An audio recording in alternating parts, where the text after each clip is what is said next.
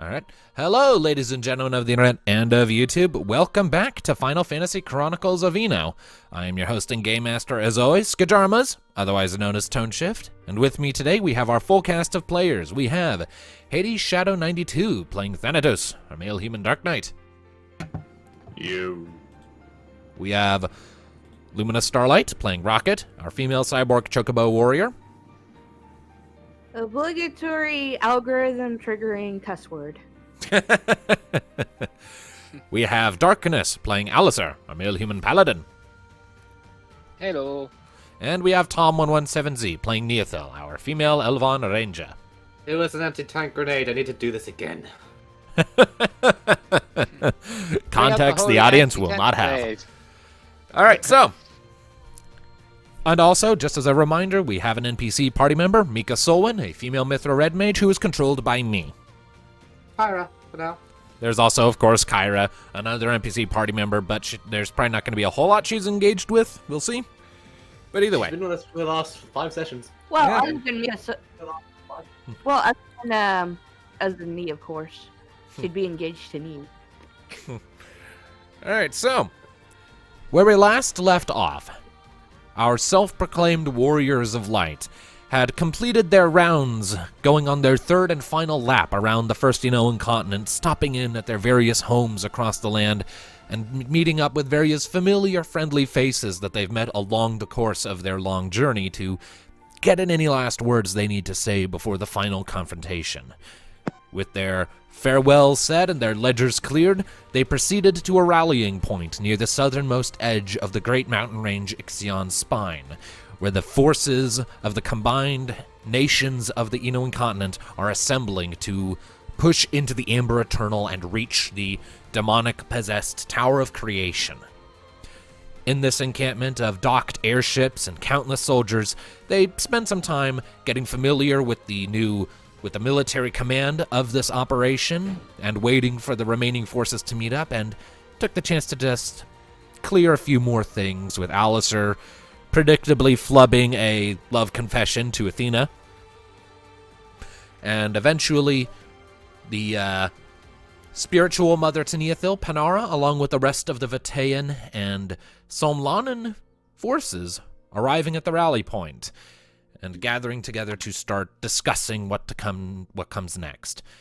Where we last left off, Session, that one guy who's like I don't trust that Amber Mage. She's my mother. Oh, okay. So, where we last left off, at the end of the previous session, the party had briefly stopped in at the Little Wing for a chat with Panara that Neothil had with her in private. After that conversation concluded, Nee and Panara were visibly kind of upset by something, and Nee conveyed her concerns to Mika Solwyn. Now, it is from there that we shall come into the fray. So, everyone, you are departing the Little Wing, and you are soon joined thereafter by Nee and Mika, and Panara following close behind. So, what do you all do? Going to the meeting, won't we? Right. All right, so you make your way into once more, into the massive leviathan of a ship known as the Invincible. And after a brief few minutes of moving around, you come into a large meeting room where you can see the captains of the various airships, or admirals, or what have you, who have command of larger swaths of the fleet, scattered around the room, including the two you had met earlier, the commander of the Endlem fleet, Cabron Jorta, and the Volian commander, Dorian Jorah. I just realized their last names are very similar, but fuck me running, I guess.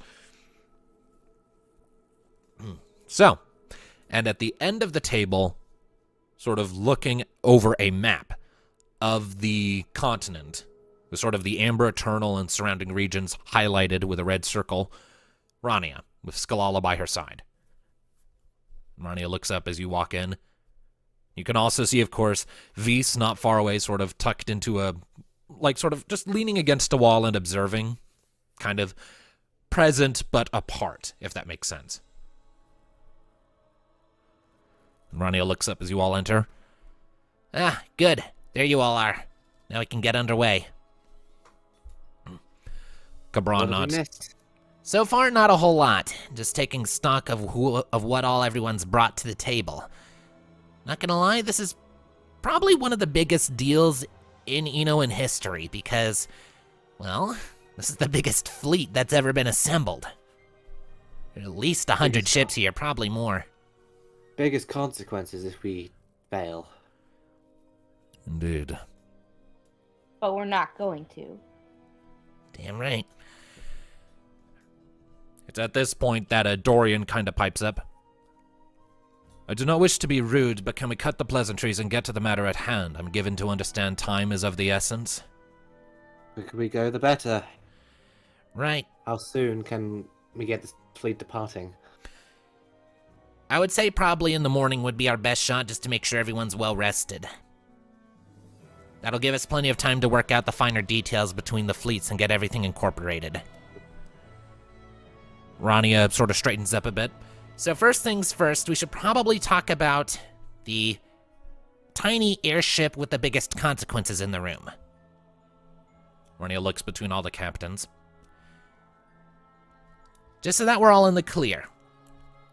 Our objective is to reach the Tower of Creation, which is currently floating somewhere in the heart of the Amber Eternal. I doubt we'll be able to miss it. Considering all the magic energy it's putting out, it's probably going to be lit up like a goddamn beacon. We just fly for the light. Paradoxical as that sounds. The thing is, though, we're not trying to destroy it or capture it. We don't have the capacity to do that. And if you destroyed it, I might add, though the world would be safe from destruction, the darkness inside would likely detonate. It would destroy Eno. Panara picks up at this point. Indeed. An eruption of chaotic energy of that magnitude, even if it didn't destroy the world itself, would undoubtedly cause untold mayhem worldwide. The laws of reality would become unstable for a countless number of years. It would be literal chaos. It would be centuries, if not millennia, before the laws of reality stabilized again. Perhaps a better outcome than the absolute end, but maybe let's consider that one the ultimate last resort. Not that I think we even have the ability to destroy it if we tried. This was created by Alexander himself. And though the dude's dead, he was nonetheless the biggest genius in our world's history. That is not a matter of debate. Now, with all that said, since we can't capture it, we can't destroy it, and we wouldn't want to, our objective then is to take the crew of the Little Wing and make sure that the strike team on board is able to get inside the tower. It's at this point you hear one of the captains off to the side pipe up. So, let me see if I'm getting this right. You're telling us to entrust the future of our entire world into what? The hands of a band of adventurers? As of right now, I'm afraid we're the only ones who can go inside and not be turned into a pile of goop, on account of the armor literally crafted from the crystals themselves. Rania nods, giving that captain a stink eye. Yeah, not to mention said band of adventurers have outpaced everyone in this room 100-fold, including me. She kind of gives you a meaningful look, Nee. So, And we're little interested by gods. And some of us are, and the whole adventuring thing is more of a hobby. Some of us are actually commissioned. So, to cut a long story short, the Little Wing is our torpedo, and her crew our payload. We get them to the Tower of Creation. Once they're in, it'll be up to them as a strike team to find the source of all of this chaos and neutralize it as swiftly as possible, by whatever means necessary. Though the moment we're in, every demon in the Amber Eternal is going to come beelining for the tower after us. And though we have these cool new pieces of equipment, we're not exactly innumerable. Cabron speaks up. So once our strike team has entered the tower, what is the rest of the fleet supposed to do then? Keep the demons at bay and keep them off our backs as much as possible. Keep them busy long enough for reach Saran, reach his master, and end this.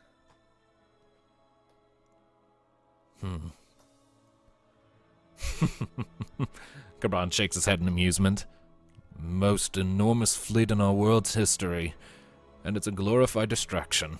The satire writes itself. And yet, if it wasn't there, we wouldn't stand a chance, Captain. I'm not And the denying rest of that. the world- I just find it amusing is all. Another captain speaks up. What about en route? Serving as a distraction and keeping the demons out of the tower once we're there is one thing, but it's not a short flight. He sort of taps at the map. It's going to take several days just to reach the Amber Eternal, considering we're going to have to match the speed of the fleet to the slowest ship, which, no offense, Captain, that would be the Invincible itself. None taken. I would also note that we were in the Amber Eternal once, and one of the things that happened was the world reshaped itself a little bit. You were not in the Amber Eternal before. I thought We were in the tower, I think you mean. We saw the dragon down there. That was the Amber Abyss. Those are two distinctly different Amber locations. Abyss. The Amber Abyss technically, The though, Amber Eternal does becomes connect to like the Eternal. Amber It's Abyss. positive. That's what I'm trying to suggest. Yeah. If the Amber Eternal becomes like the Amber Abyss, then you're gonna have something else to worry about. You're gonna have the land reshaping also to worry about. Yeah, you're not wrong, because the Abyss is part of the Eternal. It's all connected. Because if those crystals come jutting up, yeah, those ships are. Ronnie Might even pipes land up again. itself. Ronnie pipes up again. Well, at the end of the day, since the Little Wing and her crew are our best shot and pretty much the keystone of this entire operation, while we're en route, I feel like the focus of the rest of the fleet should simply be to keep the Little Wing from taking damage. She's a fast thing, and I say this with love, Neothil, but it's not durable, and it's not designed for protracted combat engagements. I agree. The Little Wing should, up until we get there, should remain at the center of the fleet, and the other ships almost performing a protective bubble around it. That's what I was thinking exactly. Once we do arrive at the Eternal, we will begin making a beeline for the tower at the spearhead, with whatever ships can match our speed, and the rest providing covering fire. At which point Mika pipes up. It should be noted that everyone should avoid getting too close to the tower. Last time we were in there, when we got close enough, we just popped into it. It's like it just sucks us in. Like a wormhole, maybe, or something to that effect. You're just not outside anymore. Anything that gets too close could be yanked in prematurely, and anything that's not us that gets pulled in there is subject to immediate termination. We know the general radius, don't we? Because we were there before. We knew it when Bahamut was the one in control. But given that its power is still, ramping back up after his light crystal exploded inside of it, and who's currently in control of the tower, who knows? It might have expanded or shrunk. It might be fluctuating. Yeah. Then we should agree on a minimum safe distance for our immediate escort ship of similar class to the Little Wing to be alongside us. At which point, Kyra, I'd like you to help defend the Little Wing up until this point as well. You to jump ship and the other vessel part. Get out of there. At which point we'll be on our own, but better than risking half the fleet. Another fair bit. Oh, go ahead. Yep. Yeah, Cairo is just nodding. All right, I can do that. Alright, you go Can I ahead. talk? Yeah. Another fair bit of warning is energy can travel through the crystals, so be wary if energy should shoot up from them. Be That ready is to true. move if it does. Basically, just the whole land is against us at that point. Yeah. Panora pipes up. It should be noted, while Rocket does make a good point about the Amber serving as a conduit for demonic spellcraft, and as such, energy beams or spells being launched from the ground below itself, the greater threat, I feel, would be the corruptive influence of the amber crystals themselves if we draw too close. One captain pipes up. I thought the amber didn't usually corrupt human minds. Normally it doesn't. But times have changed, and we're going into the heart of this madness in the first place, and it's all been acting up. You can This whole bet thing started with it corrupting human minds in Marasu. Oh, Stuart, be ready for anything. I would advise maintaining a minimum altitude above the ground to try and stay out of that influence. I'm not sure how high up that is, so go with your instincts and figure out what works. If people start getting sick or acting erratically, rise. DM, what was more or less the barrier's range when we popped in around the tower? It was kind of hard to it was kind of hard to tell because when you were walking to the tower across the literal Rainbow Bridge, I'll come get it. Be right back. Gotta get some food. It's all right. All right. Yeah, go for it. It's kind of hard to tell exactly what the bubble of entrance was around the tower initially because last time you went there, as you were approaching, space stopped meaning anything.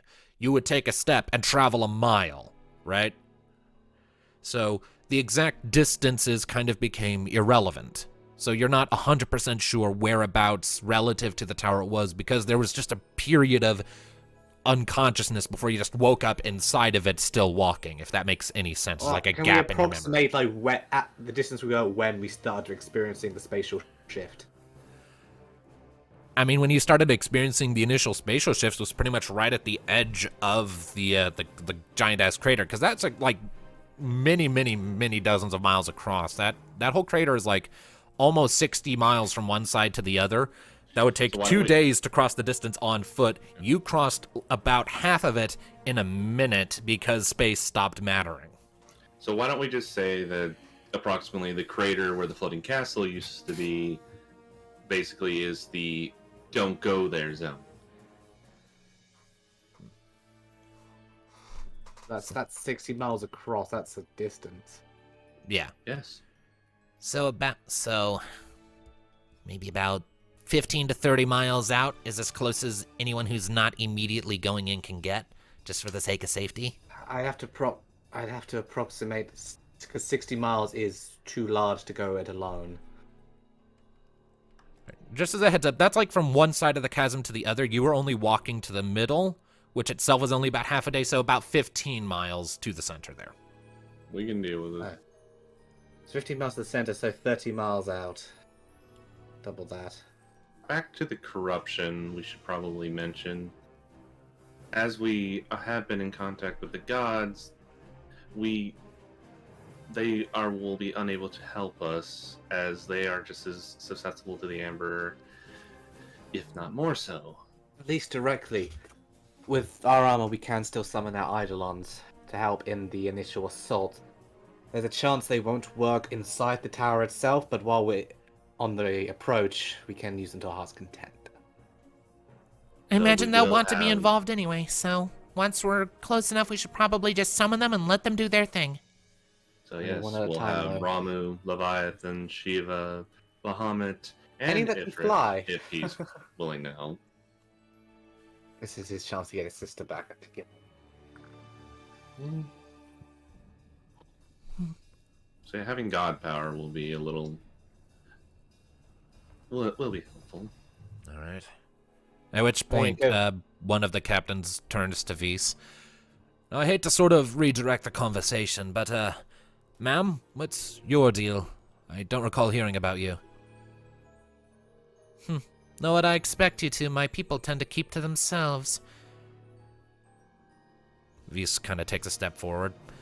My name is Vise, and I am a watcher of the Somlana Empire, located in the aptly similarly named jungle, way to the south of your respective nations.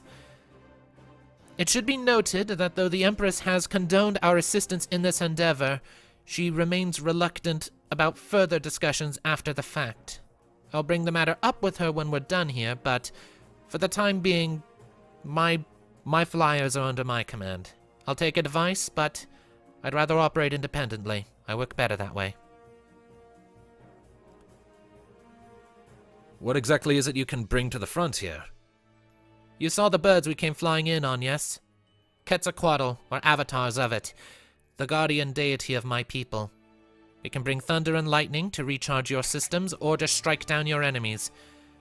We are few in number, but we are mighty nonetheless. Didn't we fight that in the... We fought Quetzalcoatl in the ruin. It was one of the things keeping Hades from escaping. Yes, you fought an avatar of Quetzalcoatl.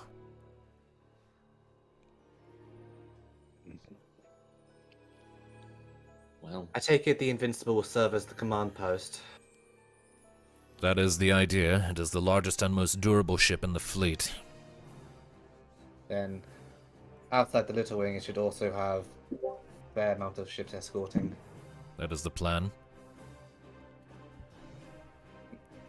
When we're inside, it'll form the center of the bulwark, keeping them from getting in. Rania glances over at Vise. Alright. Since I don't trust our communication devices to work properly the closer we get to the tower, Vise, while I understand your hesitance to take orders from people you're not familiar with, do you think you could at the very least help facilitate communication between the ships if our system should start breaking down? I can do that easily enough, yes. Alright, thanks. You could probably have majors on board light up magic flares or something to signal you that we need a message delivered. Understood. Alright. So, to sum up the general plan of action. En route, the Little Wing and Invincible will be at the center, and all other ships need to form a bubble around for their protection. This will continue until we reach the edge of the Amber Eternal, where the Little Wing will break ahead of the rest of the fleet, flanked on each side by other ships of the same class and any other vessel that can match speed, while the rest begin defensive formations and form a perimeter around the Tower of Creation. I was under the impression that the breakaway would happen when we were closer. The Amber Eternal is a very large region. If you break away too soon, you might just get ganked. I say the Little Wing breaks away within 60 miles of the tower itself. and Yep. no closer. No closer than that. Once the Little Wing pulls ahead, the rest of the fleet fans out to provide distractions and cover and keep the demons out. As best as we can. But our ultimate objective is mostly just to stay alive, frankly. That does mean a slower pace in the Amber Tunnel and more attacks, but You can't rush things, Nate. It's going to be a 5-day flight regardless, just to get to the tower, and getting through the Eternal will... Well, it's going to be one whole day once we reach the Eternal before we reach the tower, so...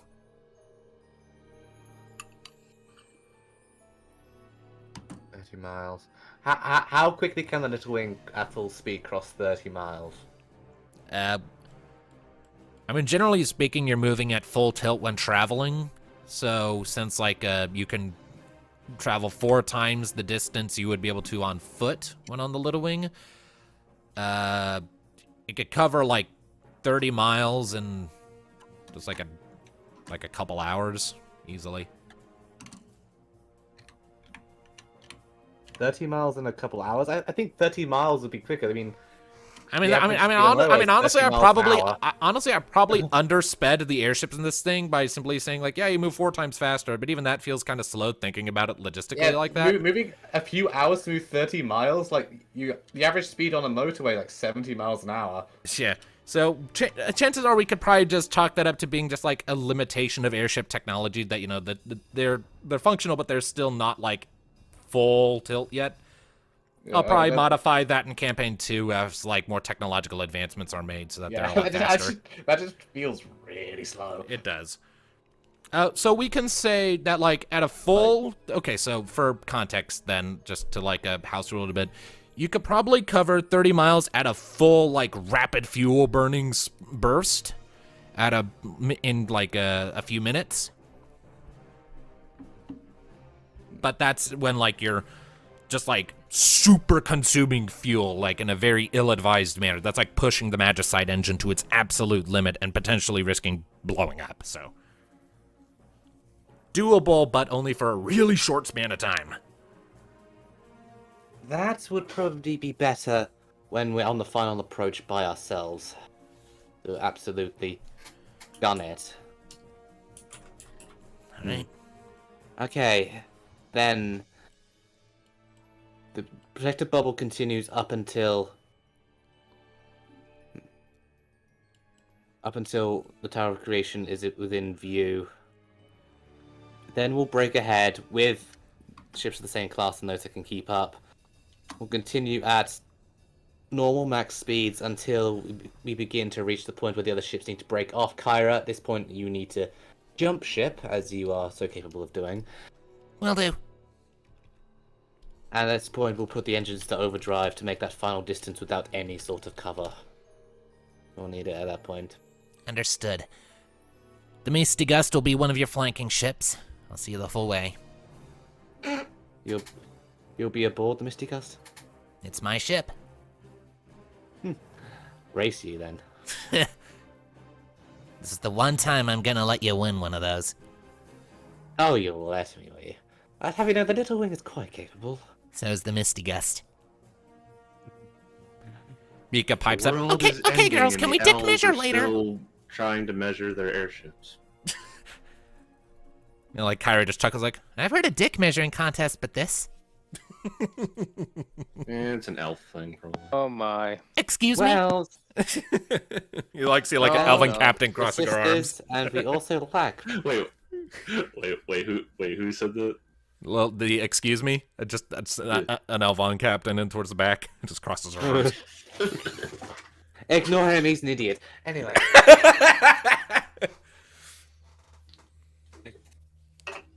After we breach the Tower of Creation, the engines will be pushed to the limit and we'll likely need to leave the Little Wing behind. Well, Tower of Creation will take... It can take any form, and it will likely take some form of trying to really stop us. Yeah. Still, we'll push through. Although the Little Wings are going to be their only way of getting off the tower Wow. once everything's done. Silver Breeze. Okay. Silvar is the guy, remember? Gotcha. Just wanted to make sure I had that right. Yeah. And then Rania continues. And the other ship that'll keep up to flank you until you're there, I'll assign the Silver Breeze to help with that. Captain to that was a dick, but sure. He's got a kind of a short temper, but he'll do. Let's hope. But yes, Little Wing will need to be left behind, and we're going. But when Diabolos and Saran are gone, perhaps Bahamut can take control of the tower again and calm it. Otherwise, getting back to Little Wing may be an issue, but well, right now our only concern is getting in and actually winning this. Getting out is a problem for them. Right. Yeah, we don't think that far ahead. All right. Is everyone present clear on what we're doing? There's a general nodding of heads as everyone's like, yeah, I think we got it. All right. In that case, work with your respective fleets and crews, get everyone organized, get them up to speed. I would say we leave at dawn, but the sun's kind of not around, so... First flight, 6 a.m. on the dot. No dallying. Get some sleep, people. We're gonna need it. Meeting adjourned. And with that, the captains and the commanders start filing out. Some of them giving you kind of like hopeful looks, some a bit more skeptical. There's like one who just straight up looks offended but doesn't say anything. But mostly just sort of like a acknowledgement and silent hope. Can Thanatos see the one giving a dirty look? We'll say it's the elven woman you offended earlier. He's just gonna give her the finger. She gives it right back as she's leaving. Please don't make enemies before we save the world, for goodness sake. Hey, we're all in this together, right? Whatever conflicts you make, you're on your own. Yeah, let's just not make this a High School Musical, please. Yes. Please, yes.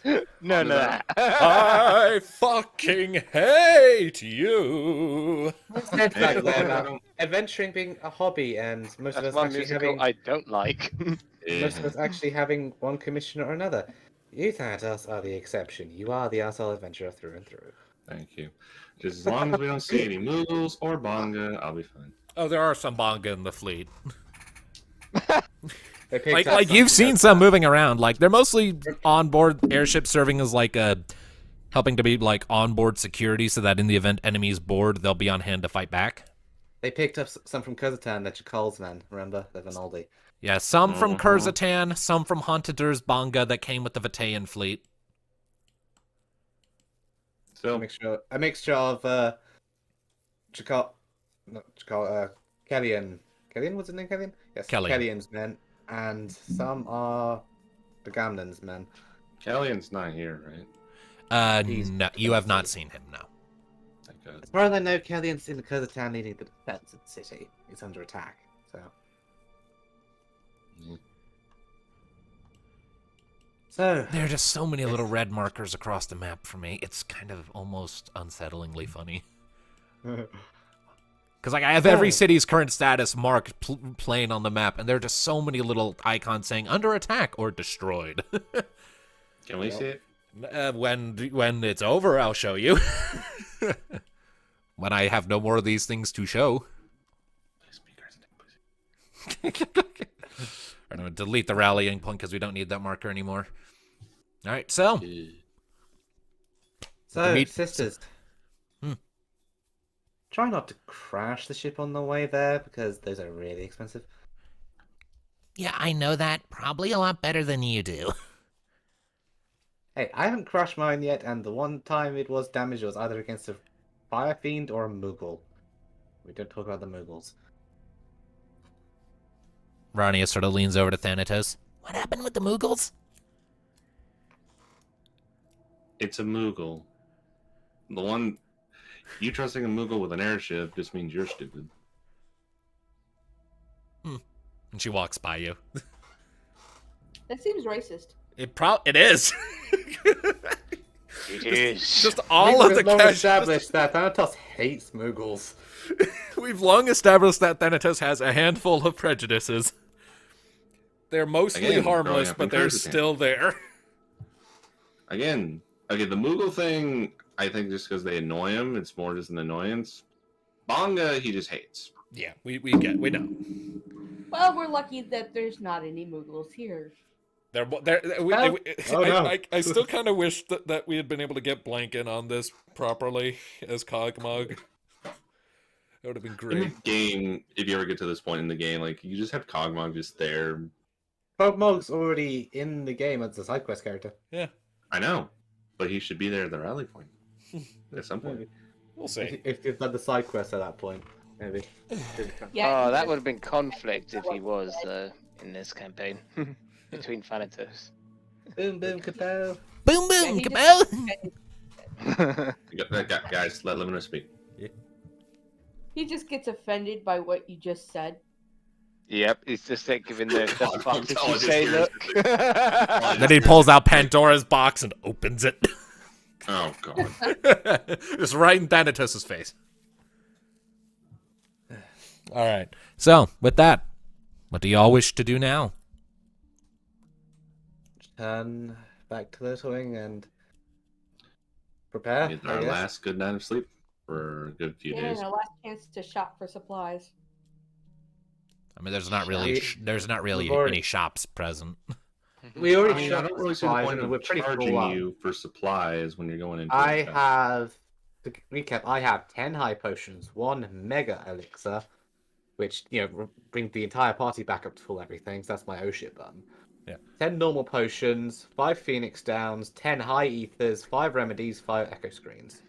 Mika has 9 X potions, 9 turbo ethers, 4 eye drops, 3 holy waters, 1 high potion, 2 elixirs, 3 regular potions, 5 remedies, and 10 phoenix downs. I love the name for that, the oh shit button. Yeah, like the items and gear you have now is your final stuff. You are set. This is what you're Yeah. bringing in. Golden. We are stocked on potions. We're gonna need them all. I mean, again, we have Alistair and Mr. Alchemy, who just a regular potion is basically a high potion. So, The high potion is a super duper potion. all right. So, as you're sort of heading back to the Little Wing, Mika sort of glances back at Uni. Weren't we wanting to talk to Ifrit about something before we headed out? About, what Panara brought up? This is a lot of energy to use. Guys, stop quickly. What's up? I need your help with something. Let's get away from camp a bit. Sure. Rocket, can What's you up? begin the process of summoning Ifrit for us? Okay, why would you need to speak to Ifrit? Because otherwise my homeland is going to be destroyed, potentially. What? What's this have to do with Vitae? Not Vitae. Wait, Not Vitae. you mean the one my- with all the ember? Yes, my homeland, the one where I was born the first time. Oh I was shit. born, not where I stole a body. That's as good a reason as any to call him, though I don't think he'll be the happiest at that. No, but the general gist is, when we destroy Diablos, the source of amber, what happens to the amber? It all goes. It goes dead. Oh, why The did I not capital think of cities that in sooner? Auckland, for example, and many others, are amber-fueled cities floating in the sky. I Yeah, feel like they it would was all crash designed to the for- ground and they'd be looked to death. No power, those cities drop. And millions go. Yeah, Panara. Again, I feel like that's a design flaw. Yeah, Panara's with That's a you at the fairly moment. reasonable concern, I guess. What was that? That's a fairly reasonable concern, I guess. Hey, wait a minute. Nah, I'm not that job set. I couldn't do that probably. The reason summoning Ifrit, because Uh, amber is... I was gonna suggest possibly channeling him, but You can I summon him don't think I without... can do that with my current class. I'm not even sure I what mean- channeling means. Channeling Do it- means getting possessed for a little bit. No, that's not a thing in the system. Okay, can't do that. So, Can't do that. I guess I could summon But you him. talk to Ifrit because he's the other half of the amber. Yeah. It's his hellfire. Although we, All right, then I guess I could summon him. so that's gonna Just cost. curious how much energy we're using. It's 8 destiny, but we can split it between us. Yeah, it's like a shared destiny cost thing. I only have 13, so who has the highest? Mika has 22. That's me. Give me a mo. So Alistair hasn't I been have using his 27, but I need a lot of it for. I know you're going to use a lot, so... Yeah, I only have 15 as well, so I think. Again, I mean, how much Mika- do you need? I have 23 to help. We need 8 in all between us all. So let's say 4 from Rocket. Actually, 2 from Rocket. Mika will chip in 4. 3 from me. No, 2 from Rocket, 2 from Alistair, 4 from Mika. Because That's fair. Alistair's limit breaks are oh shit buttons. Yeah. And then I would add my buy of buy 13, and I'm going to burst through this quite quickly when the big boss fights start. All right. With my bolt storm and stuff. All right, so. And it is worth noting, Panara is with you as all of this is happening, so. So, Okay. all right, so the destiny cost is paid. And with that, Rocket, you begin focusing on the crystals you have embedded into your new weapons and armor. And they start glowing. Your way's outside of the camp at this point, I'm assuming? Mm-hmm. Mm-hmm. All right, so. And after a few. One half to death.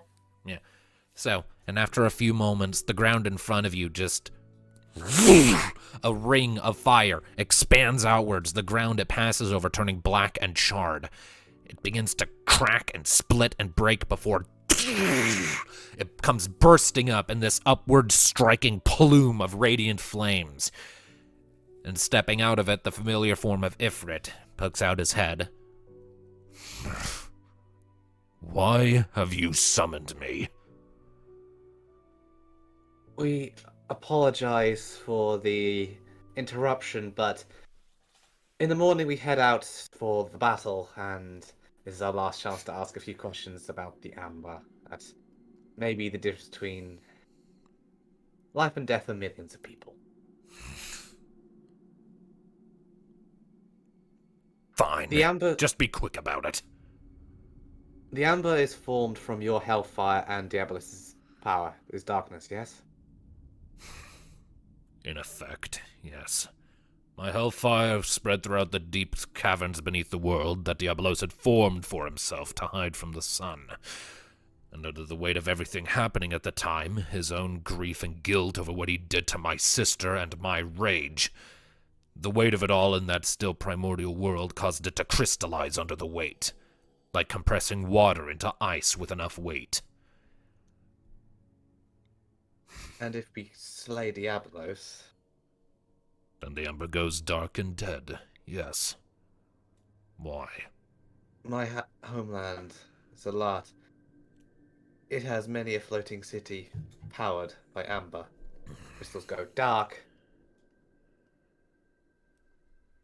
Millions are instantly dead. Panara steps forward a little bit.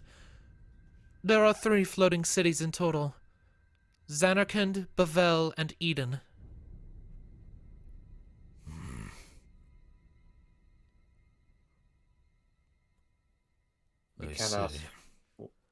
We cannot warn them in effective time, at least we cannot, and Diabolos has to be destroyed, there's no way around it. But disconnected as we may be, it is still my homeland and it is still millions of people, so if there's a way to even just delay it.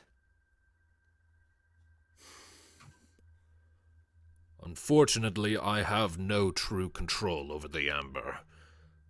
After it crystallized, it stopped being fire in the traditional sense.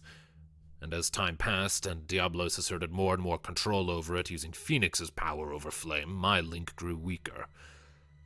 As such, when Diablos dies, if Phoenix's essence goes with him, the embers go dark. And indeed, I have every reason to doubt that Phoenix will survive too long, even if she is separated, without a proper body to return to. Oh, I'm seeing red flags, a rocket. As matters stand, Diablos is the one with all of the control of the Amber at this point. When he dies, the Amber goes dark. There's nothing I can do about that. But if Phoenix does live? I do not know. I doubt she'll be able to control it herself. Again, it stopped being fire, in the traditional sense. The extent of her power that Diablos uses is simply the one to keep himself alive, through his ashes scattered throughout the Amber.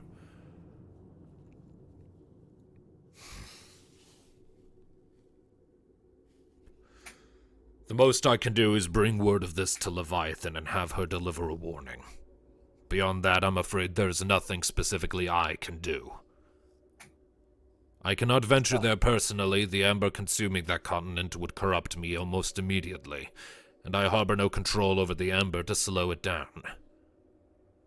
So all we can do is keep on our current course, try and keep our promise to you, and hope that makes the difference. Mm-hmm.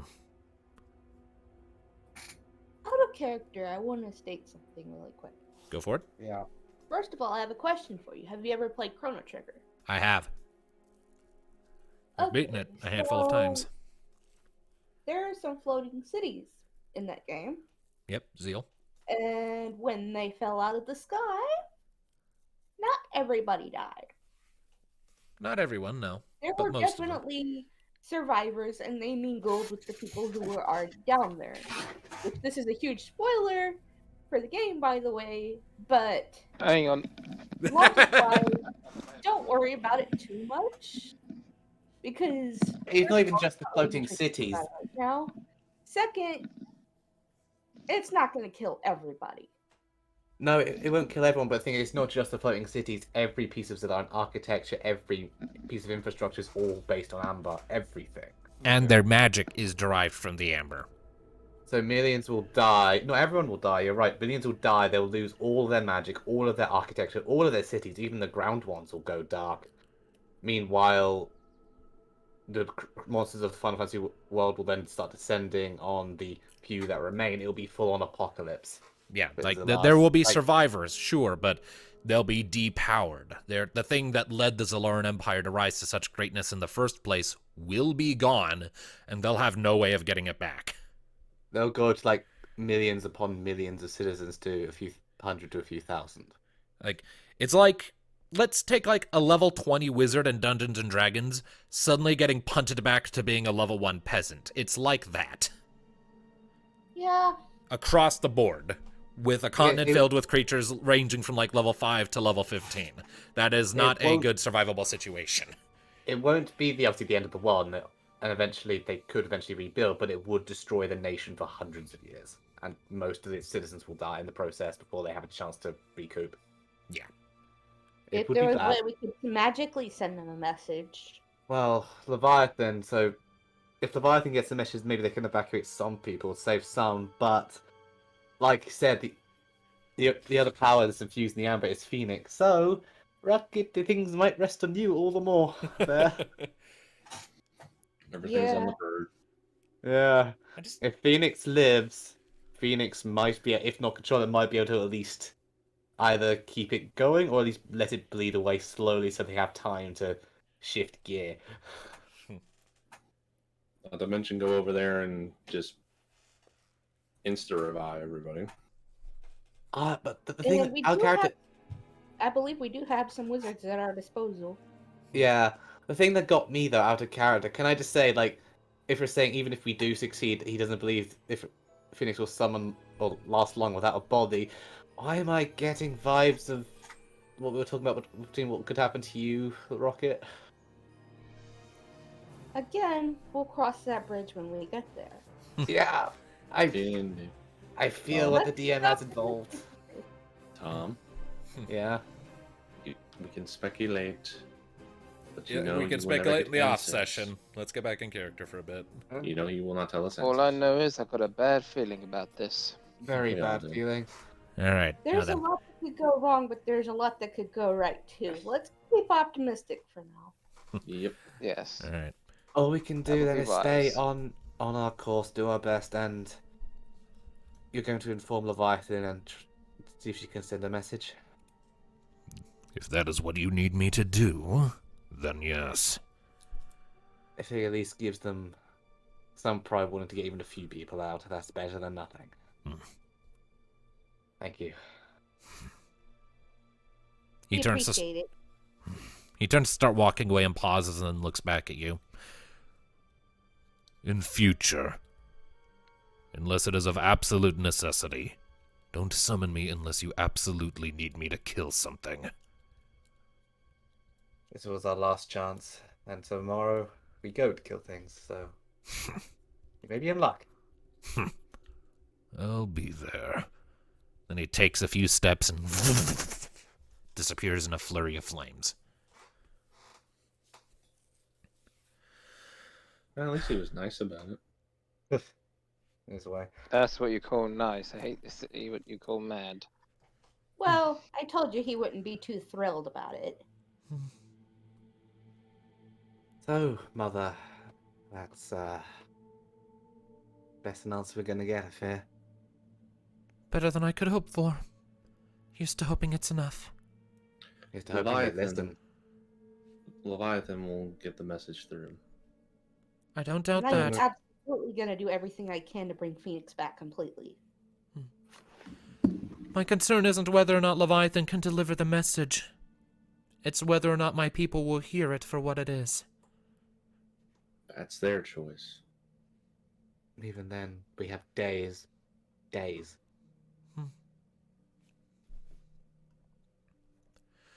Alright, let's get back to the wing. We are preparing to do, and if we want to save anyone, we need to be rested and prepared. Exactly.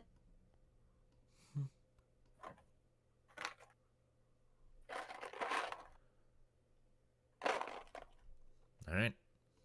So you all make your way back to the Little Wing. I...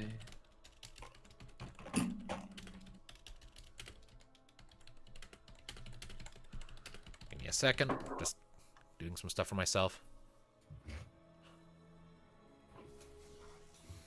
All right. Now then, you return to the Little Wing and get settled in for a night of rest. As me and Mika get to their cabin. Mhm. Are you ready? As I'm going to be. That's all I'll repeat. Uh, Cue the all song. right. Sad one. We're not getting much room for rest tomorrow. It's just going to be pushing forward and demon after demon, I fear.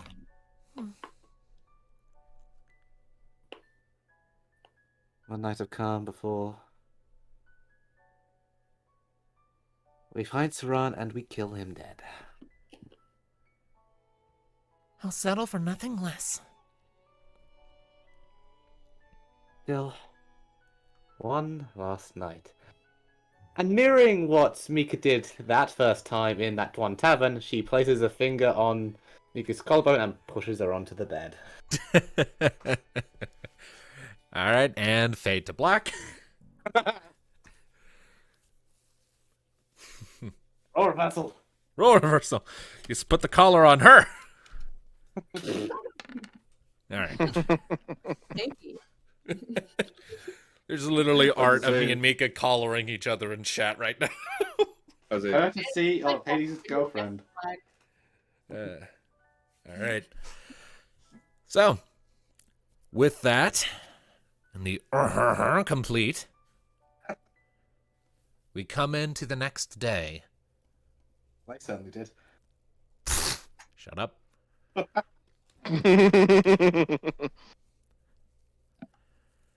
All right, so you all start coming to, waking up, and there's this strange sort of silence over the whole camp as everyone is sort of getting ready. You can see people moving about, getting prepared, doing what they need to do, but they're not really saying much. They're just going. After a while, your eyes lingering on the clocks in your respective airships marking the time. With only a couple minutes of variation across the whole of the fleet, it eventually strikes 6. And within a few minutes, you can hear the sounds of the Invincible's engines whirring into life, followed shortly thereafter by the rest of the fleet, thrumming up. Winds pick up as the airships, their engines filling the air with this loud begin to rise. We're on deck, Yep, Middle Wing. up they are. We're all here, Ira included. Yep, Kyra's included. This is it then. Yeah. the last Ah. run. Rocket, Alisa, Mika, Kyra, Talion. I haven't heard that name in a while. Warriors of Light, Warriors of Darkness. Let's go kill a fucking god. Agreed. Captain Nee. And with that, you take the wheel, and the Little Wing ascends into the air. Who knows? Maybe should we even make captain after this? Oh, I hope so. All right. And so, with that, over the course of the next 30 or so minutes, the fleets assemble and take up position. And slowly but surely, the various airships from across the continent start to form a protective bubble around the little wing, high in the air, hundreds of feet above ground. And it's almost strange watching as bit by bit the airships get closer and form this tight-knit bubble with so many of them. It's almost like you almost can't quite see the world beyond. It's almost like they're completely encasing you with just enough gaps to see beyond in little lines and stripes and panels. And it's layered, too, as some of the larger airships sort of stick closer to the middle, but smaller ones sort of fan out into like almost like this locust swarm cloud around the Death Star-like center. Hey, you know what this reminds me about a character? What? Mhm. Porco Rosso. I don't know who that is. You've It's never a seen that movie? It's a good one. it's a Hayao Mhm. Miyazaki movie, and it is funny. I'll take your word for it. And it has one particular scene that this reminds me of. Hey, I've only seen one? one Miyazaki movie, and that's because you showed it to me, all right? It was Spirited What? Away. Which You one need is to it? watch the Oh, rest I of them. love that movie. No, no, no, Number no, one what's the scene? favorite. You should absolutely watch the rest of them. They're good. No, no, what's They the are scene? fantastic. Although stay away from the newest one in 3D. That one's just nah. Yeah. But like the 2D ones are classics, except for maybe Kaguya. That one's kind of A bit on the no. dark side. Hades is What's trying the to ask scene? Lumina a question. What? What's the scene that this reminds you of? Like, it's been a while since I've seen Porco. Okay, so there's I this love scene in Porco. Porco Rosso where he rises above the clouds. And when he does, he sees a whole bunch of airplanes sailing through the sky. Oh, that scene! Yes. I remember that one. Okay. It was supposed to symbolize like all like the dead pilots going off to heaven, and then he just gets left behind. Yeah, gets left behind. And of course, looks a bit like a pig and acts like one. Yeah. Yeah. Talking about this movie I've never seen. It was an interesting scene, too. It was a good scene. All right, All shall we proceed? Please can. Major spoiler for Mhm. the movie, though, just to... Yeah. Spoiler warning. We've already given you the spoiler. Spoiler alert, the movie's spoiled. Spoiler alert. It's raining. All right. Please continue. Yeah, so. And before long, as the Invincible starts to pull ahead and the rest of the fleet moves with it, you take the wheel and the levers, and before long, the fleet is setting into motion, traveling gradually southward. I should point out that Panara has seen fit to go and stick aboard the Misty Gust with Ronnie and Skalala. Where's the rest of the B team? The rest of the B team are scattered between the Misty Gust and the Silver Breeze.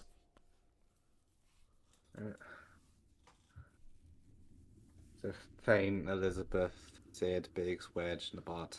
All right. And so, you start to fly south, watching the deserts below slowly pass you by.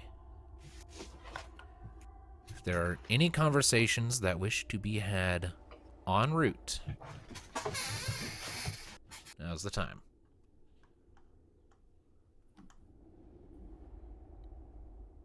Nothing? He's just at the helm. All right. Yeah, can't think of anything at the moment. All Does right. Thanatos want to say any final words to Kara before we're in the constant shit? Oh, Yeah. go on. Someone special So- in a heart. Yeah. So where is Kyra right now? Make no time. Right now, about 2 days into the flight, Kyra is presently on the deck just looking ahead as you're sailing over the vast swaths of dunes of the Greater Uzora Desert, barely visible below in the darkness of this artificial night. He just walks up. Hmm. Okay. Anxious? Who wouldn't be? Hmm. Literally flying into hell. Close enough.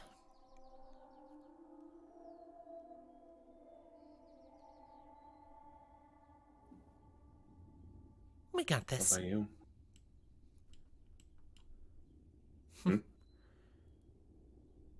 We got this. I'm confident of that. I'll throw my big bad wolf head first into the tower. He'll bite out the big bad's jugular. He'll come back, and that'll be that. Big bad wolf. Ooh. Have I upgraded from puppy then? Until you do something stupid. So close.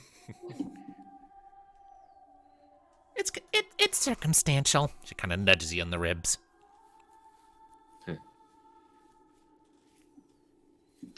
How about you? You anxious? Not really.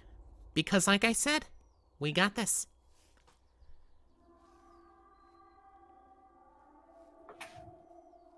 Is that a you thing or a dragoon thing? Just jumping headfirst into danger with no fear? Kinda both. Though I'm more reckless than the usual dragoon, I'll admit that. You might not think so at a first glance, but dragoons are usually trained to be good tacticians and strategists. Me? I just like to lash shit. You're pretty smart yourself.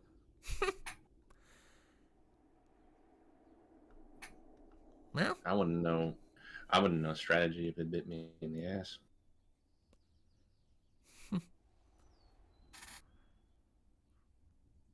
well. Just turns to you and holds out a hand to shake. Best of luck to you. And when this is done, we're buying each other all the fucking drinks. He just grabs her hand and pulls her into a hug. Yeah, yeah, and hugs you back. Just be safe out there, okay? I'm not the one going deep into the lion's den. If anyone needs to be told to be safe, it's you. Yeah, I'm a dark knight. Safety's not really part of the job. I mean, I literally hurt myself just to power myself up, so there. Yeah, I know, it's fucking badass. Really worrying, though. I get better. Well, let me put it to you this way. When this is over, and you don't come back, if there are rumors circulating around that you're dead, they had better be greatly over-exaggerated. She punches you in the chest lightly. It takes more than a god of darkness to put me down. After all the crap I've been through. Damn right. And she turns and gives you a little smile and walks off.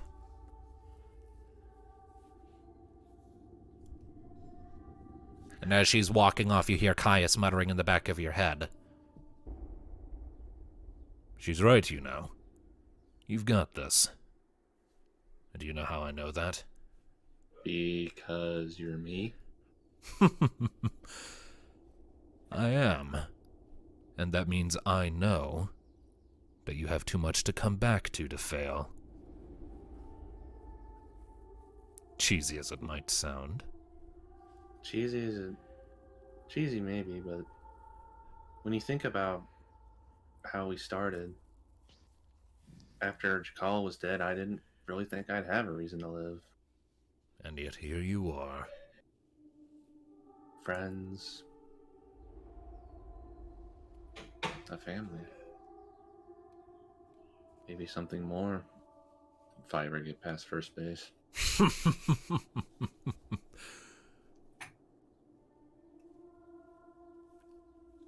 Well, only way to find out is to live through this. Makes you wonder if we're ever actually going to have a home. Ultimately, that's not my decision to make. It's yours. Hey, you're me too. You get a say in this. So long as you know your purpose, I'm content to walk in your shadow.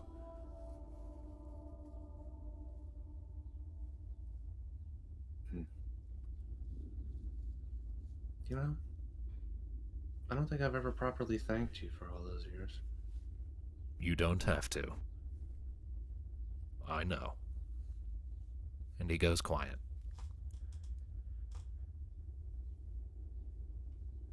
Let's go kick some ass, old man. All right. And with that scene concludes. Anything else?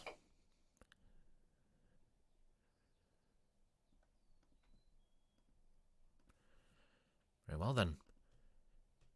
Really hoping Thanatos would do something stupid and kiss her, but Hey, Come he on, got we all know hugging. we all know he doesn't have the balls for that. Had he got a hug in? We got a hug. only if you do something stupid. Do something stupid. Do something stupid, damn it. Do it. Yeah, we're all such hopeless romantics. Anyway, so peer pressure. Kiss him, kiss him, kiss him. So where was this The deed. whenever Alistair was talking with the demon? Oh, we were just busy watching the train wreck. It was glorious. Look, let's be real. The meme that we had way back when of Alistair just kind of going along with everything still holds true, all right? And that means when he winds up getting into his own romantic subplot, we're not here to cheer him on. We're here to eat popcorn and laugh as he fumbles it. Mm-hmm. But you still better get with her in the end, or we'll lock you in a room together till something happens. That sounds like a bad idea. But anyway, That's technically kidnapping. it is. So, anyways, with that, after that discussion and another day of travel, the fleet begins passing over the canyons of Othakore. As you're flying, you can't help but occasionally glance down at the various towering mesas and canyons and artificial hallways that you'd once traversed to reach the Hellfire Pit. And you look off to the east and see the old volcano off in the distance, still dark after the fire crystals were removed from it. It's just a faint silhouette in the sky where the amber stars are blotted out.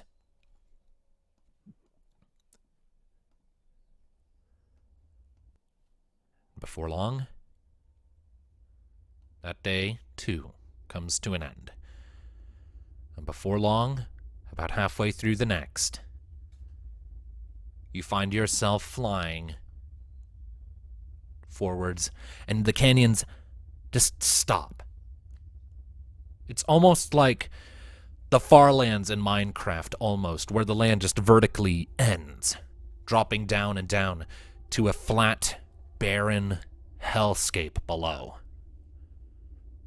And as you're flying, you can see the specific orange glow of amber far below, shining up at you, as if taunting you. Welcome to the Amber Eternal. And as you cover the first quarter of your journey into it, I need someone to roll me a d12, please.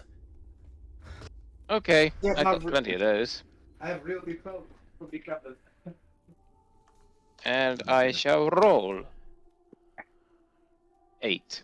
8. I don't like the way you said 8. We're fucked. Oh, not d12. Not d12. I'm sorry, d8. I already have D8. those. Okay, I I got have it. those too. I already had one in my hand. I'm rolling this one. Okay, well, mine landed on. Damn you. One of mine. I'm sorry.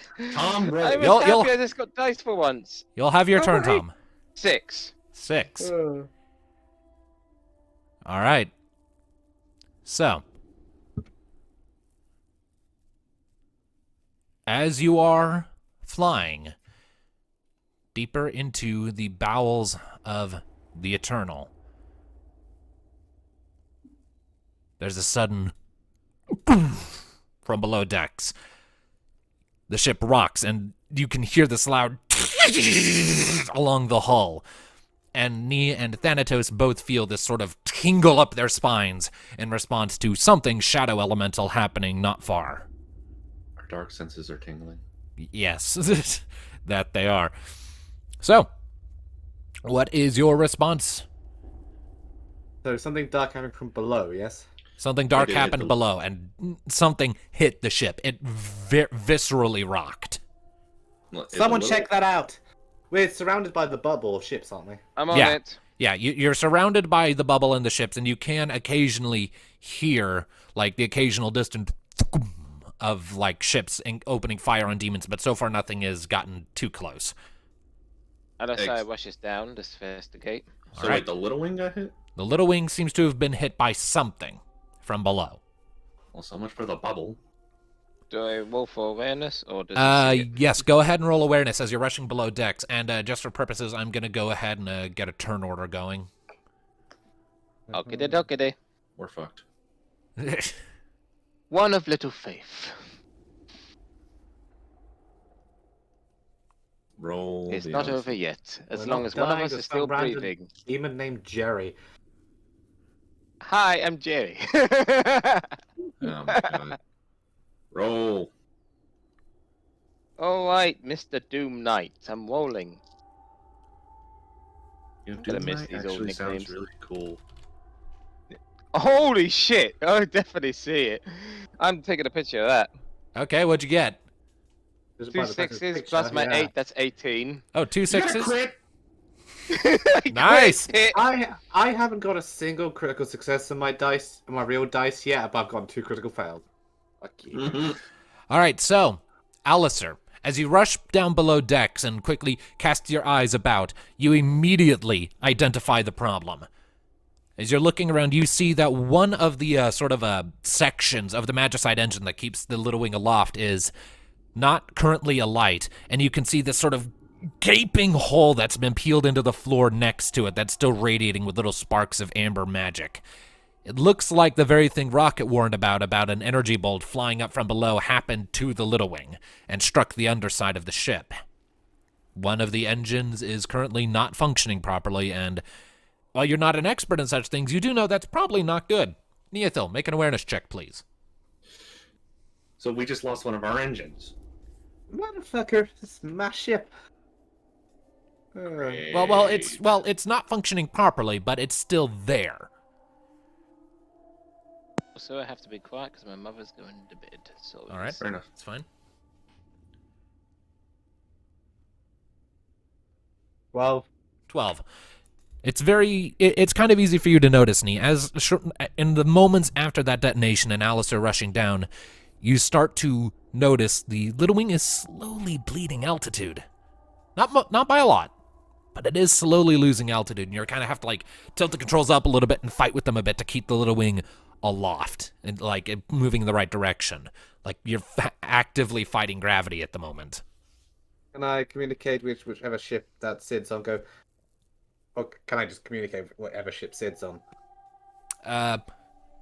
Didn't you say we had link pearls? Something like that. The Silver Breeze is not far. It's like the Silver Breeze and the Misty Gust are both keeping a close proximity for that final push.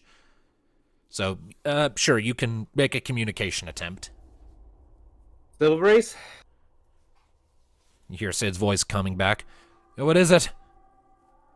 We've taken a hit. One of our engines is damaged and we're losing altitude.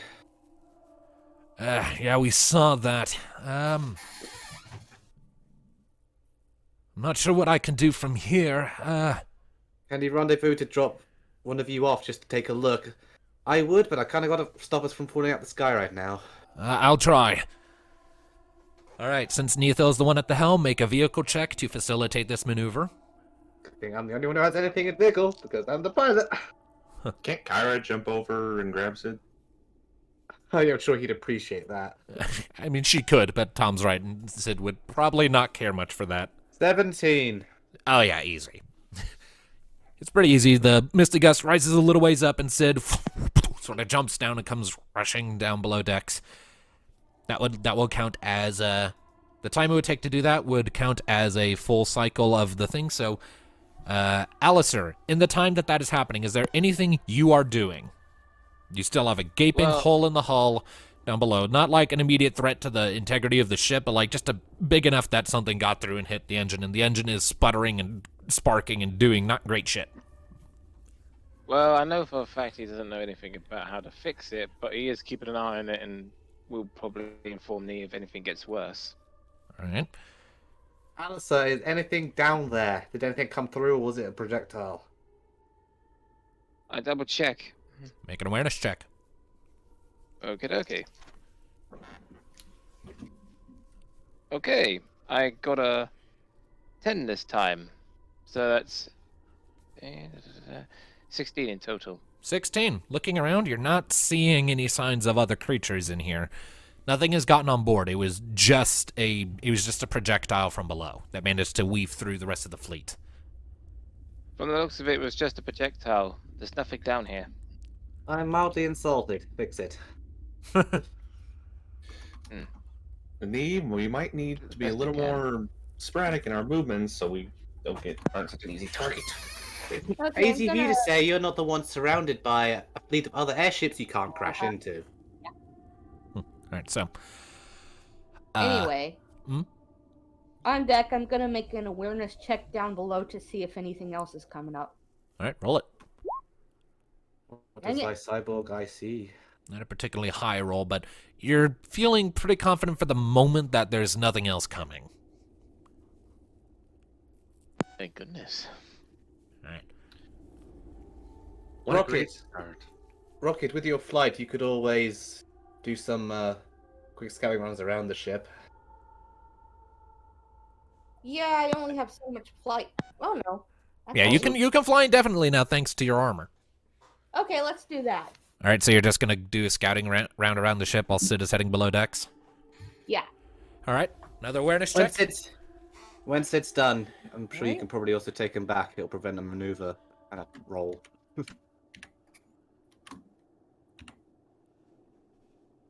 I have really good awareness. You do. We do. +8. You are the 13. awareness. All right. Is there anything in particular you're looking for? I'm looking for anything coming up from below. All right. Anything that's attacking. All right. So fluttering around the underbelly of the little wing for a few minutes, you're not seeing anything of the sort. It seems to be in the clear, and you do kind of fly by the big gaping hole in the underbelly of the hull as you're going by, and you look in. You can see Alistair. He kind of like waves. You can tell just by like the way the metal is contorting that it was definitely a shot that went in from below, but it doesn't look like there are any creatures nearby. You're in the clear on that front for now. You're pretty confident of that. It's at this point that Sid will turn up. And How is it?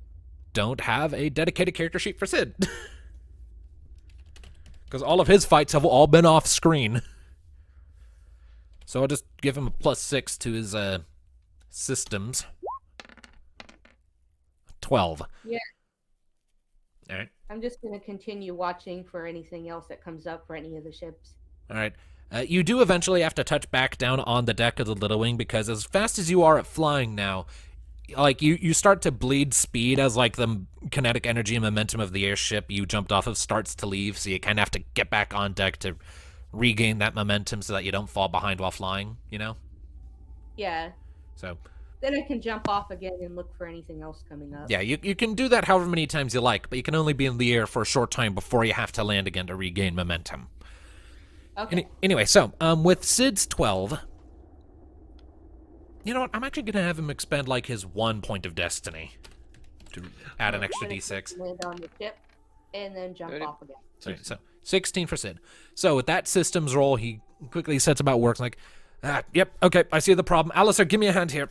As he starts working on the engine with a few tools, explaining to you that the engine can be fixed and indeed needs to be fixed very quickly, or else it might explode and deal significant damage to the interior of the Little Wing.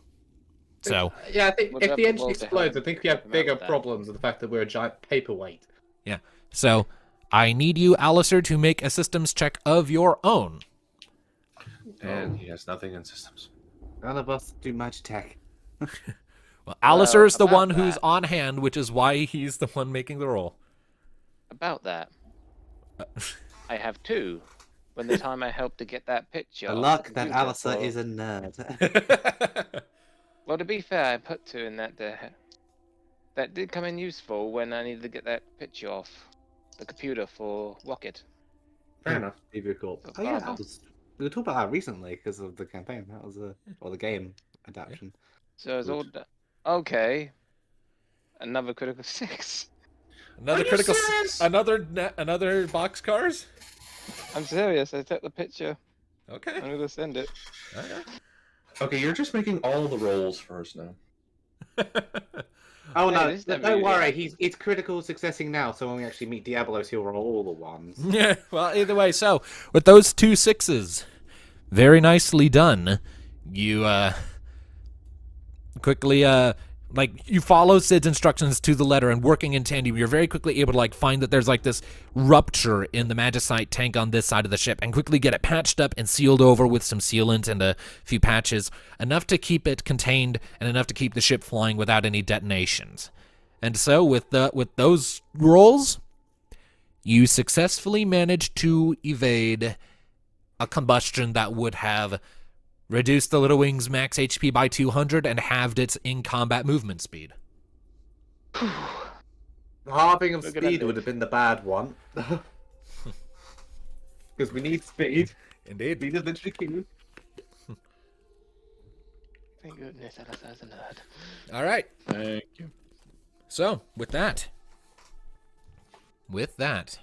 Alistair has made his D8 roll. Someone else make one for me, please, as you continue on to the next leg of the flight, with the sounds of battle in the distance becoming more and more Finally. frequent. This is my moment. I'm going to kill us all.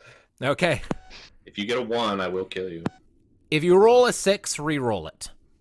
It's a 4. A 4. I mean, you know Sep Brannigan, you'd be fine. Okay, I'm still keeping an eye on the ship to see if anything comes at it. All right. 19? Nothing. Roll. Nothing is coming. Except until Neothil's 4, you said? Yeah, 4. All right, so into this next leg of the journey as you are flying along, you sort of look ahead and you can hear some alarms going off from some of the airships up ahead. And you look forward and you can see a large cloud sort of rising up from the ground in the fleet's path, too wide to go around. And by the time everyone's noticed it, it's too late. The fleet's already flying into it. This cloud of black and purple with little orange stars dancing around and shooting by like fireflies as the fleet passes through. You can see not very far ahead of the Little Wing right now. But after a couple moments of flying through and some sporadic communication from across the fleet, hindered and staticky but audible still, you determine that this cloud isn't doing damage. It is obscuring our vision. It is obscuring your vision, slowing you down slightly. And after almost an... His keen eye could see. Little Wing, Silverberry, type formation. Let's try and stay in view. If everyone could roll me finesse checks, please. Good at this one. Okay. It had to be finesse. Not the best roll, but I have a lot of finesse. So it's 5. 13. 13.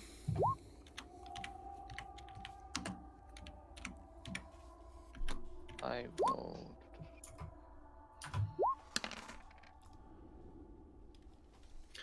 And I guess I gotta do Kyra too. Here's for Mika. 18 in total.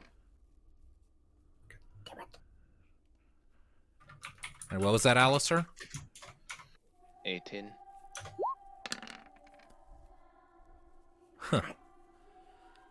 Alistair is the only one who succeeded. Oh, okay. Oh. Oh shit. So, after about an hour of flying through this dense cloud, everyone but Alistair, you start to feel tingling sensations in the back of your heads. Tingle.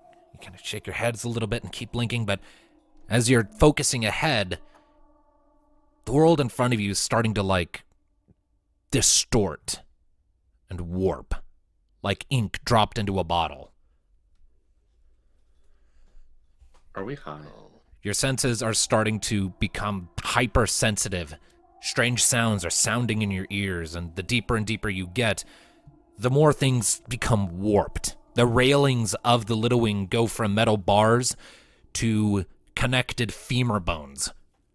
The wooden planks beneath your feet start to turn into stretching and pulsating sinew and muscly flesh with teeth and eyes poking out with every step you take. The wind around you goes from just this howling ambience to a choir of infinite screams in your ears. Since everyone except Alistair failed this check, you are all being assaulted by horrifying and paralyzing visions that you are struggling to discern and separate from reality, so you're all effectively being consumed with panic and confusion. Alistair is the only one who manages to resist the effect. You feel the tingle starting to set in and realizing, that ain't good. You quickly shake it off and look back, and you can see everyone else reacting. How are you reacting? Me? Like everyone else, I'm asking. How's everyone reacting to the visions you're seeing? I don't know if I have to roll for this, but Nia's just trying very hard to stay focus ahead of her and stay on the wheel and not crush the damn thing. I was gonna say, Rocket Alistair moves would be from like the- trying to snap him out of it as best he can. Rocket moves from the bottom of the ship to above it and kind of hovers there a little bit.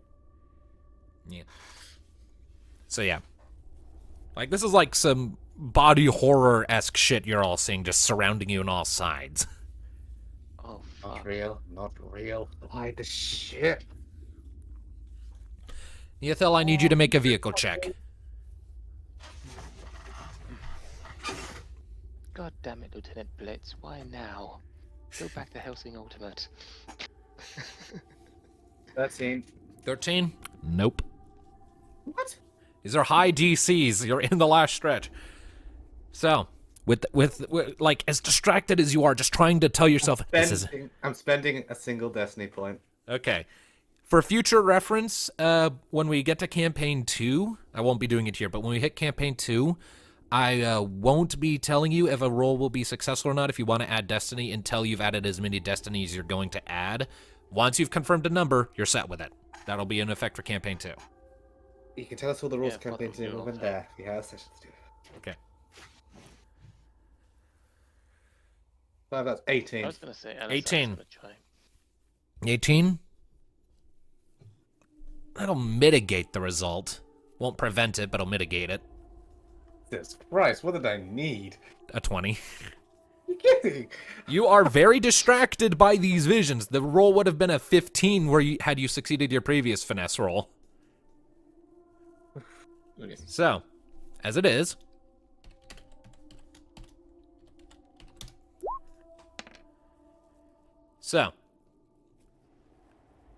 as you are going, you notice that the Little Wing is getting just a little too close to the Misty Gust, and you manage to jerk the wheel back and keep from bumping it too hard.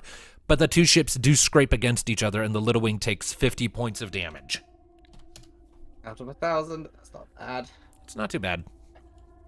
And after that, after another little while, sort of like, Mika is just like straight up panicking. And like I said, Alistair is trying to snap him out of it, make them see reason. Well, how are you Chronicles- doing that? But basically, trying many methods, like Give me Element something first, specific. well, mainly trying to basically snap them out by shaking them and explaining it's just an illusion. I mean, you're not seeing whatever it is they're seeing. Well, he figures there's something wrong with them. Yeah. It's something to do with the fog, I would have thought. Yeah. He's just like, whatever it is not real. Snap out of it. What's Question. Thanatos seeing? So Thanatos is trying very hard just not to be freaked out. I mean, he's seen shit. He's seen anima. He's not scared easily. He's a dark knight. Okay. But okay, is Caius also affected? Yes. Caius is part of you, so he suffers the same effects you do. Okay. How he responds might be different, but he's seeing the same things. I have an idea. Hmm? I have a I know it's not like a weapon. I'm sure I've got like a small like dagger or something, right? Yeah, you've got like in your camping supplies a knife that you often use for like cutting up things if you're eating something that needs to be chopped. Okay. Can I? Okay, I see that this is an illusion. I'm pretty sure this is. Could I say cut myself and have the pain get me out of it? Sure. Go ahead and roll a d4, but before you roll it, call 2 numbers on that 4. If you roll either of those numbers, it works. 2 and 4. Roll it. I was just thinking after what Nee's done. 4. I go and Nice. help Nicely done. So, kind of take a second, take a few breaths, pull out the knife, and quickly just like where are you cutting yourself? Are you just like giving you like a cut on the cheek? Well, a lot of them's probably armored, but let's say, I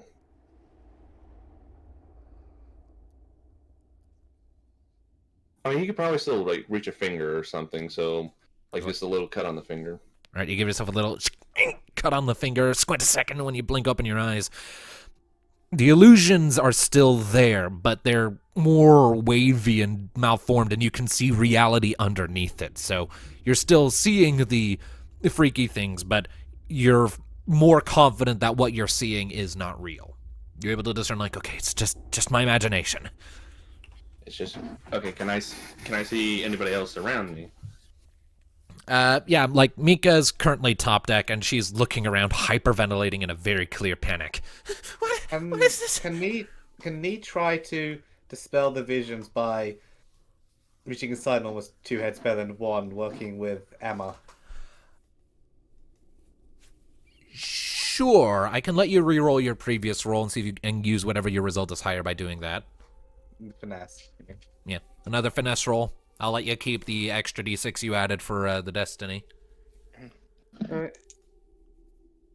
Poisona won't help, would it? So that's This is a poison.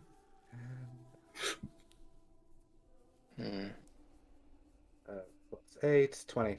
20. That's just what you needed. Yeah. So, focusing on it, you're like, okay. And you manage to sort of like, with Emma sort of bolstering reality and sort of helping you stabilize your thoughts, you're able to power through it, focus, and recognize that, like, you're still seeing the things. You're currently holding a wheel of what looks like rib bones with a skull in the middle with, like, just strips of flesh hanging off, but you're able to sort of shake it off and be like, not real, not real. Nice try. Me. Thanatos! Can Thanatos get to Mika? Yeah, easily enough. Like, you're not experiencing turbulence, you're just seeing freaky shit. Okay. He's going to grab her by the shoulders and try to reason with her. Try to... Well, like, Alisai's by knee, but okay. Mika. Alistair's fine. Right, Mika, but Alistair, take care of Rocket. Thanatos, could you take the wheel a moment? Yeah, Rocket kind of lands on the deck of the ship and is gripping her head with their wings. yeah, I was trying to say. Okay. Alright. Alright, knee. Tend to Mika, I'll... It's my full-time job. All right. I mean, you know, actually, it's probably best that knee stays, because, again, I don't have any... Thanatos grabs her by the collar. Take the wheel. All right. If we crash, because I have very little in vehicles, I have 1. Thanatos, please let me have faith in you in this one and you not disappoint me. Thank you. Okay. Okay, now you don't need to roll a vehicles check right now, Thanatos, because you're just staying the course, so... Yeah. And Thanatos is the only other person I've ever let fly the little wing, aside from Sid. But... Alright, so, Which what's is- Neothil doing? Which is odd, considering just how much they bicker, but... Well, first, kind of going up to Mika and holding her by the shoulders, how does she react? Mika looks at you and, like, visibly pales, and just so that you all, like, have an idea of what Mika is currently seeing, like, she's currently seeing, like, Neothil's face just splitting open like something out of Parasite. With like rings of spinning teeth and like a dozen tentacle-like tongues reaching out with eyes on the ends. It's horrifying what she's seeing, and she just starts screaming and backpedaling and reaching for a book. Kind of takes hold of hands. Mika, it's not real, it's me. It's just me. I know I probably look absolutely beautiful, but, it's just me. And it's just the woman who loves you.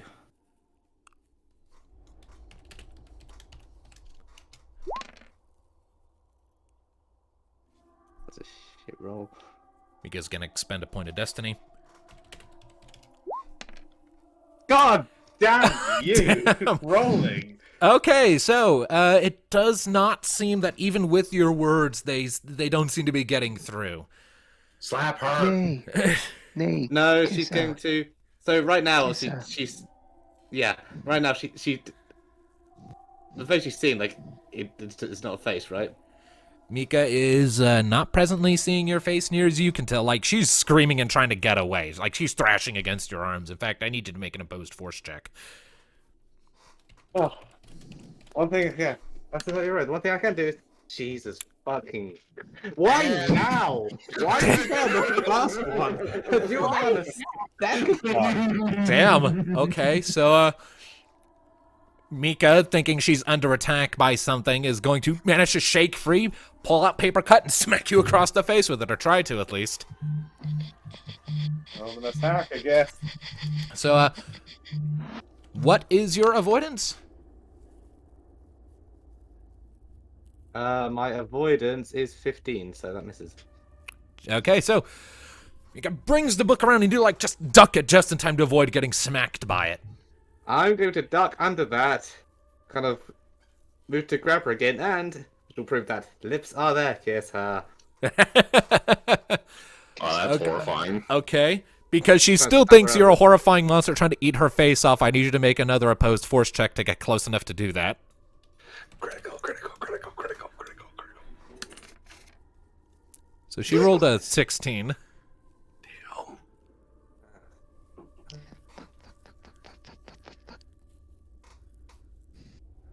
Please, Nay, I believe in I'm adding a destiny. Okay. I am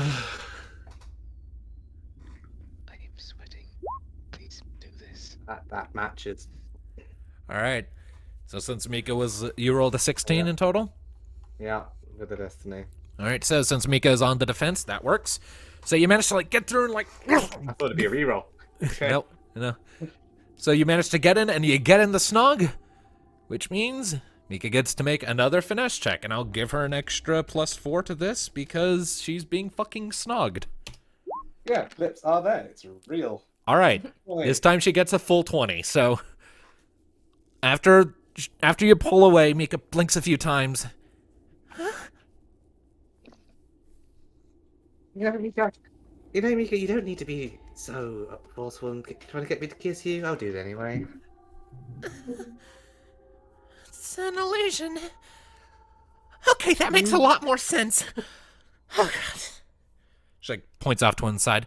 The airships look like eldritch abominations or something. They're all tentacles and teeth. Yeah, the wheel looked like bone or something. It's all crap. I'm not some sort of weird tentacle monster or whatever you were seeing from me. I am just me, and I'm just as beautiful even as a tentacle monster. Admit it. I am so glad you two are white, but could you do me the honors of helping me with Rocket? Yes, Alistair, fix Rocket. That's what I asked you to do. All right, what is Alistair need doing your to try help. and snap Rocket out of it? I mean, was he hovering or something? Rocket, Luminous said a minute ago that Rocket touched down and was covering her head with her wings. Yeah, and she's Oh. kind of asking herself over and over, where are the errors? Where are the errors? Where are the errors? Where are the errors? Okay. She's confused because no errors are coming up. There bears the question, like, her, like, the living part of her brain would probably be seeing this. What about the cybernetic bit? Errors. Huh. Yeah, that's actually a very good question. That's giving her a little bit of leeway, but I think ultimately how it matters here is you are dealing with chaos magic that breaks down the rules of reality. So it's Yeah. bypassing the dichotomy that would come between her natural and synthetic mind. So they're both being affected in much the same way. yeah, she's not seeing errors pop up, and it's genuinely confusing her. Neat. So what is Alistair gonna do? Smack the bird. Almost imagine some of the hallucinations would be messages popping up, but instead of errors like "you are going to die," "Lazarus never loved you," etc., etc. You know what? I like that. I'm stealing that. Yeah, you're starting to get some of those. Wait, what? Yeah, Rocket is starting to get errors popping up in her heads-up display here and there. Messages that just say, "You're going to die," or "You've already failed." These And- weren't programmed in here. More popping up. Failure. Failure. Failure. Mistake. Misstep. Failure. Just more and more and more assaulting your senses. None of these make sense. It's Like, just- I know the errors that are programmed into my system, and none of these are it. Why are these popping up? Is Alistair gonna do something yet, or is he just letting Rocket have her existential crisis? Smack the bird. No, he's trying to talk her down first and say that you are no area, not a failure. You're a liable member of the team. We wouldn't be here without you. Okay, go ahead, Alistair, and make a negotiation check versus a finesse roll from Rocket. Challenge accepted. Okay. Shit, I cocked one of the dice. Have to roll it again. It's alright. Ah, forgot the slash roll. Oh no! Oh my god. 5 and a 4. It's on my sheet again. Oh shit. Oh dear. The one time you don't want to roll high. Please tell me Alistair got another crit. He needs one. It would be delightful, but I don't know. Actually, no, he needs a 6 and a 5. Alistair? Hang on, I'm looking at my sheet. Well, if you have a 6 and a 5 on the dice, you did it because it's plus 8. He needs 11.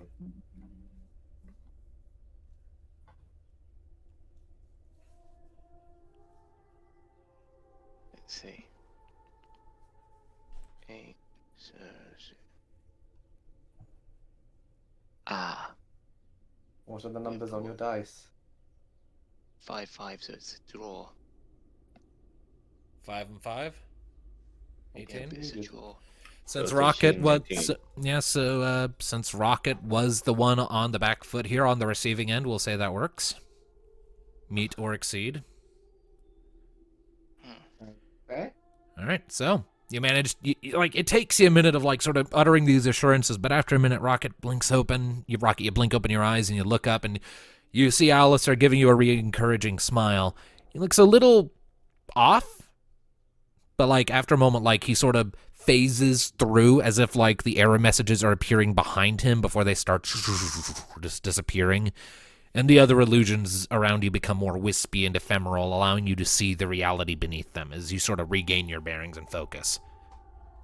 Are you okay? Yeah, just had a lot of confusing messages. I was perplexed by it all because none of them are programmed in.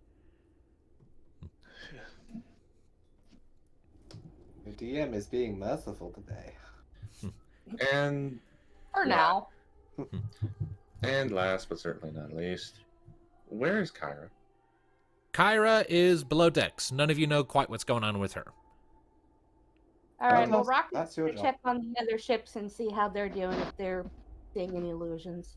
Yep. You want to hop over? I'll get on the radio Thanatos. I have the wheel back now. You go check on your Yeah. girlfriend. Yeah, Thanatos is immediately just going to run down and see what's up with Kyra. Kyra is, as you get down there, Kyra is she has her back pressed up against one of the walls, sort of visibly distressed, and she has her whip out, but and you can see some things sort of scattered around, like she started attacking things, but now she's just pressed up against the wall back to it, breathing heavily, looking around as if in confusion.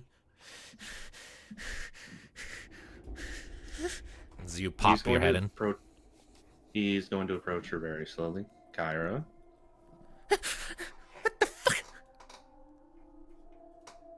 Alright, listen to me. It's an illusion. It's not real.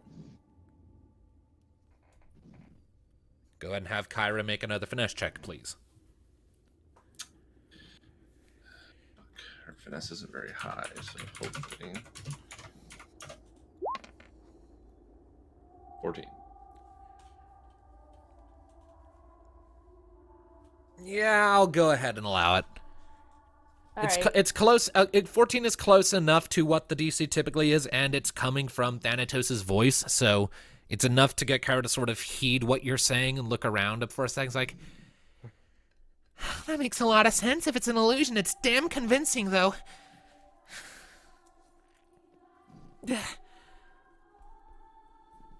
Thanatos, is that you?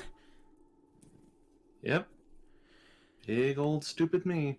Yeah, I can't see through the teeth. You look like a moorball had a baby with a tomberry. Well, as pleasant a sight as that must be. It's not. It's really not. And I can smell it, and it sucks. Oh. So none of this is real? None of this is real. He makes it to her and just puts his hand on her shoulder. Ugh, slimy.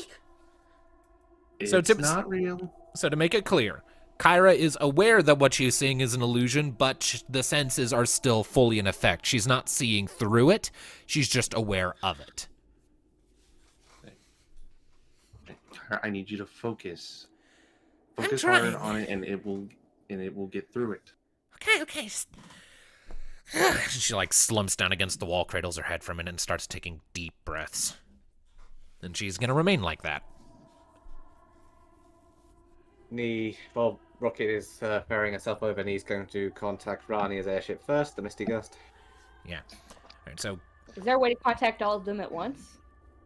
I mean, there's sort of a general chatter that can be picked up on, and even just listening into that, through the increasing disturbances and static that are hitting the communication waves, you're discerning that basically everyone is having these sorts of visions, and there's a lot of panic across the crews of the fleet, but the captains are quickly taking command of the situation and getting everyone back under control as people are realizing none of the freaky shit they're seeing is real.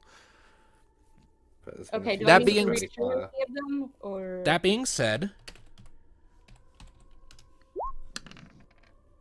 Oof. That being said, as things are happening, you do hear a few distant and little flashes of flaming light off in the distance, and you get the impression that some individuals in their panic might not have been helming the wheels as well as they could have. You see 5 different explosions around the edges of the fleet, 5 airships gone. You're rolling to see how Damn the it. airships went. Yep.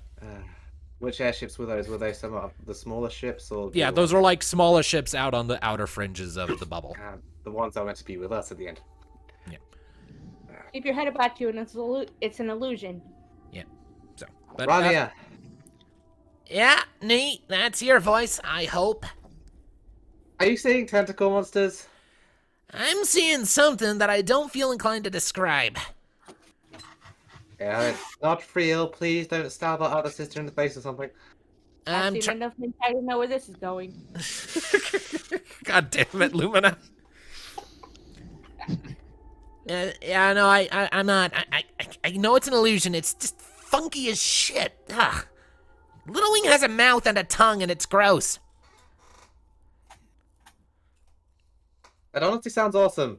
No, it doesn't. It does not. I'm looking at it, and it's horrid. I'm gonna eat Diablos with the Dilwing. Be back. All right. So after those 5 detonations and that comedic little exchange, after a little while, another 30 or so minutes, the illusions gradually begin to pass, and everyone starts seeing reality for what it is as you pass out of the cloud. Welfare check, everybody. Yeah, what? Asking the other ships for a welfare check. Yeah, near as you can tell, after exiting out of the illusion, all the ships seem to be fine. You do see another couple of small little scattered explosions out on the outer edges, as there are a few demons that try to breach the bubble but fail. You at this point, over the roaring wind of flying, you are hearing constant gunfire and explosions and other whatnot beyond, as more and more demons are trying to assault the bubble but having a hard time piercing it. So The 5 scouts we lost, were they battalion? you do not know off the top of your head. They were too far away to be seen through the haze. I'm gonna get in contact with the Admiral aboard the Invincible. Admiral, we've lost 5 of the scouts. I noticed. Didn't seem to be any pattern to them, just scattered across the fleets. Nothing we can do for them now but carry on. Bear in mind, this will weaken the spearhead when we arrive. I'm just glad I warned everyone to be ready for anything.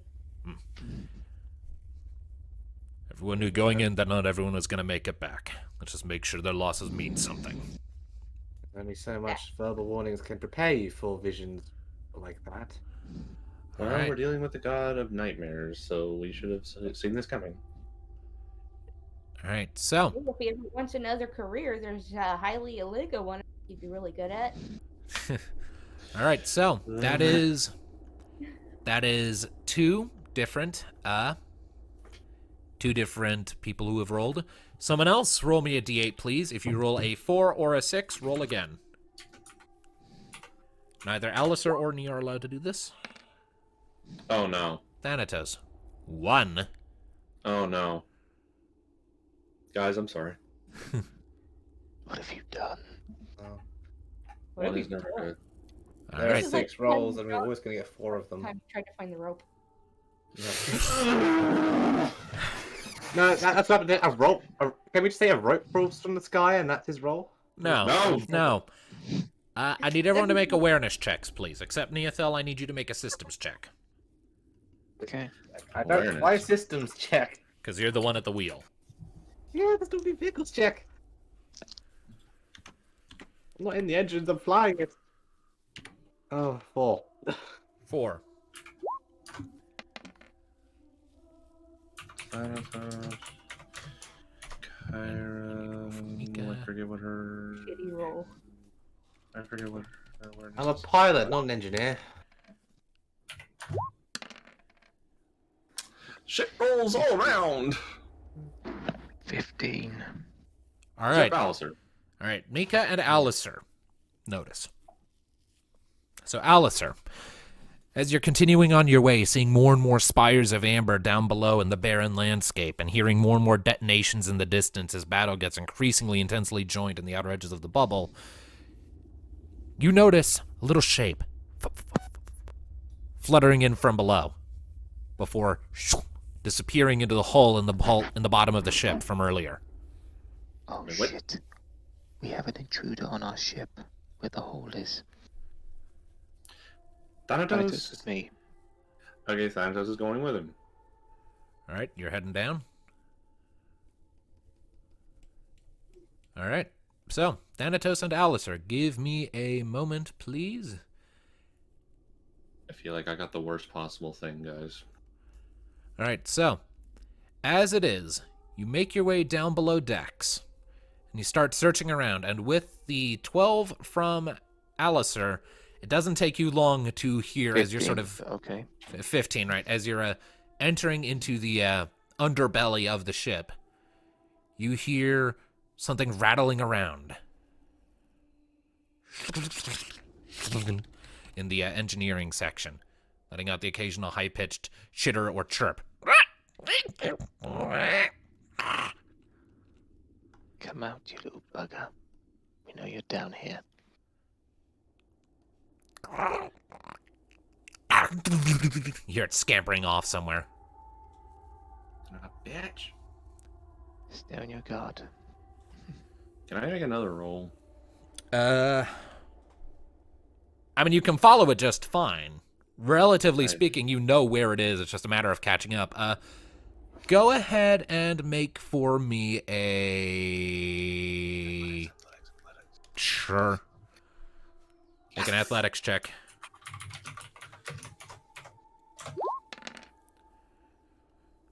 $13? Not good, but not terrible. I'll say it's good enough for now. So, you sort of chase it, and you eventually manage to... You see, like, a door sort of opening into, like, a little side storage compartment. And as you and Alistair sort of move your way in, you see sort of looking frantically for a way to get away from you, just sort of tucked up against one of the, sort of... my brain just farted because I'm trying to multitask here. Mm-hmm. Because I'm trying to, like, get a map set up at the same time that we're doing this. You see, sort of trying to find a way through the barrels to get away from you, a familiar, short, vaguely humanoid figure with big flapping wings. And it turns back to glare at you, and you recognize the sight of an amber imp. Albeit slightly more burly than the past ones you've encountered, and with a brighter glow in its eye. Oh, for Pete's sake, it's just one of these. Don't underestimate it, Thanatos. It's one's a an bit imp. different. I shot down thousands of these going through the Amber Coast. Thousands, huh? Oh, okay, sorry. I shot down, okay, rephrase that, plenty of these back at the Amber Coast. Shot down like 5 of them. Rocket's looking for more on the deck. Okay. You're not finding any. There's just the one. Okay, let's just kill it and get done Can you with it. please get SWAT the fly and clear my ship of it? All right, give me a second here. I'm putting the finishing touches on this quickly improvised little battle map.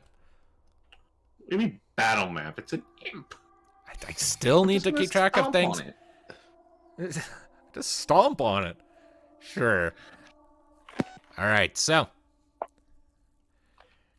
the imp lets out this angry little, and we'll go into a combat order. Oh, for Pete's sake, it's an... Still a combat encounter. You know, I'm starting to feel better about my roll. Honestly, it doesn't seem so bad. It's our turn, right? Oh my God. Yeah, starts with you. Jesus Christ, so much of my music is missing. I am now going up here. Let us make an attack roll, shall Weren't these things vulnerable to lightning or something? Possibly, but The I'm last, not the using last ones lightning. you fought were at least.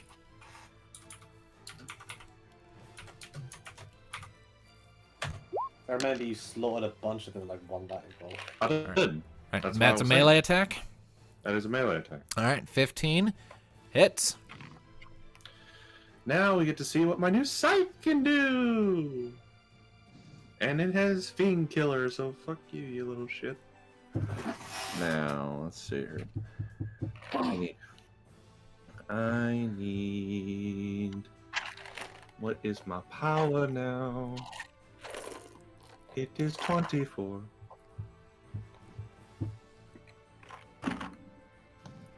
Alright, you little shit.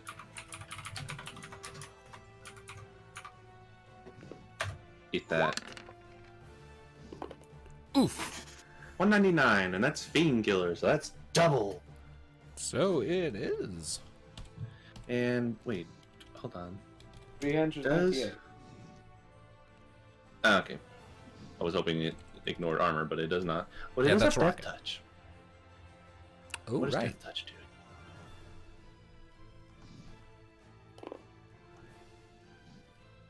Death touch?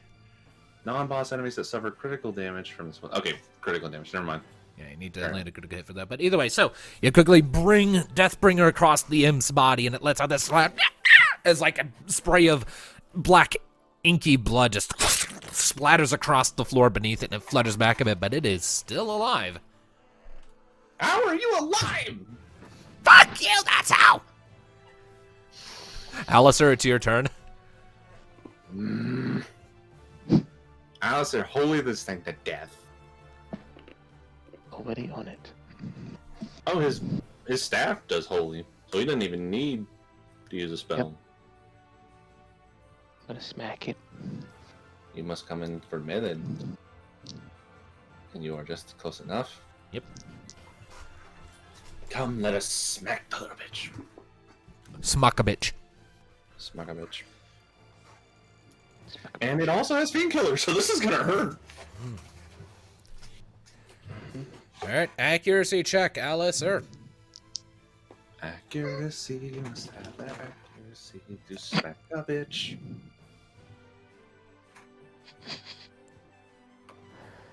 I think it's dead. What'd you roll? Well, you gotta roll it. You rolled a crit. Again? You rolled 2 6s again. Did he? Yep. And unfortunately, he doesn't have Death Touch, but I will. Alright. Oh shit. So that's So- a crit So that with means, Fiend Killer Holy damage. Jesus Christ. How much damage, Alicia? Let's see. And just tell me your base damage, and I'll do all the numbers from there. It's like, because it's an arcane weapon, it's like your mind times 8 because tier 8. What is the mind? 26. Yeah. 26. So, 26 times 8. 208. so 208 plus 2d6. Roll that 2d6. Alright, and there's the proof. And that's your.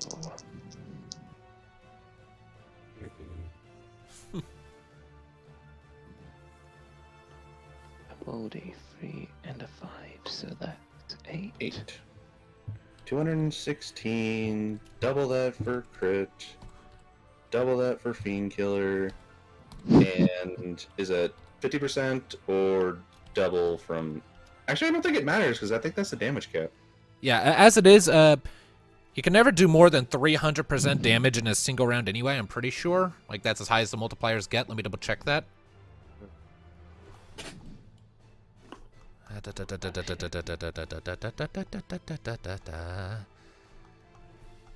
Come on, where the fuck are you?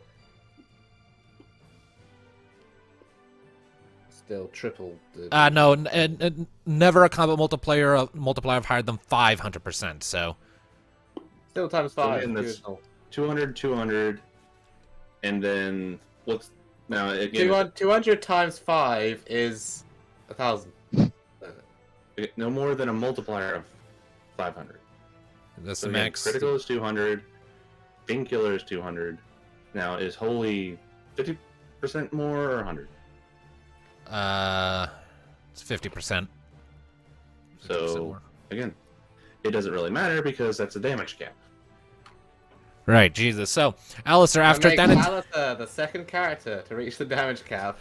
right? So Thanatos, with after your right, so after Thanatos' quick slice across the imp's chest, the imp growls back at you, and then Alistair just like get fucked, and boom, just bring the staff down on top of its head like a mallet, and it just goes and fucking dies. Alice is the new OP. I don't think you needed the crit, frankly. How much health did it have left? Like 300. Like, All you have to do like is it had make it- 376. At base, the sucker had 600. So, You have to do was poke at it would have died. Just fucked it up. so yeah. All right. There's that out of the way. So, the imp dies, squished, and just poofs into smoke. Gonzo. That's how you kill a fucking demon. So, what was the point of that? Such a little thing against us with God tier shit? You're assuming it knew the Little Wing from the Misty Gust. I mean, honestly, the best thing you can kind of think of is it was probably just trying to disable the airship without a direct confrontation, which is why it ran when it realized it was compromised. Ah, a saboteur. Pretty much. Anyway, have you cleared my ship of vermin? Yeah, Alistair bonked it, and for once, it did not explode this time. Except in Good. bloody If black the imp had survived that hit, it would have self-destructed. By the way. Ugh. All right, so. I'm glad it didn't. All right, so with that, that was Thanatos' D8 roll. That just means last one up, Rocket. Roll a D8, please. If you roll a 1, a 4, or an 8, re-roll it. 5. 5. And I'm still doing checks, by the way. Yep. All right, 16. You're not noticing anything for the moment. What does a 5 get us? A 5. Rocket, go ahead and roll me 1d5, please. Okay.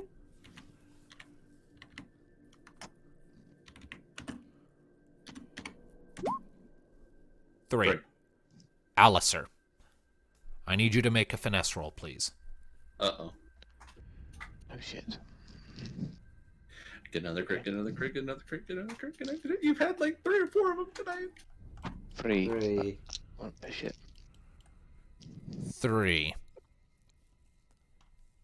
Yep, no quit. All right. It's Wait, not quit. hold on a second. You were rolling finesse. I know, but Yes. we were saying he's critical success 3 times, so we didn't hear what he rolled. What did he roll? Give me a moment. I will. A 5 and a 4. 5 and a and 4. And what's your finesse? Finesse is 8 with the god armor. Like mine. 17. 17. That just succeeds. Fuck. DC is So- 17. Yeah, DC was 17. So, Alistair, as you are standing there on the deck of the Little Wing, looking out into the distance, just waiting for something to happen, you feel a sudden needle-sharp pain in your skull, and for a second, you start to think that something around you is, like, changing again. For a second, you just feel like this upward swell of burning hot rage deep in your gut before you... We've been through this. You take a second, you take a couple breaths, and you manage to shrug off the effects. You resist being afflicted with Berserk and Confuse. Isn't he Isn't he immune to already one of those? Aren't we already all Yeah. immune to that because of his skill? Immune to Berserk? Charm, Yes. Berserk, and Fear. Not confused. It would have He- bypassed that in this particular case because Divine Source. Eh. Yeah, this is one of those rare cases where that immunity would have actually amounted to jack shit. But we'll say for So, purposes that it Alistair did, but just for lore reasons, we'll say it did help. It's like his ability for that power string is like, okay, yeah, no, fuck that, not doing it. Alistair is just the he is the MVP with this. Y'all are kind of fucking OP. So with that, everyone has made their D4 rolls, or their D8 rolls rather. Yeah. Meaning, once Does again, Mika y'all get missed all of the cool shit. Does Mika get one? No. No. So with that, you spend some more time in flight and nothing else seems to harass you en route. And as you're going in the distance, far off, you can see this orange light on the horizon. As stated before, shining almost like a star as you're getting closer. Getting brighter and more ominous the closer you get. It's the color of amber. Brighter and brighter, and you start to get visual on the tower itself. At least you think it's the tower. The ground beneath it. Amber crystals have begun to grow up from it for miles around at this gradual upward slope, almost like a mountain that begins to wrap and coil around the shape of the Tower of Creation itself, greedily ensnaring it in tendrils of glowing orange crystal that then fan out from the top, up and out in dozens upon dozens of narrow, glowing spines. It almost resembles a dead tree made of glowing orange amber.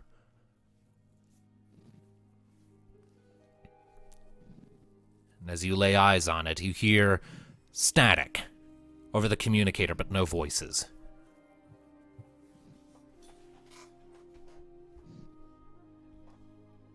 So, You have visual on the Tower of Creation. It's still a ways out, but you can see it from here.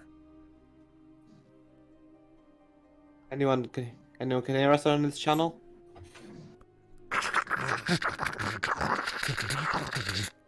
Just static. Damn it. Communicators being interfered with. And then up ahead, I'm gonna bring us alongside the Misty Gust, like so we can actually within shouting distance. right. All Should right. I take And- us the rest of the way? Pardon, sorry.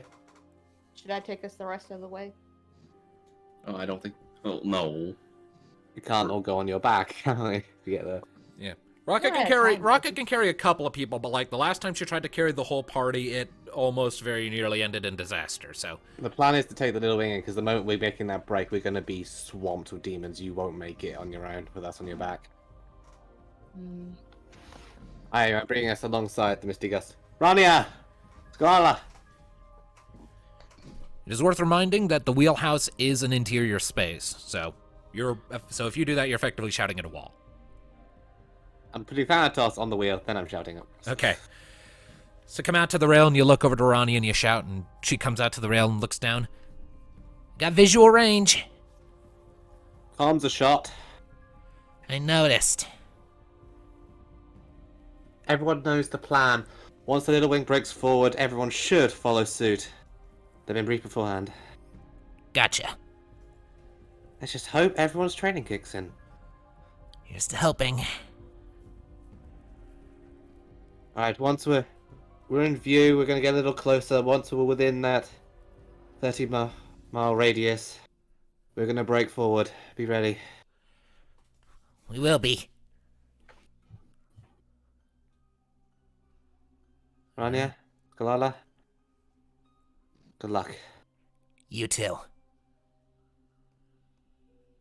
And it is at that point that there's a sudden that strikes you. This sudden pulse of air and negative pressure in the air around you. Not quite like wind, but just like raw concussive force that strikes you.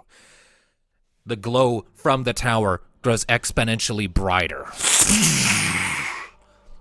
And you hear rising up in the distance this choir of demonic roars and shrieks as the fleet draws closer. Alright, Saran. We've come for you. Give us a show. Anyone who is looking towards the Tower of Creation, you can now see from this distance countless of little black dots starting to just appear and swarm forward. Thousands of them, even. And many of them are enormous, as big as an airship themselves.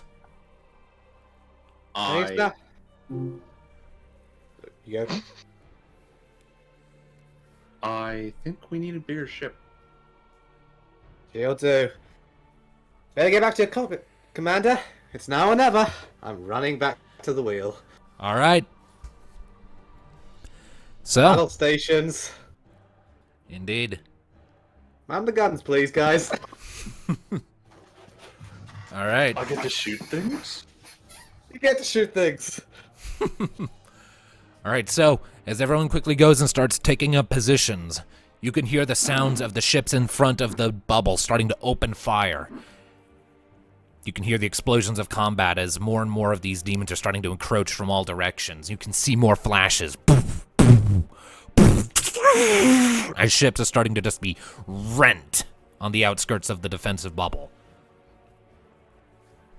And you can see demons of a size and shape you haven't seen before just starting to weave through the fleet as they arrive.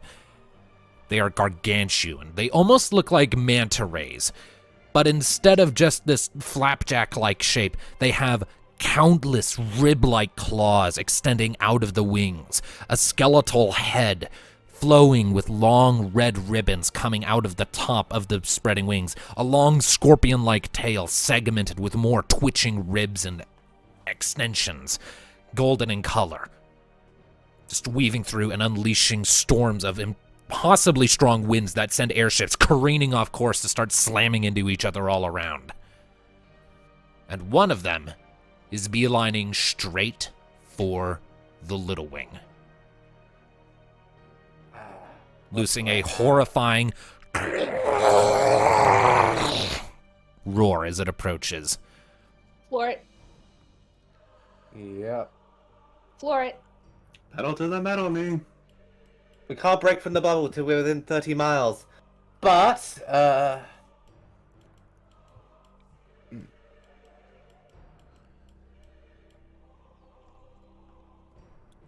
I'm looking at Alright. the Little Wings abilities. Sorry.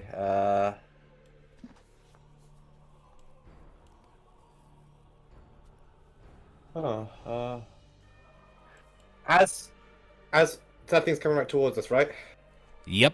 And it looks to be flanked by about 4 of the true demons you've seen before, the little mini Diaboloses. Right.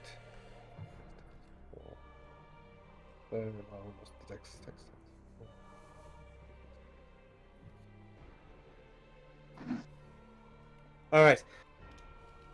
And the broadside guns, I'm bringing her in, and as we're going in, I'm going to do a sharp right turn to bring the left-hand guns into line, and I'm going to fire a full broadside bombardment at that lead demon. Alrighty. Go ahead then and, well, for purposes, how about we actually just get a battle map going here? Because, this is a boss fight. Boss. Yeah, it's the gatekeeper for the boss. final dungeon. So, Death gaze. go ahead and park yourselves where you want to be on the top deck. I need to get Kyra's token. The sky battle view, and we got 2 views of this. Nice. Yeah. Rocket, fly. Alright. Alright, give me a second. I'm plucking in Kyra's token. She's going to be huge for a minute. She's big. Yeah, she's not meant to be Oh. that huge for a minute. Just, This one is Look, I haven't had to have Kyra on the battle map for a while, so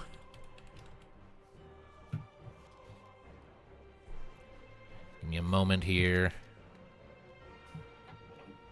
Oh, I just get the things here sorted. And yeah, just go ahead and get your characters, your tokens parked where you want them for the start of this fight. Now, again, this is a boss class enemy, so I want to know real quick before we commit to this, do you guys think we have time for this? Probably Uh, not. Probably not, because I do need to call about my schedule. All right. See, it's I'm going for how long? before 2. We've been going for about 2 hours and 19 minutes. All right. So I guess we can open the next session. Can I at least roll the broadside I already declared so I don't forget it? Yeah, go ahead and roll the broadside against Death Gaze. Death gaze. isn't this a boss from It originated House from of the Final Dead. Fantasy VI. It got reused in Final Fantasy IX, which is the version I'm using here, and it also appeared in Final Fantasy XIV for Dunskaith. Dunskaith? Isn't there one called Death Gaze in Palace of the Dead? I don't remember. All right. So roll. Dunskaith.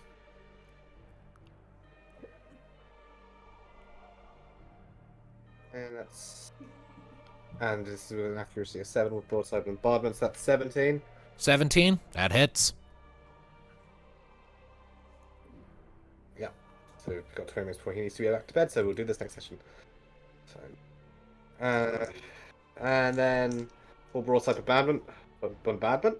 Bombardment. Bombardment. Bombardment. I assume Thanatos is shooting, so that's where he is. Apartment.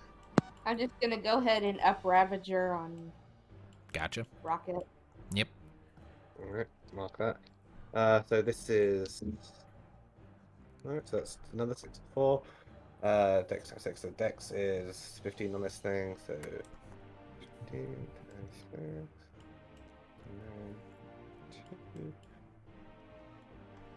That's 100 points of damage.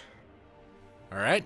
So, as you unleash the bombardment, that a series of shots from harpoons and cannonballs and other things that strike against the Death Gaze as it's flying in, you see little pieces of its carapace go flying off to go spinning off, and as those carapaces fly off, they suddenly just sprout wings and go flying off, and as newborn imps to go harass other parts of the fleet. Jesus. And after that, you determine this thing's got pretty tough armor. It gives another mighty flap of its wings and comes up next to the side of the deck. The true demons it had in tow taking up positions beside it. Looks down at Thanatos, and you can see these 2 little narrow orange eyes glaring down at you that just... We probably just should discover the weaknesses, although it'd probably be holy. Although there's that big thing up there. Let me As is, dig I in. will remind you, you guys have fought true demons before. so you should already know their weaknesses. So just as a reminder, since I'm pretty sure Rocket scanned them once, they are immune to Blind, Confuse, Seal, and Zombie. They take double damage from Holy, they absorb Shadow, and they're immune to Earth. For the true demons, at least. You have no idea So about would the that be Death the Gaze. same? Yeah, that's what I'm on about, the Death Gaze. I know these guys because we slaughtered them back at the Academy City, but that big boy. Well, we don't know, and Rocket can't scan boss level enemies. Yeah. Oh well, there's only one thing to do. I'm gonna hit everyone. I say they're demons, so Holy is gonna do. Just fine.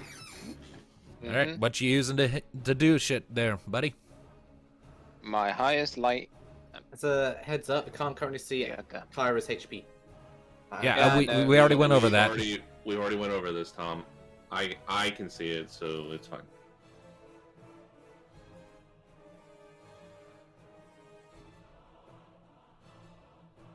Anyway. Let's see, just a little reminder because it's been a while. I'm gonna be using the Yaga. It has been a hot minute since we've been in a combat encounter, hadn't it? For like the last 5 sessions, Yep. it's just been role-playing. I know. Okay, it cost 80, and 7 times. Oh, okay. Let's do this. Diaga is 7 times Power. power.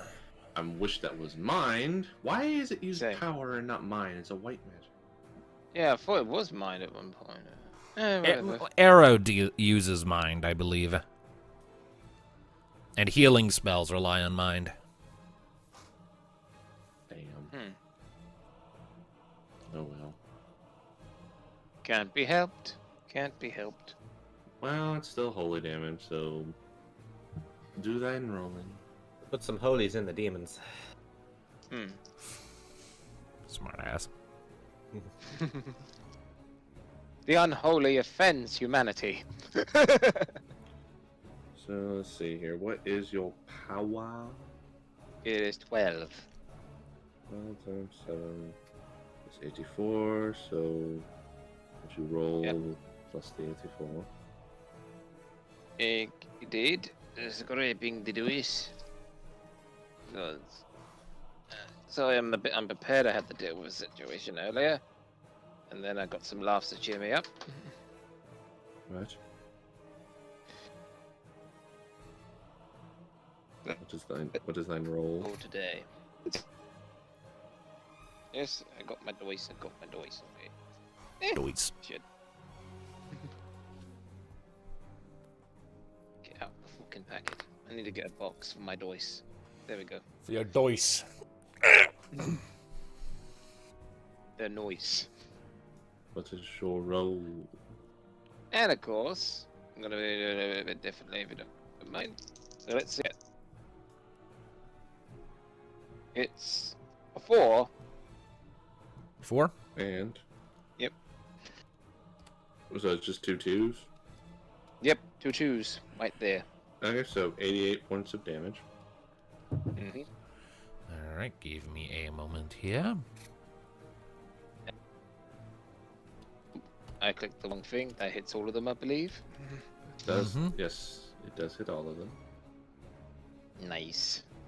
Alright, so give me just a second here to run my numbers. Go right ahead, a beast, and up and getting a drink for this boss fight.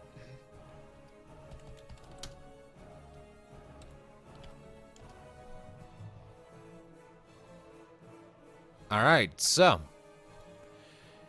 Alistair, upon seeing this flock of incoming demons, you quickly lift up your staff, and as per the usual as what you've all seen before, this radiating blast of light just radiates out from the tip of his staff across the battlefield. And that was the wrong number.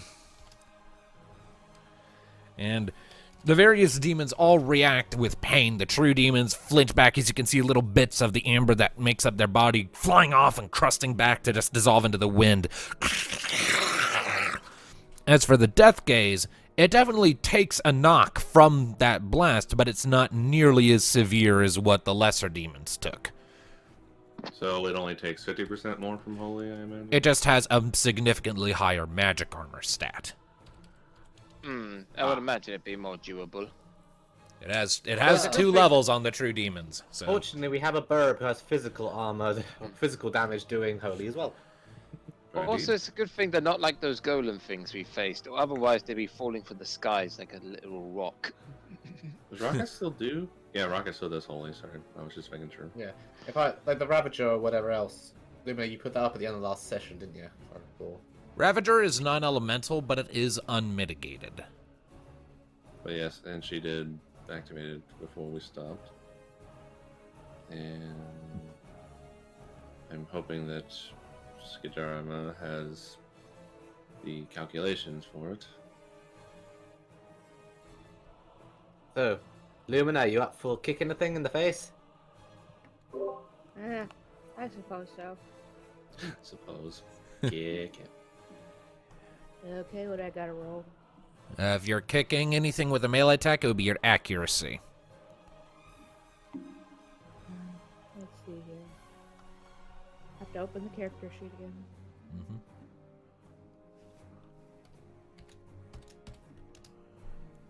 And on a hit, the unmitigated Ravager damage will be 49. I just did the numbers.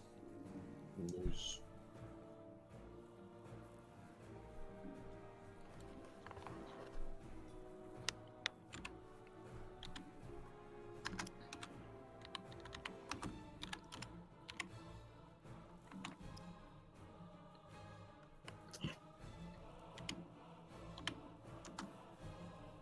That's a crit.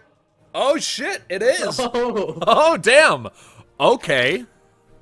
Holy moly! why it's always Rocket? I don't know. Because it's rocket. Because don't question the bird. Okay. Lumina, you're a monster. Okay. So, this is gonna be interesting. Your flat damage at present would be your dex times 8 plus 2d6. So 23 times 8. Also, her claws ignore its armor. Yeah. That's going to fucking hurt. So roll 108. So roll 2d6 plus 184. This is, bear in mind, this is also Fiend Killer. So that's double to fiends and. I got a lot of numbers to get through. Just hang on. She just did more damage than Alasaya. Good. Plus 184. That's Okay. almost another pair of sixes. Jesus. Okay, so because that is a critical, that gets doubled. Because of Fiend Killer, that gets doubled. Because of holy damage, I guess, Doubled. yeah, Rocket just hit the damage cap. Jesus Christ! Jesus Christ, Rocket. Jesus shit! That is not okay! We've all hit the damage cap, except for Thanatos. You have the last dungeon to do it. So, here's what happens. Possibly doing it. Okay, so, Rocket, after Alistair unleashes this wave of holy light, you sort of fly around in front of the death gaze, fan out your wings, and catch the residual waves of divine energy, and let them propel you forward, gathering your own energy along your newly made weapons, and bring it up into the death gaze's chest. And there is this loud ear-splitting as you just see the spiderweb crack pattern spread out from the point of impact. Shards of its flesh just immediately splinter and break off, and it is sent sailing back like a solid few feet from the force of that kick. It's in pain. We love you, Rocket. I think you just made yourself a target for this thing. Oh, I'm Ow. certainly going to be pissed. Ow! Fuck! Ow! Ow! Do not mess with our mini phoenix. Again, Yes. ow! Indeed. Okay, so that How is much was that in total, man? What the hell? those 999 points of damage. Because that's the damage cap that you can do with one attack. Fucking hell. That's Is it not even a limit break. That's not even a limit break. No, that was just a critical hit on your regular attack. You That's just not even rockets. Actually, wait, final hold form. on. It wasn't quite 999. I just realized that the maximum multiplier an attack can have is 500%. So it doesn't quite come out to 999, but it's close. It's still 920 points of damage. That's only because, yeah, you can only get so many bonuses. It's still pretty damn close. It's still close. Like, that's still a very loud ow! Mm. you just kicked it and it kind of just fell over. Awesome.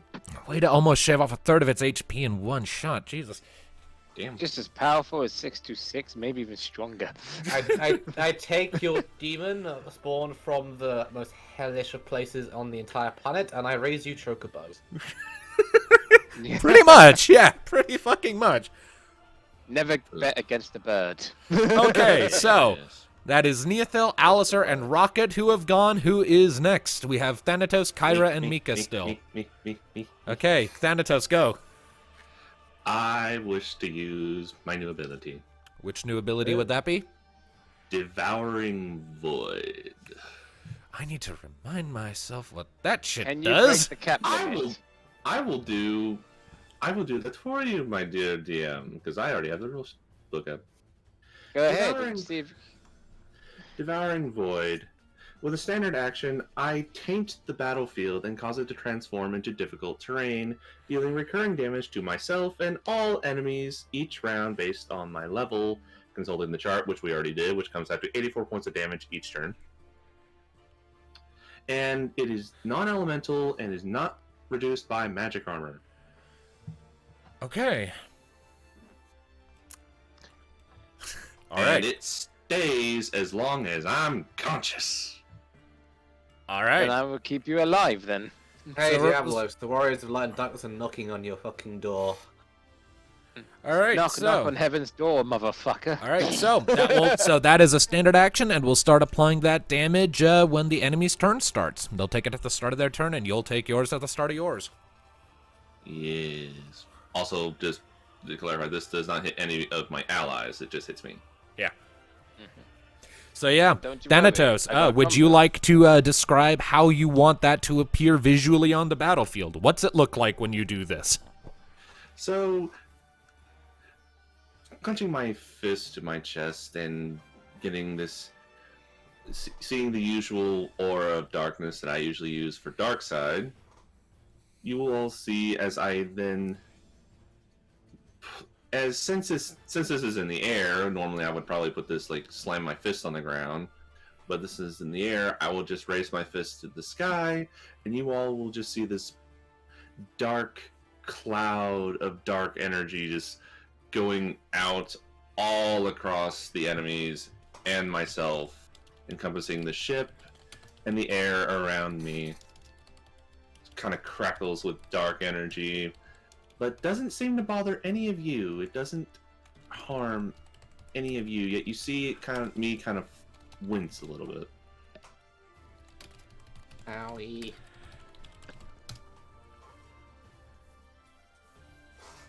Okay. All right. So you still have a movement action if you want to reposition yourself.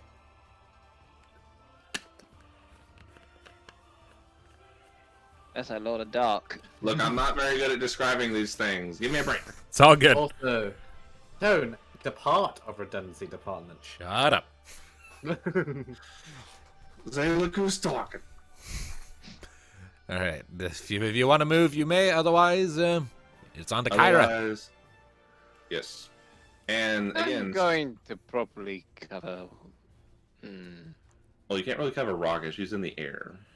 Have a car. That's why I'm debating either you or I would, Kai. I would probably say Kyra, considering she's many levels lower than these things. She's like, what was she? Level is she again? She is currently level 11, and that is the highest level she can possibly reach. She is at her peak. Cover. All right. Her damaged spine has hindered her any further growth she might have had. Indeed. Now, Alice just stands right next to her and just had the staff and shield up. All right. and speaking of spines, since Oh no.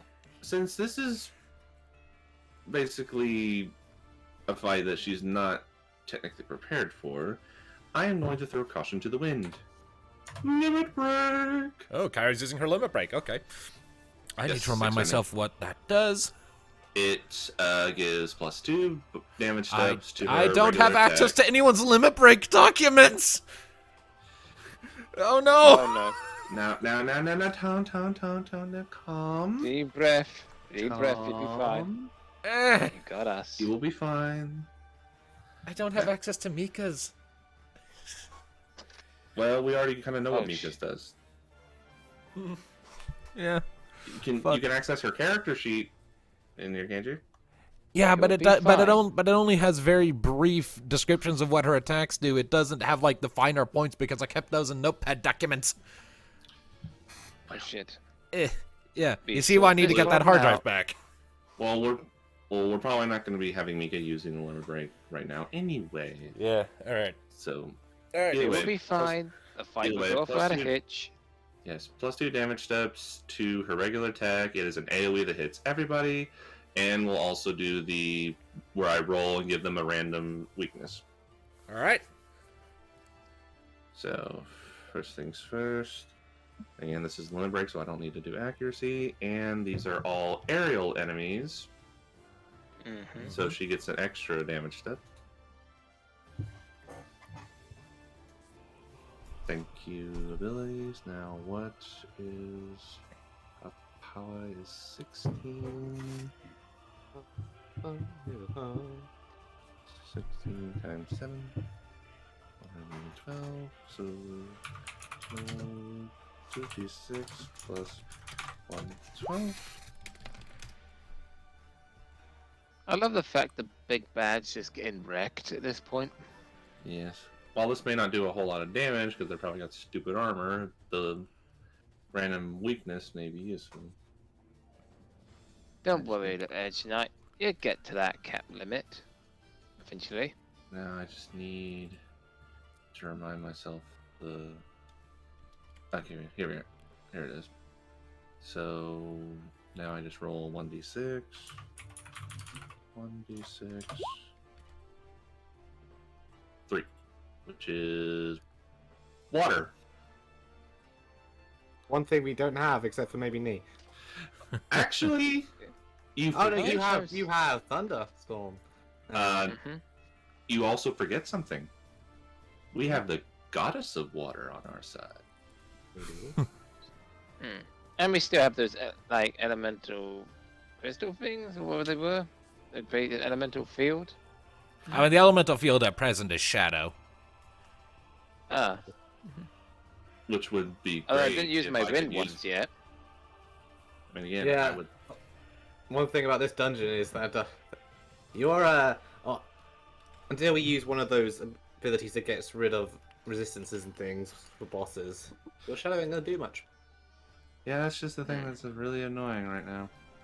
Also, Yeah, And I also- don't use wind that much now. I use holy. okay, so that's all the calculations for Kyra. This hits all of them. And should I just keep that roll as a weakness to all of them get, or do you want me to just roll them Let's all? do it for all of them. So remind me which weakness that is. Water. Okay. And weakness, I believe, is double damage. I believe so. Was kind of hoping for ice, That would be nice. because then we can actually maybe give, we might.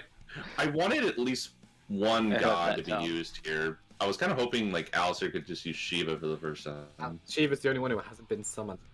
Exactly. Although Leviathan, mean- I don't think Leviathan's been summoned for a combat encounter yet. Well, Neither has Ifrit, but they've been summoned. I mean, I'm just waiting for the right time to use that, to be honest. Yeah. Fortunately, these things don't have any kind of reaction to ice. All right, so what was the total damage output again? 121? I was adding music to our playlist. Yes, 121. 121. Okay. I will deal with the true demons first.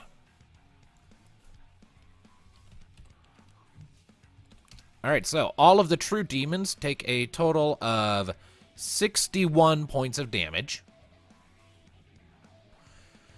All right, give me just a second here to Not apply a that. whole lot, but the weakness might be helpful.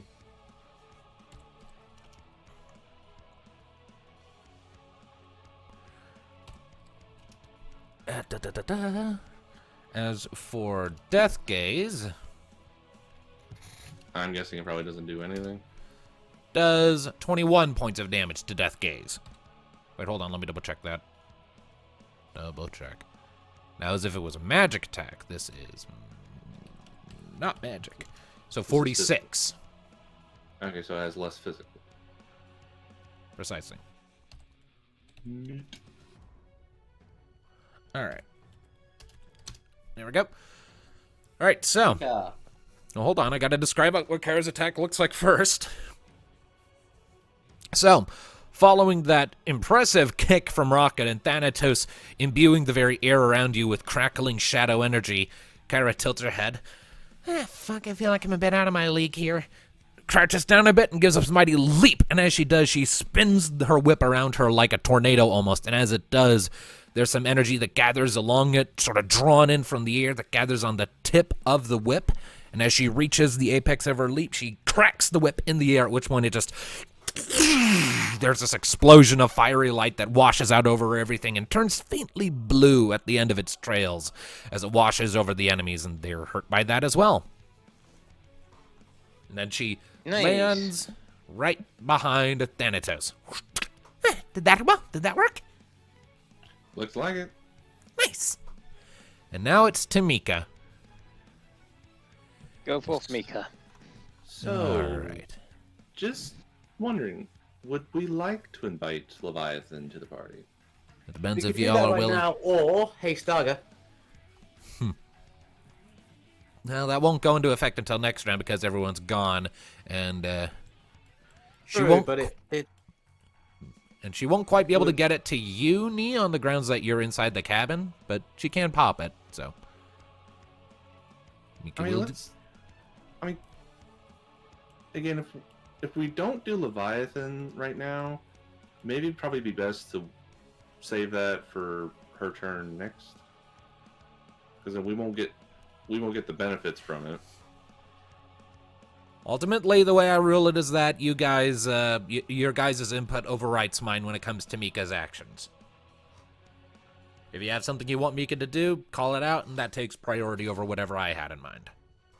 the thing is also, yeah, Leviathan would also take until the beginning of next round to get off. And this thing has already taken nasty hits. I mean, yeah, Leviathan won't show up until next round. Whereas hey, Starga, So- we'd all get extra. So That is true, and we can always bring Leviathan in later if need be. if need be. I just would And we like. also got the ability haste. I mean, I just say that because I would like to see like Shiva and Leviathan in action at least. I know, so would I, but I'm also thinking of Destiny points. That is true. Yeah. Something does require a lot of. I mean, why do you think I haven't summoned forth? God, I am in my Shiva's position. Shiva's the only one we haven't summoned, so I think we should summon her if we get the opportunity and it's helpful, but let's not waste Destiny points on something that might not be necessary. Exactly. I'm waiting for the final boss, to be honest, or a foe that is really... Didn't you say that once we won't be able to summon Eidolons when we're in the tower? Yeah, like the lore reason that was given to you guys is that odds are high that the power, your link to the respective summons connected to the crystals will be dulled once within the tower, so it'll just be whatever power you have in the crystals, but you won't be able to summon an Eidolon to be remote controlled by a god from inside because the Still, link is. we've got a long way to go for it to get the tower. All right, so either way, Mika is casting Oh. Hastaga. Hastaga. So, she lifts up her book, and this bunch of orange rings wrap around everyone, spinning faster and faster, and you feel the world around you slow down a little bit, or rather, you speed up. So that will last for 4 rounds on everybody, Bubby. Oh, good, we're on Steam. We're on speed. You're on speed. All right, and that is the party's turn. So once I've got that effect all situated, and again, because of the physical barrier blocking Mika's line of sight, Neothil does not get the benefits of haste, and the Little Wing is not a living entity, so it doesn't get the benefits of haste either. No haste for you, Elf. Got it. That's okay, she's at the wheel anyway, so. Either way, so with that, It is to the enemies. I feel like the Death Case is going to be very pissed at Rocket. Oh, probably. So, Mm-hmm. first up, I'm going to have the true demons take their turns. But first of all, they take damage from Thanata's thing. How much damage was that again? 84, and that is not affected by magic armor. All right, at the beginning of the enemy's turn, you see these various red spikes just manifest and start stabbing into the demons from the shadows. It's very painful. 89, you said? 84. 84, okay.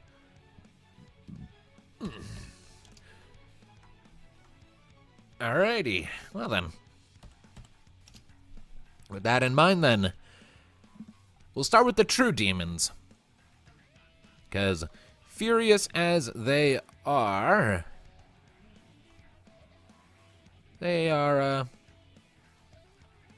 very much still in the fight. So, this first true demon here, upon seeing Rocket just rocking the day of its master, is going to come charging in to attack Rocket. That is very unwise. Very unwise. That is an 18 to hit. Yes. Oh.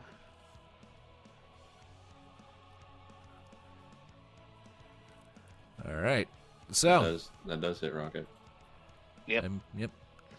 So then, Rocket, what is your armor score? Hold on a sec. Okay.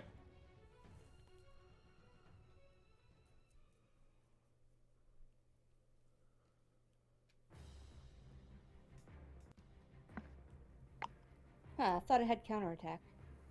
If you're You do. pretty sure you do. Yeah, counterattack on the talons. Yep. Which is why it's Yeah, very what? unwise Yeah, to have demons it's for. one of your properties on your talons. When hit in a close range, make a physical counterattack once per combat. You have to be hit first. Ah. I think you were hit though. Yeah, definitely. Considering your avoidance is 9 when dealing with enemies who are also flying, yeah. Which, isn't avoidance going to get a buff for next season or something? Maybe. It's 100, by the way. Okay, so Rocket takes no damage. Yeah. So, the true demon comes rocketing out that's loud, brings its claws forward, Rocket U-turn, lift up your mechanical leg and the claw on it, and there's like this pressure shockwave that comes out from the point of impact, but you take no damage, successfully blocking the attack. Thank you, God Armor. Do you remember that moment in the second Avengers movie where Tony Stark hits the Hulk, does nothing, and he just goes, "I'm sorry." It's very much that. I love that. It's like, I'm sorry. Well, this other true demon is not going to like the fact that Rocket seems to be too tough for its melee attacks. So it's going to fly over here. Then it's going to turn to look at Rocket from a distance, bring its hands together, shadowy energy is going to gather, it is going to expend 100 MP and cast Death. Oh no. Oh no. So, Rocket, I need you to make an opposed finesse check against this demon. Mm-hmm. Oh, 91. Need to roll a 10 or higher. Oh yeah, got this. Come on. Hold on a sec. I just realized, am I Captain America because I'm basically the guy that takes all the hits and then be like, I could do this all day. Nia feels the Captain America because she's the one who's the leader of the group Fair enough. and is the moral compass of everything. No, Knee's the Hawkeye. Excuse me. Because Bo. I mean, that makes He's sense. It's Crossbow. accuracy. The only reason why I said Captain America for me is because it's like that meme has been showing up a lot. Okay, I yeah, could do this so- all day. Rocket manages to avoid being instant KO'd, but she does take shadow damage still. And she takes I half. take shadow half damage. damage. So again, half damage. just no fucking damage. Or what's your magic armor? 100, same as me. 100? 100. Okay, yeah, so just fucking nothing. Rocket just does Oh, not So you just watch as Rocket just starts like dueling with this one true demon, kicking and like dodging slashes, and then from behind her, you see a manifestation of what looks like the Grim Reaper come out, scythe in hand, and it brings the blade around, and Rocket just fucking flips over it, and the Reaper disappears in the aftermath of the swing, just Never mind. clearly impressed by her acrobatics. Rocket is the Captain America. Never mind.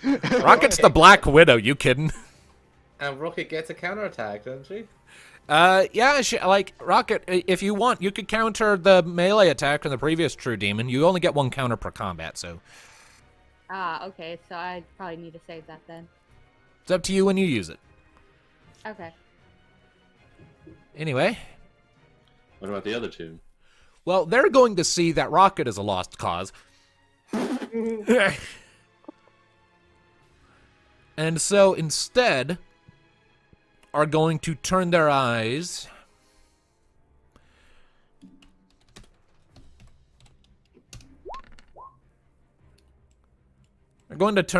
to the Little Wing's cabin. Now listen here, you little shits. Nee, we are being warded. And one of them, sorry, I and don't- let's see, and one of them, the one in the back, is going to cast Death on Neothil. Oh no. This is finesse, right? Yep. I'm sorry, I don't remember these demons having a ticket upon our ship. You must beat a 13. The Alright, so unlucky beat a number 13. Oh yeah, I beat a 13. You beat a 13? I got What'd you 15. Oh, okay. Nice. Yep, Six and a one unlucky plus 8. 13. All right, what's your magic armor? 100. But he still takes extra shadow damage, right? Pretty Oh, sure. wait, nothing. You take nothing. Yep, I all right. gained 3 hit points. No, you didn't. So, as the one demon's hands reach out towards you, you see another manifestation of the Grim Reaper appearing next to you, and you just pull out your dagger and jab it into the Reaper's eye socket as it's appearing. No, and it disappears. You know, that begs the question. Hey, I'm flying here. You know, that actually is a question I meant to ask. Like, is everybody like still have like Alistair, Mika, and Nee still have their shadow weakness, don't they? My Yeah, armor actually, gives me yeah, minus yeah. 50% from shadow damage, so I take normal shadow damage now. Yeah. Yeah, something about my armor also making me immune to. Yeah, you get like you all take normal shadow damage. Alistair takes half shadow damage because of his previous resistance being increased thanks to his exposure to Murisan in the Don't worry. past. If I'm being annoyed by shadow, Actually, it says no reaction to shadow though. Yeah, that went from taking extra damage to shadow to no reaction one way or the other because of your exposure to Murisan. So in the past, so I at only base, take half damage to it. yeah, Uh, so yeah, and and, same and with you, don't worry, Alistair. Thanatos. If shadow is particularly annoying me, I'll just pop my wings and it will heal me. So, All right, so the other one is going to also see that Neothil is probably a lost cause to them as well. I think for all the lost cause, we all either, aside from Kyra, who's currently covered, we all have 100 armor, unless you happen to be Alistair, which one you have 202.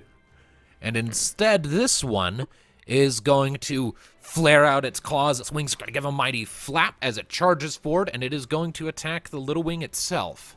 I need to know the Little Wing's Smart avoidance. choice. Little Wing's avoidance. This is a melee attack, isn't it? So Yes. Airship gains +4 avoidance when attacked by melee and short range. So this is melee and short range, so +4 to avoidance. Avoidance is 16. Just hit. It just Dead hits. on. All right, so That was a lucky hit. what is the Little Wing's armor? Little Wing's armor is not much, only 17. 106. So the Little Wing takes 106 points of damage. Ah, that's such a high avoidance as well with melee attacks on this thing.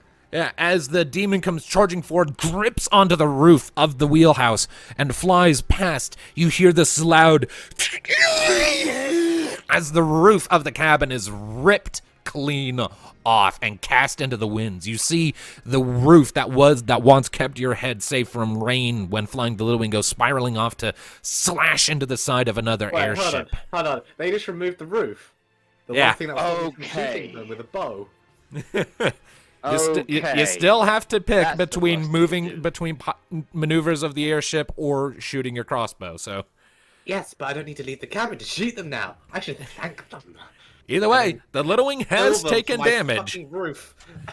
And on that Okay. note, Yeah, that's the little On that worst thing we note- could ever do. the Death Gaze. It's its turn. Oh fuck. So, All right, big boy, what you got? well, the Also, first thing it's going to do. You did inflict the recurring damage to it too, right? Yes, I did. Good. What the Death Gaze is going to do is it is going to be very, very angry with the amount of damage it's taken, and it's just going to open with its limit break. Alistair! This is butthurt because you ain't the legendary super demon. I'm gonna take it all. All right, so I need everyone to make an opposed finesse check against the Death Gaze. Oh, Alistair's just gonna take it all. I don't. It's a group one. I don't Yeah. like finesse. Why can't Hang I- on a minute. I thought Senate didn't know. Is unstoppable only usable once a day? Well, I think like Sentinel is going to nullify, but I would still like to have the rolls all the same. Yeah. The only real rule that matters is Alistair's. Yes, because like I said, it's gonna absorb it all. Good thing too, because that's a high DC and that's not enough. It's 8, 9, 10, 11, 12, 13, 14, 15. I was one short. And I need to Chiron. Yeah. Damn no. it. Never fear, the Oh, Sentinel is here. The Sentinel's taking it? Okay. Good thing. Good thing because we all rolled shit.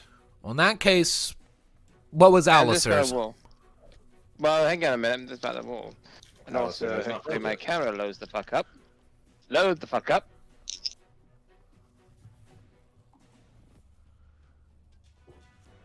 Oh! What? If you say 2 6s, Or 2 1s. it's 2 6s. Hmm. Motherfucker! Uh-huh. Uh-huh. Uh-huh. Not gonna lie, I'm starting to get skeptical of that. It seems legit. I mean, yeah, So but two things. One, I didn't hear the dice, and two, the camera wasn't on until they'd I hold it already up to been the rolled. mic and I fucking rolled Yeah, it. but You don't just- hear my it- dice it- either it- because of something, but... Yeah, but I don't want to like indicate that I don't trust you or anything, but that is a very high volume of critical successes. Hang on, you can't hear this then. I can hear that, yes. Alright. Just like I didn't like the camera didn't come on until after the dice had been rolled. So there is a perfectly viewed camera to actually see the dice rolls. So yeah, Mm-hmm. maybe just leave the camera on. Keep the camera on. Yeah, just leave the camera on. We'll roll with that. Because you are the luckiest motherfucker and we... I know I like these new dice through the look, but for fuck's sake. Okay, go ahead and roll them again and let's see. Again, I don't want to come Roll across it. as like untrusting, but that is a very high volume of critical successes, and it's making me That is a little skeptical. bit, yeah. I can roll again then. Yeah. Roll it. Oh, cock. That's a that one. cocked dice. Yeah, we that's roll that cocked. Reroll that. Okay, so 3 at the moment. Okay, 3. one. 5, 6. We miss you. Don't get crocked. Oh 4 no. again. Okay, 1. 3 and a 1. Four? 4. 4 plus. 1. Wait. Alright, give me a moment. 4 plus. Where is it? Finesse, was it? Yeah, Or 4? 8. Alright. 8. So 12. 12. That is insufficient. So, Alistair, as Deathgaze furls up its wings and then suddenly expands them outwards, there's this outward eruption of shadowy energy, and you can like hear screams in the flood of shadow. And as it reaches you, you blink, and you look over your shoulder just in time to see a scythe come swinging out of the shadow. And the rest of you watch as Alistair drops to the ground unconscious at 0 hit points. So wait, it's like an AoE death? It's called Mega Death. Oh, Yep. It's a If Alistair hadn't taken that, we all would have failed. fucking camera. so Too we would slow. all just been instant dead. So Alistair took the brunt of that, but there is a second effect that kicks in now that isn't nearly as destructive.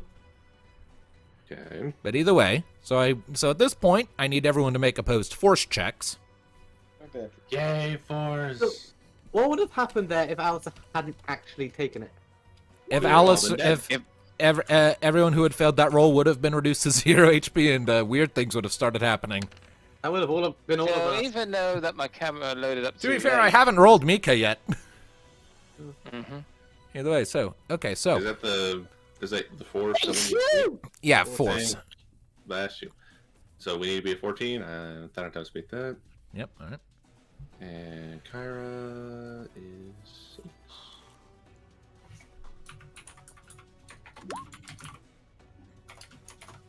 That's a... Nope, Kyra and that's Thanatos a get it. 13. Pocket does not. So 13 from me. Alright. Nika, Nita's not. Mika that's still a needs Mika. to roll. Mika gets a Mika's 17, so fine. she's good. All right, and Alistair's unconscious, so he doesn't need to roll for this. So Thanatos, Kyra, and Mika succeed. Rocket and Neothil do not. So what happens to them? Well, for one thing, Rocket doesn't get afflicted with the status condition because she's immune to it, but Neothil is inflicted with poison for 4 rounds. Ooh, Not 25% HP per round. per turn. 20%. 20%. 20. And also, both who failed will lose half of their max HP. So Neothil takes 293. And Rocket Who is immune? to poison, but she will still take a flat 313 damage from the after effect there. So with that, the shadows... Also, she takes half damage from Shadow. It's non-elemental, I think. Let me double check. It just cuts your health in half. It's Yeah, not real yeah, damage. that's not damage. It's just a flat division, so it's not based on an element. So either way, there's that. Satisfied with the damage it has done, the Death Gaze still has an action because it's considered to be under the effects of haste. Excuse it. Well, for one thing, I also... It is going to go ahead and fold up its wings close to its body again. And you see the sort of a shimmer pass over it. And then, after that instant action, it is going to make an attack roll against the Little Wing with its claws. Oh, for Pete's sake. This is no melee. shit. This is melee. It is This melee. Fine.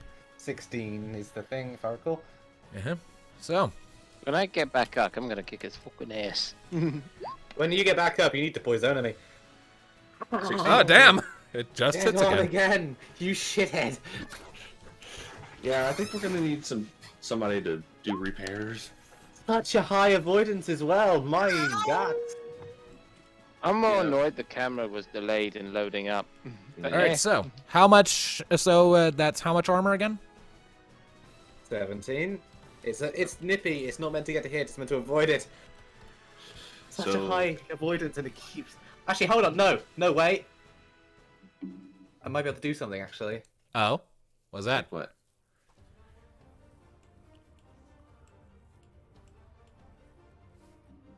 Evasion. Once per combat, I can add a +2 to an avoidance.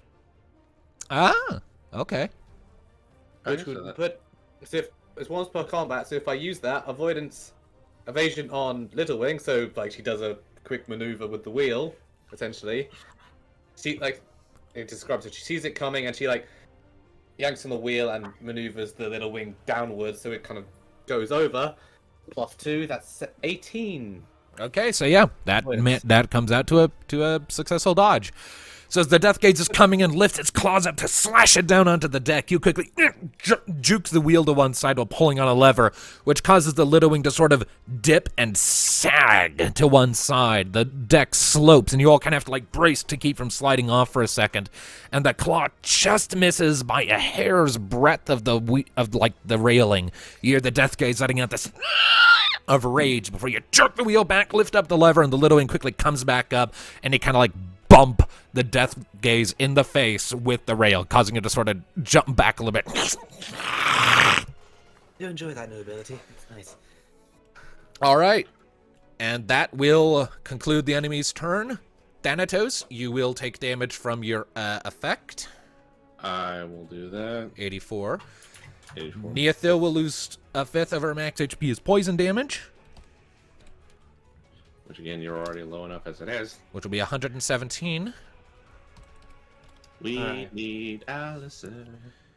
All right. And the timers on your various things decrease by 1. Could someone Kyra, wake me does up? Kyra have a phoenix down? 1 sec.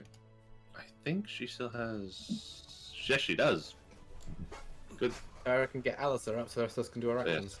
Kyra will run over here and use Phoenix Sound to get Alistair up. All right. Alistair, you are up at a hit point. And Kyra still has another action as a haste. Yep. Kyra also has another action, so. Eating potion? She She has a high or something? She has a high potion. Fuck it. Gives him a high potion. Where's the Reaper? Right there! Good, now I'm gonna punch him. All right. Can I get Alistair, a poisoner, please? Ah! Sorry, but I am dying. I am sick. You're the only one, Shit. okay. all right. Let's So heal up. as a reminder, because Alistair was KO'd, he lost the benefits of haste. Correct. Which is a pain. Indeed. So you get 1 action, 1 movement action, while everyone else is double that, except for Neothil, who is only poisoned.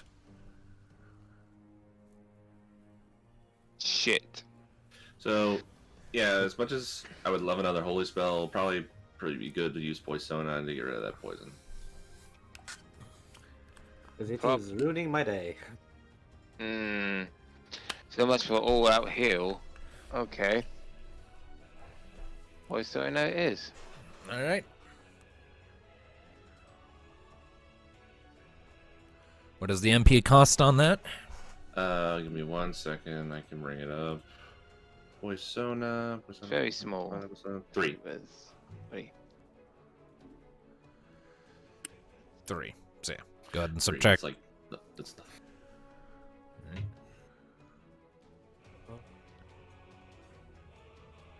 All right, and you have to use a tiny bit of movement to get into range to do that, Alistair. Oh, Yes. okay. So you move there. You Yes, subtract. Have you already subtracted the 3 MP? Yep. All right.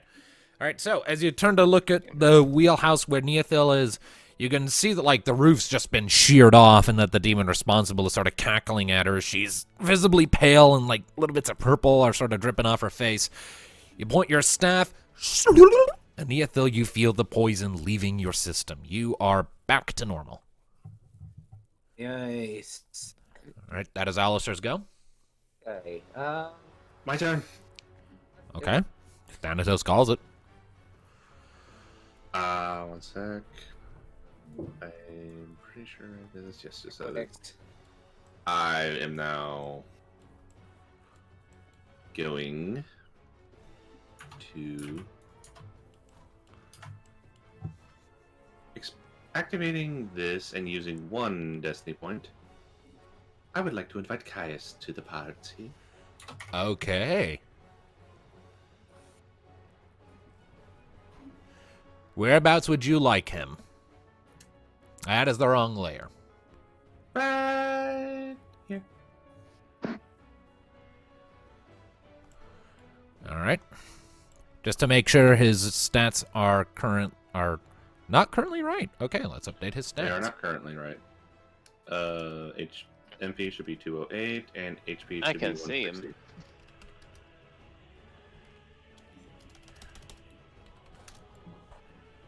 All right, there you go. Very good.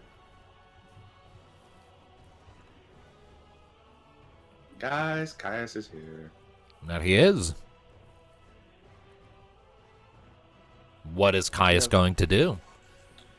He is going to expend a total of 150 of his MP to cast the Thunderstorm. Ooh. Water. Ha ha. And we'll be doing water damage. Yes, Neither. Very distinguished. Power times 7. My power is currently 24. So 24 times 7. 168. 36 plus 6.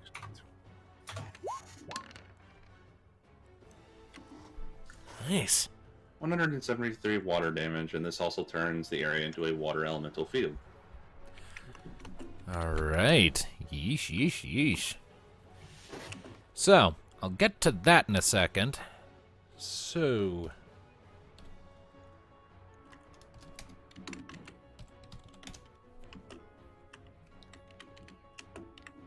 Actually, hey Tom, question. Yes? So again, Caius has all the abilities that I do, right?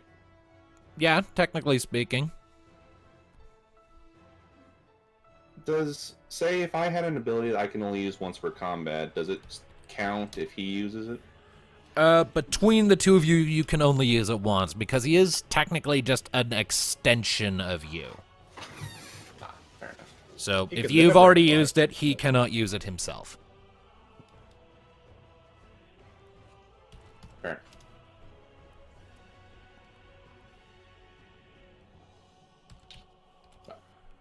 Either way, so... Caius lifts up his greatsword as he manifests, and you watch as, like, the swirling shadows of the recurring damage field you created shifts to more of a blue color, and the crimson spikes that are shooting out suddenly turn a deep, rich blue as they come shooting out with more of a whoosh, watery splash sound that just starts impaling the demons all around you. The true demons are looking pretty rough. Deathgaze is still going strong despite the hole in its chest left by Rocket a round ago. But either way, they all take a pretty significant amount of damage. That being said, as you, as you watch the effects of the elemental field you're trying to create take hold, the shadows compress in, almost like a black hole swallowing light. The water elemental field does not take hold. So this thing prevents us from creating new fields. Deathgaze creation. itself is radiating a shadow elemental field in proximity. Since I it's imagine it'll also it's be basically re-upping it every turn. I imagine it also be difficult in the tower. Quite. Anyway, can I shoot it? You may shoot it. Now that there's no roof. I Which know one? this. Which one are you shooting? Deathgaze or one of the Trues? Death goes. You could do barrage. Maybe, but I want to try my new bow on this thing. You want to try the new bow on this thing? All right, fair enough. Make an accuracy check. Shit. Since I can't do anything from this yet, I'm gonna get my drink. Fair enough. That's a 6 and a 5. Its avoidance is 15. Wait a minute. No, it's a 6 and a 5. Death penalty has thing. Does it have luck? Does it have lucky? Remember, the kill effect does not affect boss no, difficulty it's not enemies. the kill effect. It needs ultimate gear, if I remember. Oh right, the Doesn't one critical. of your properties have lucky? Right, yeah. It does have lucky. Critical hit range is increased by 1, so a 5 and a 6 is a crit. Jesus That's Christ. Okay. All right. Thank you for the new weapon, DM. It's You're nice. welcome. Wait, do you do And it has a triple crit, so it's times 3, not times 2. Okay. And on top of that, landing a critical hit, follow through. I get Nick a second attack. Jesus Christ. Okay, well, let's do the first attack first. So that's a crit, so number doesn't matter. Roll your damage and I'll Six. handle the calculations. That's my first crit with these new dice, and it's not even 2 6s. This triple crit, oh god! This is probably gonna kill it! Or at least hit the No, I damage cap. can't kill it because damage cap, but and it's also Fiend Killer. It's Does it do holy too? Does not No. really. Okay. But it's still his fiend That's killer. So... that's another 65. So it's so 164, 175 points of damage times 3, and then Fiend Killer. Which is another double, so that's basically that damage times 5. 500%. Yeah. So 175 times 5. 875 points of damage. Not quite the damage cap, but still Nice. quite amount of damage. And I get to hit him again. All right, so after our okay, so okay, so it's triple critical, and then Fiend Killer. So after its armor calculation on that initial damage, that comes out to a total of 500 points. 500 points of damage. Okay, that's still good. It is. As a follow through, can I do barrage as follow through? No, barrage is a separate action. All right, then I'm going to just shoot again. All right. Shoot it again.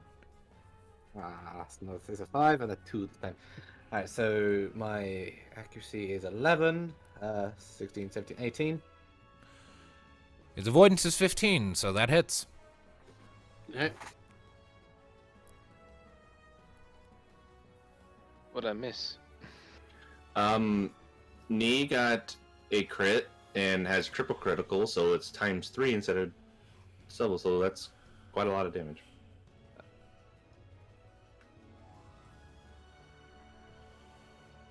Tom? 172 points of damage. Which comes out to a total of 97 after armor calculations. So 597 in all. All right, so after feeling the poison leaving your system, you take out death penalty, point it at death gaze, and a quick double burst that you're surprised by as it comes shooting up. And the first one, a thicker blast of energy, strikes the same hole in the chest that Rocket had created, and it expands with another.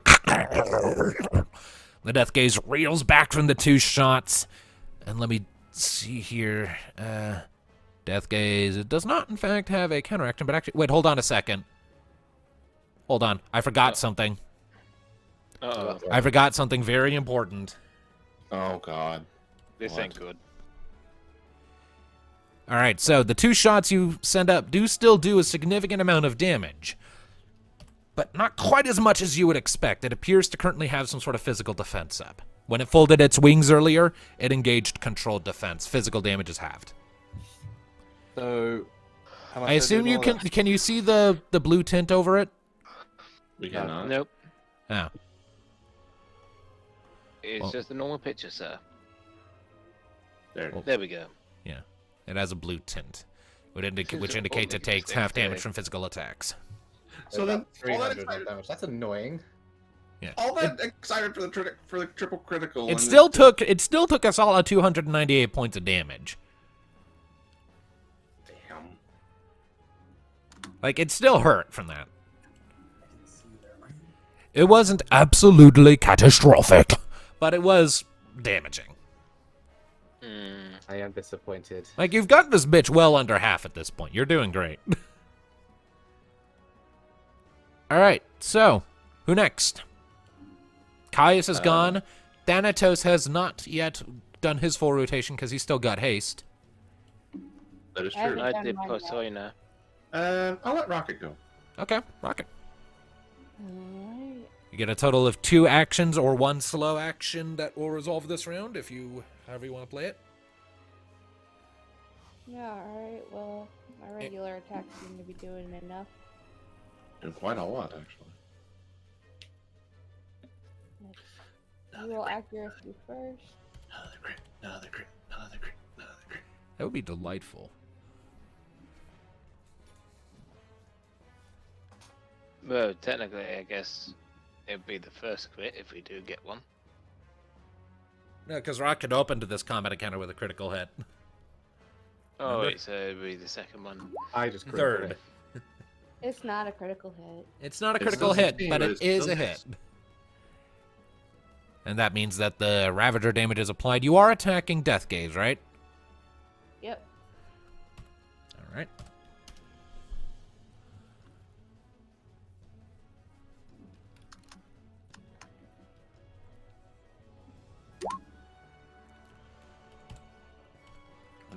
$194, Fiend Killer and Holy.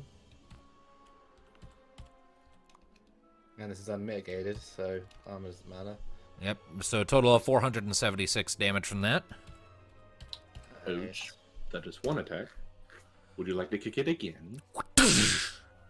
You Yeah. bring your leg across its face again after Do I dealing have with that to roll one. accuracy again? You would have to roll accuracy again, yes. Okay.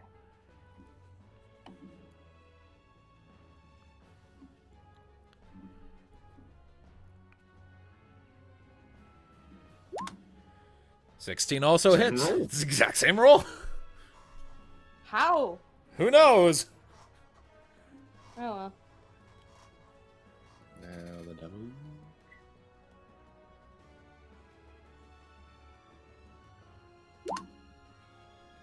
And then we'll lose him. Kind of a shit roll. He's still doing more damage than any of us. Yeah. Unmitigated. It's quite Remember back something. remember back when it was a thing where Rocket like always hit but did little damage? Now Rocket always hits and does all the damage. All right. Well, all right. Give me just a second, because once again I forgot the half damage from melee attacks thing. Yeah. Anyway, so across that entire round of Rocket kicking the sucker that comes out still to a solid 462 damage with a quick series of roundhouse spinning kicks to the chest. And of course another, because 2 strikes from Ravager, that's another 49 from that, unmitigated at all. So yeah, Death Gaze is looking pretty rough at this point. Alright, that's Rocket. Thanatos, you still have an action? I That's do. for cutting my health in half, you dumbass. Alright, let's Bolts. see. What can Thanatos do? Thanatos can do 2 actions this turn. I believe you already did one of them by summoning Caius. I believe that's how that works? Or is that an instant?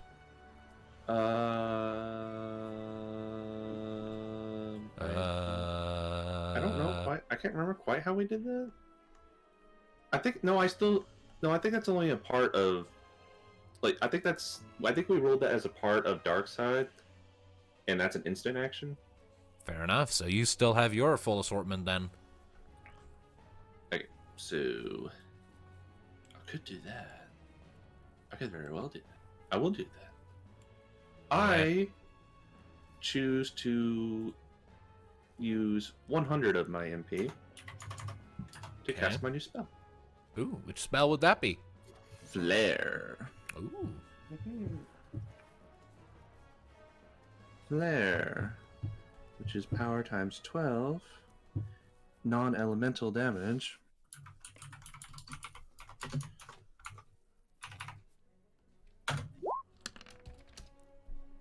$296. To which enemy? Nice. Death Gaze. Alrighty. And no more having my damage, bitch. This is magic. It's non-elemental. Right? So no resistances. So that comes out to a total of 196. After after Caius did his thing, you lift up your scythe, point it at Death Gaze, and you just see this gathering sphere of orange fiery energy that then just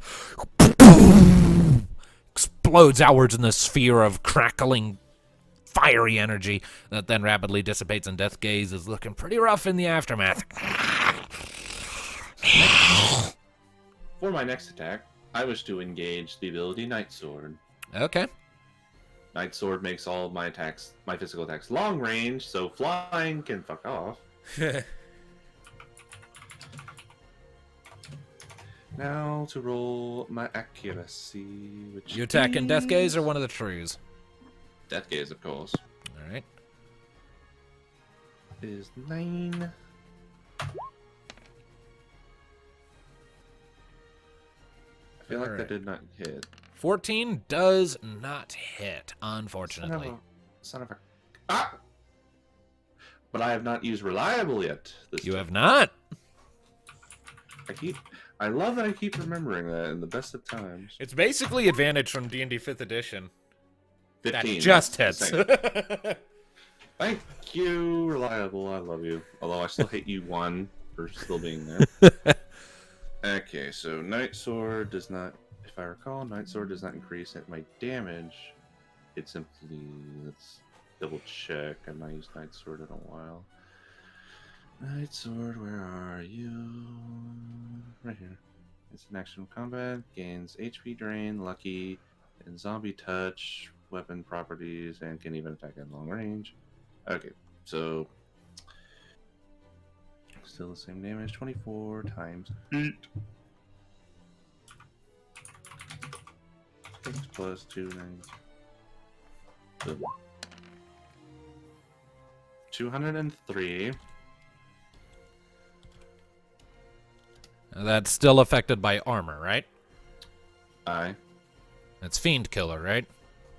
Quiet. All right.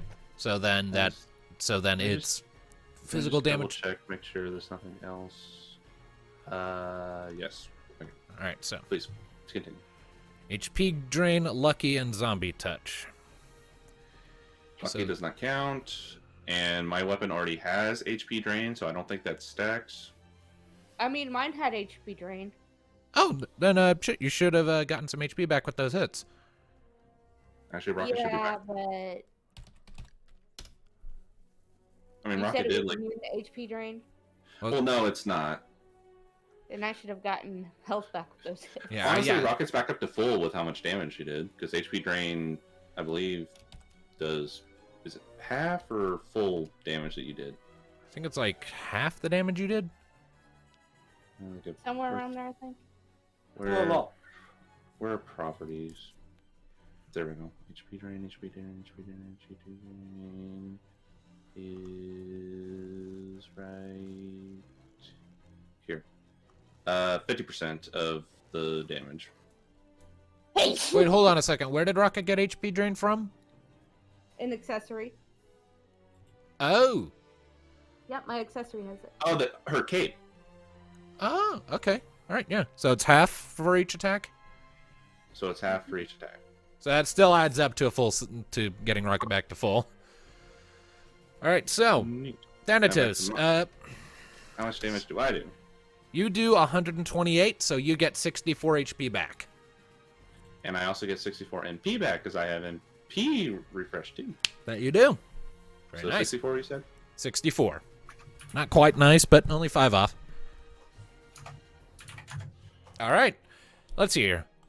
Who is yet to go? Neothil's gone. Thanatos and Mika. Rocket have gone. Mika. Yes, What about Kyra? Kyra got Alice 0. All right. So it's just Mika left. All right. Yes. Well then. What does the Mika do? Well, she is going to take a page out of Thanatos' book, Huh? and she is going to cast Flare. Ooh.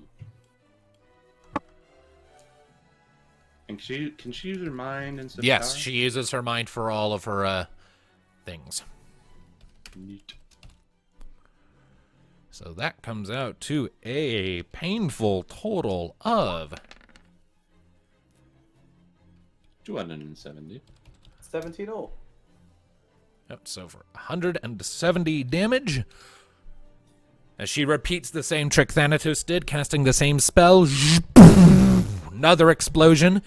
It cost her 100 MP, but she still has an action thanks to haste and how broken spellcasting is with our current rule set. Do you have Curaga or plus healing for those of us who are hurt? What rhymes with explosion? Another explosion. It'll consume basically the rest of her MP, but yeah, she'll expend 60 MP to cast Curaga and get anyone who's still hurt at least some HP back. So that will be her mind times 5 plus 2d6 to everyone.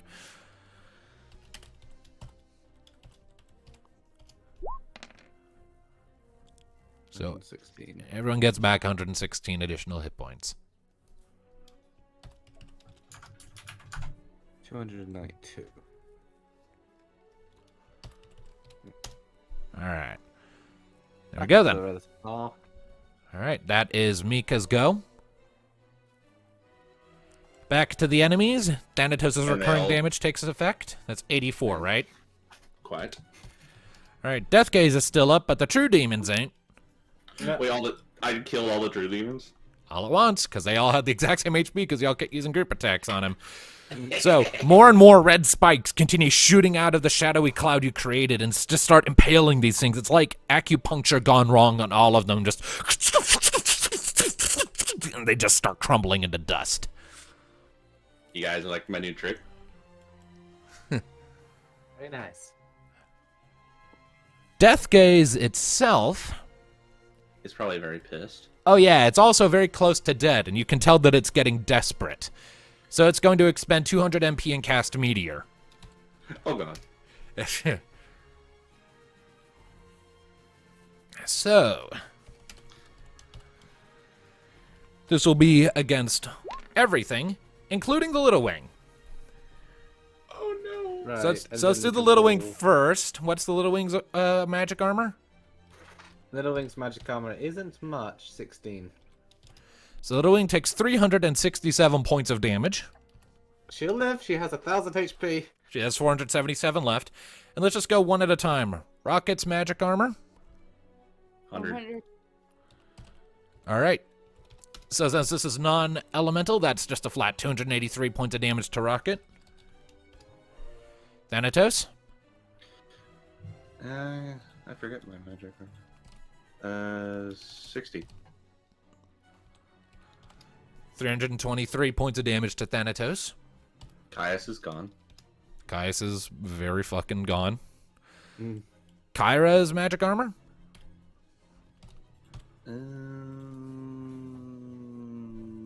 25. 25. Look, she's still got lower gear. We all knew she was gonna be, but she doesn't take a damage. Cause Alistair. Oh yeah, the damage she would take goes to Alistair, so that's 358 to Alistair. Yep. What? Although, uh-oh. And what's Alistair's magic armor? 202. I think 202? Alistair might be down again. 202, you said? Yes. 202. That's another 181. Yep, Alistair's down. Son of a bitch! Not again. All right. On the bright side, Alistair, you saved the Dragoon, I think. And Mika takes a flat 283. And Neothil? 100. 283. Ah, thank you for that heal, Mika. Just barely alive. Okay, so you all watch as the Death Gaze flaps its wings and lifts higher into the air. And with this mighty... there, behind it, and above it, rips open like a cosmic tear in the fabric of reality. And out comes a flaming, massive chunk of stone that just rockets down. Alistair, thinking quickly puts himself in front of Kyra as the blast strikes into the side of the Little Wing with this enormous, deafening... You can hear metal shearing and electronics exploding below decks as the flames and scattering rubble and stone batter the deck of the ship and everyone on board, dealing catastrophic damage except for Kyra, who Alistair sheltered. But when the flames pass, Alistair crumples to the ground. Not again! Our meat shield is getting bullied. Yes, so. All right. Alistair, is this time for a nap? Some And- mystical force denied me. Is it our turn? Hold on. Okay. What is that? Nothing. Nothing you need to worry about. Now, Does it's that now now? remember, it is technically hasted. What? What's that popping? I don't know. I don't hear it That's popping. Alistair's. That's Alistair unmuting his mic. All right. So Death Gaze still has an action because remember haste. Oh, please tell me it's not going to try to kill Alistair.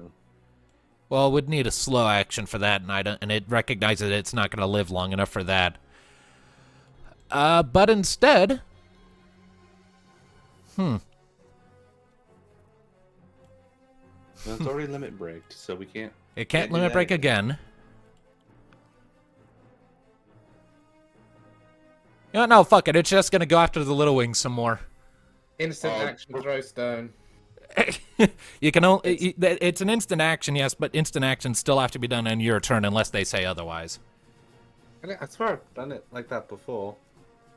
Generally No, you've speaking, an only ever instant used- action can still only be done on your turn unless it states you can use it to interrupt others. Yeah, you've never used throw stone on another person's turn. Astra can be used in between things, I'm pretty sure, but not throw stone. So you can't stun it like that. You can't exactly Astra the Little Wing, and plus Alistair's kind of.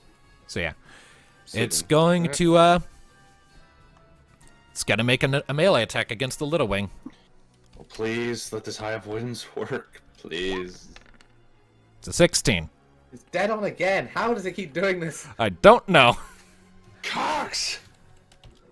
It's All right. not as Dead on every time. Little Wing's armor score. 17.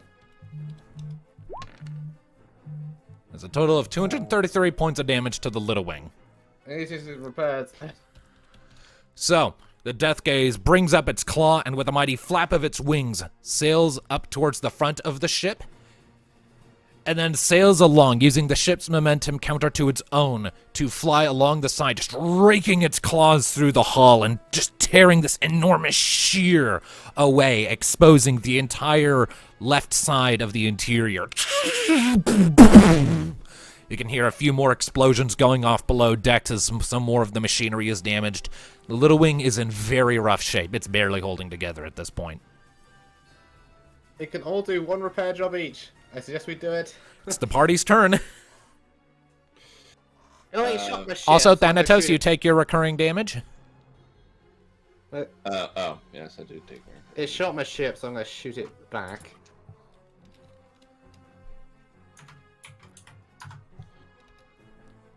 That's, quite great. So 9. Yeah, I say that hits. 20. You get. 20. Okay, yeah, that hits. Unnatural 20. You can't get a natural 20 in this game. That's why I said unnatural. It'd be funny if you could get a nat. Ah, that would have been a crit. Why couldn't I have had that roll last time? Okay,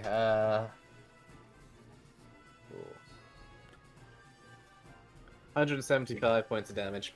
175. How Minus. long does it have that protection thing? Until it decides it wants to swap it. So after all calculations, including its protection, that comes out to 100 points of damage. Still up. It's still up, though it's very, And very hurt. just because fuck you, I'm going to take a pine cone out of my pocket and throw it. Okay, 1d6 point and 1 mitigate damage. roll it. 1 damage. 1 damage, but it's stunned, so it can't do anything next round.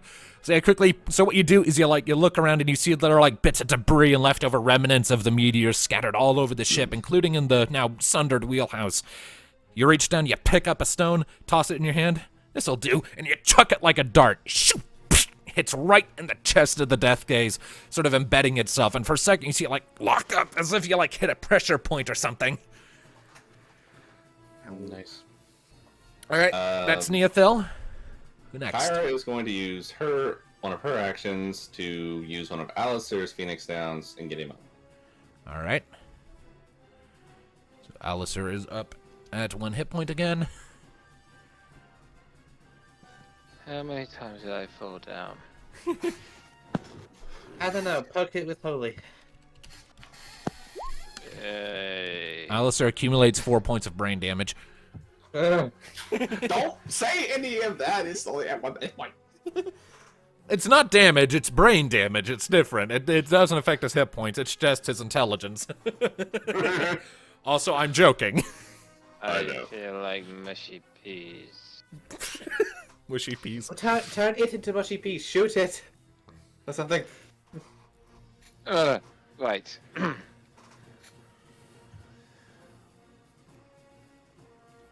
Probably use Diaga. Diaga. If you may. How many MP is that again? 80. 80. All right. Alright. All right. Let's see. 9. You're 9. Okay. 9 plus. Wait, what? What is this 9? Remember, like, for spells, you don't have to roll accuracy. You just roll the damage. Oh. Okay.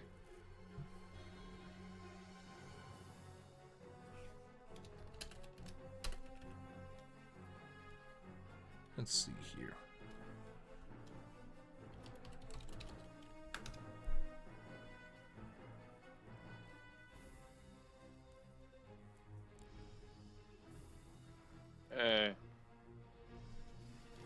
Here a second. My sheet's glitching. This is awkward. What do you need?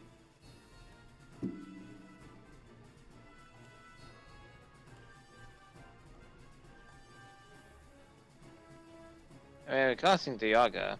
So your power Okay, times you- 7, so 12 So times 7. 12 12 times times 7. 7 plus a roll damage, which I'm gonna go get food to get back. Okay. What? Yeah, no, I was telling my friends I was going to get food. Yeah, go ahead. Go get food. It's all good. yeah, you need it.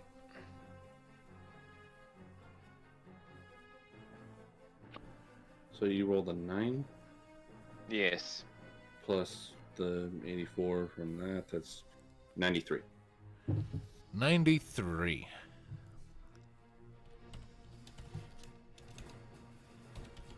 Comes out to a total of 86 damage. Is it still up? Barely. I'm shooting it. And I has last resort, so that's 3 damage steps. Buttles. Make sure, because it keeps hanging in there. The bastard. 24 times 15. 8. This, you mother. I like that voice crack. What attack are you using specifically? That's flare. Ah. Claim your victory. Hey. So At the least gaping, someone did something. so the gaping hole that Kill we've them. been leaving in its chest. Yep. Where it's currently scrabbling to try and rip out a chunk of its own meteor that Neothil pelted it with. I want to hit it right there and blow it the fuck.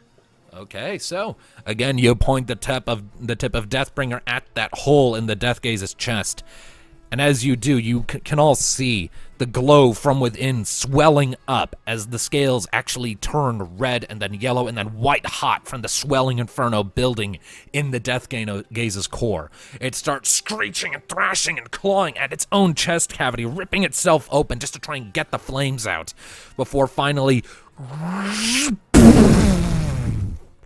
the whole sucker explodes and scatters and turns to fragments of just dead thing.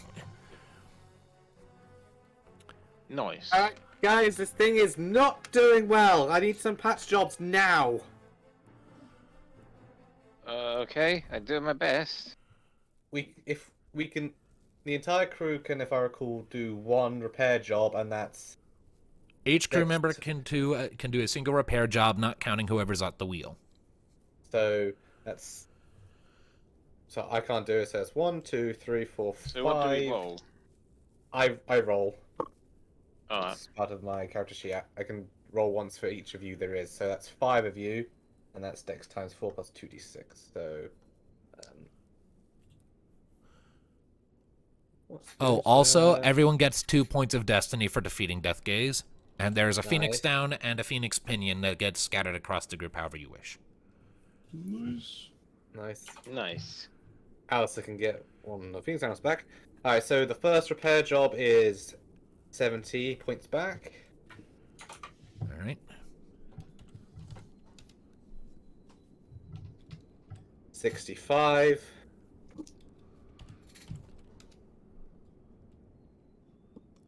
Another 65. Another fucking 65.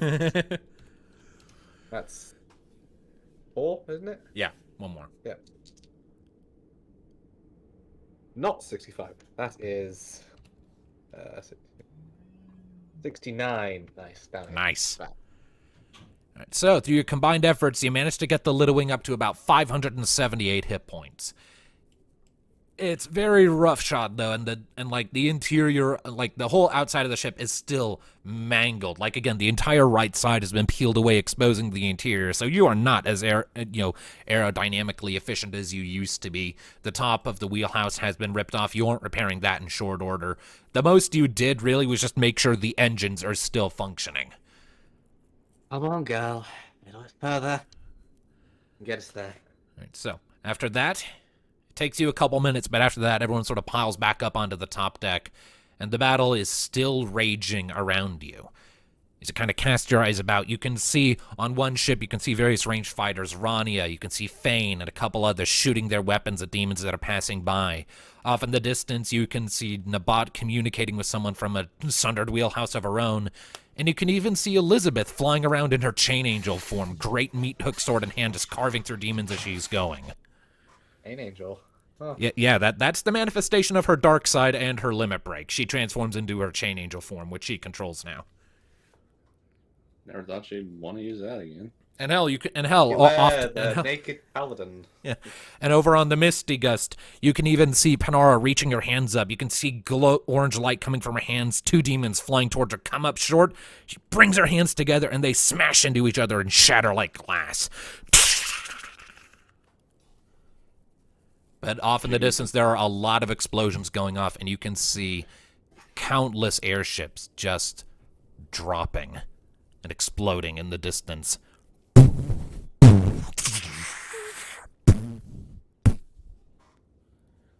I'm going to... Alistair, can you... Oh, we need to do some quick healing stat. Alistair, can you provide potions? Sure thing. Because of your That's what I'm here for. ability.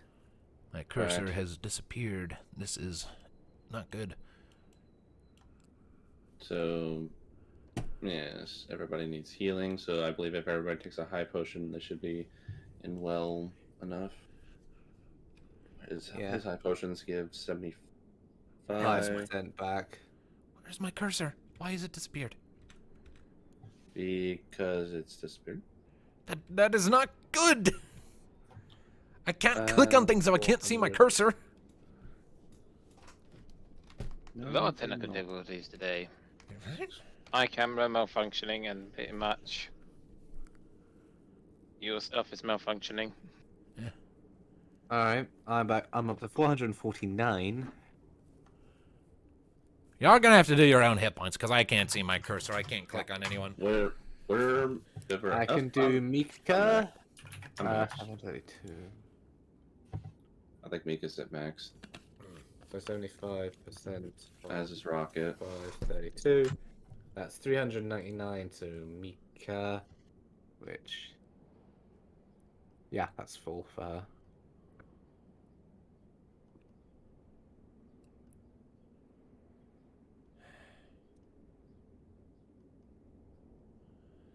And Alistair, you'll get 75% of 706. You'll gain 530 back. Got my cursor back. Nice. So everyone's just using one high potion from their inventories?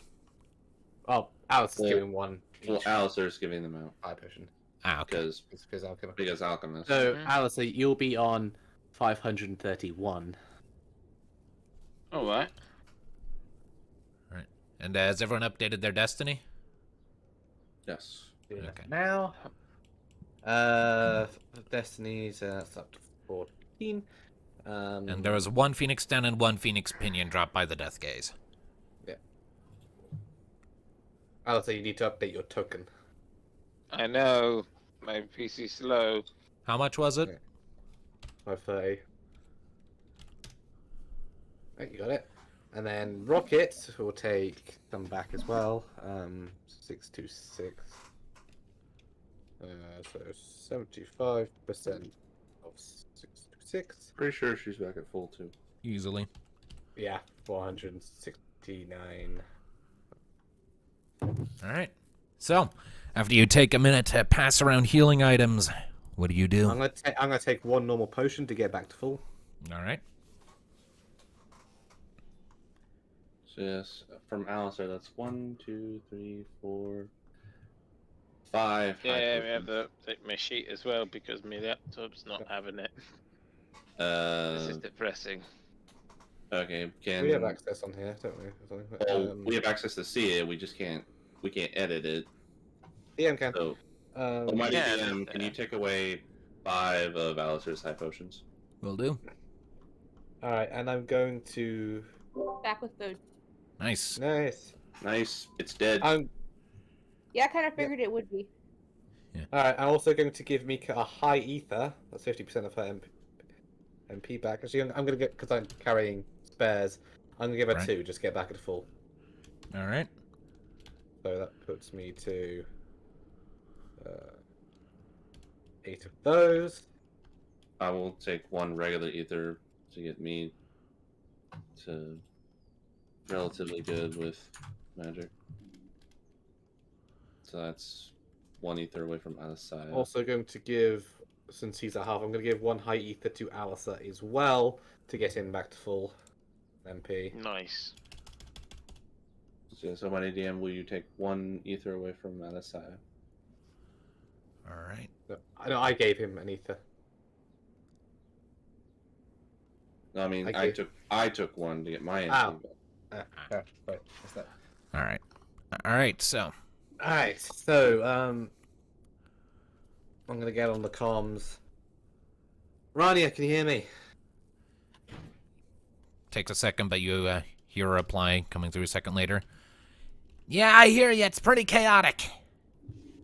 Several got through to us. We dispatched them, but the little wing is not healthy.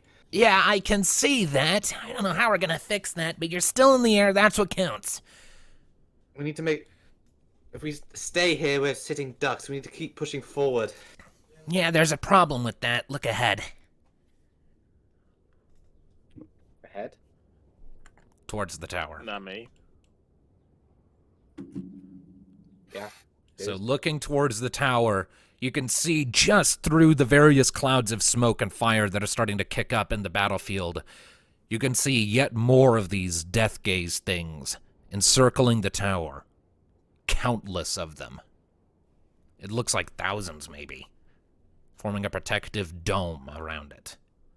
Well, we barely shit. got through 1. I don't know how we're gonna punch through that.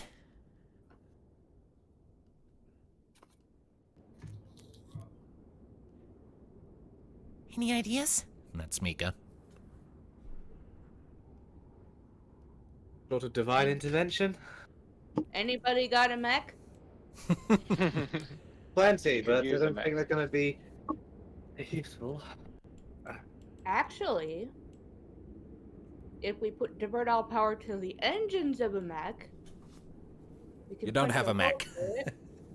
Ah, I mean, dang it. I'm sure at the end of the chips might have them, but we can't actually deploy them. Unless mechs can fly.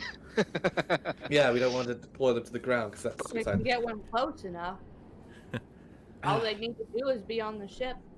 If we get close enough, we can magic side booster through, but that's a wall. We need to make a hole. Divine intervention, that's what I've got. We could really use some mechs right now. You're really gunning for We the need a mechs big- that you do not have. We Rather need a bigger than mech. mechs. Rather If than somebody mech. on another ship has some mechs, that'd be really nice. There are no mechs. I'm sorry. This isn't There a are no warrior. mechs. Ifrit can't fly, can he? I mean, he doesn't have wings, but he's a god. I don't think gravity I don't think he gives a fuck about gravity. Yeah, like that. Like in general, the gods be like gravity. Pfft, fuck that. Ifrit was wanting to have a bit of fun. Can Ifrit burn us a hole through that? All we need to do is the plan is stay in formation till we're 30 miles out, which is approximately how far is that barrier? Looking at the barrier, you'd say that it's really close to the last point of safe distance. It's like once you break through that, you're pretty much in the clear. But breaking through that is going to be the tricky part. All right. Stick to the plan, but with an added bit of divine intervention. It's their barrier of bodies is slightly beyond where the bubble is going to hold position. When they do, all fire and artillery needs to be trained on that wall. The nimble ships will break ahead as planned, but we're going to invite Ifrit to join the fray and burn a hole. We just need a small hole, and that's it. Little Wing gets through the barrier, the rest break off and return to the fleet. So as you're saying this, Nee, they feel a little tingling on your chest.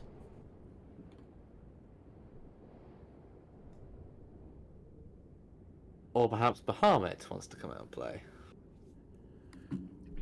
The same sensation starts to hit all of you as you're sort of contemplating All this. the gods want to play. You glance down at 15, the Royal Edition. you glance down at your chest pieces. You can see the crystals embedded in your armor glowing slightly. And Neothil, from your chest plate, you hear in your head, "You aren't taking this fight alone. We cannot accompany you, but our avatars can." When you manifest, the strength it usually takes to summon one of you. On this occasion, you aren't summoning us. We're inviting ourselves. We just need you to open the way. That works for me. Ditto. Way's Alright. open. Way's open. All right, so after a moment, you feel the tingling getting a little bit louder and louder. The tingling getting stronger in your chest. And then the air above the Little Wing starts to swirl. The storm clouds overhead gathering into this spinning tornado. Little crackles of electricity start shooting through it from Thanatos' chest piece. You look down, you can see the purple glow of the crystal brightening. Then there's another blast of thunder, and the familiar silhouette of an old man with a staff and strange purple wings emerges in that swirling tornado. More and more lightning bolts come crashing down all around, striking airships but not damaging them, creating sparks that swell and gather together into an enormous fireball, from which a familiar lion-like humanoid, Ifrit, bursts free. More and more starts to gather around. You can see shards of ice rising up behind the Little Wing, just manifesting as if out of nowhere. And then when they shatter, Shiva. A blade fan in one hand and a glistening ice trident in the other. The shards of ice that she broke free of melt and swirl into a ball of water that then from which emerges Leviathan. And last but certainly not least, The tornado continues to rage, and from within, as more lightning and flashes of color emerge, you can see Bahamut within. Eyes flash bright blue before his wings unfurl, and the very sky itself clears. The clouds just part. I have an idea. Bahamut, do you mind if you had a passenger helping you out? She can't come with us. Are you suggesting Kyra take a jump off? He's always wanted this, let's be honest. Ride Bahamut into battle. you know what? Yes. Why not? Kyra, if we're gonna make the push, I think this is where you need to get off. And we have your steed. All right.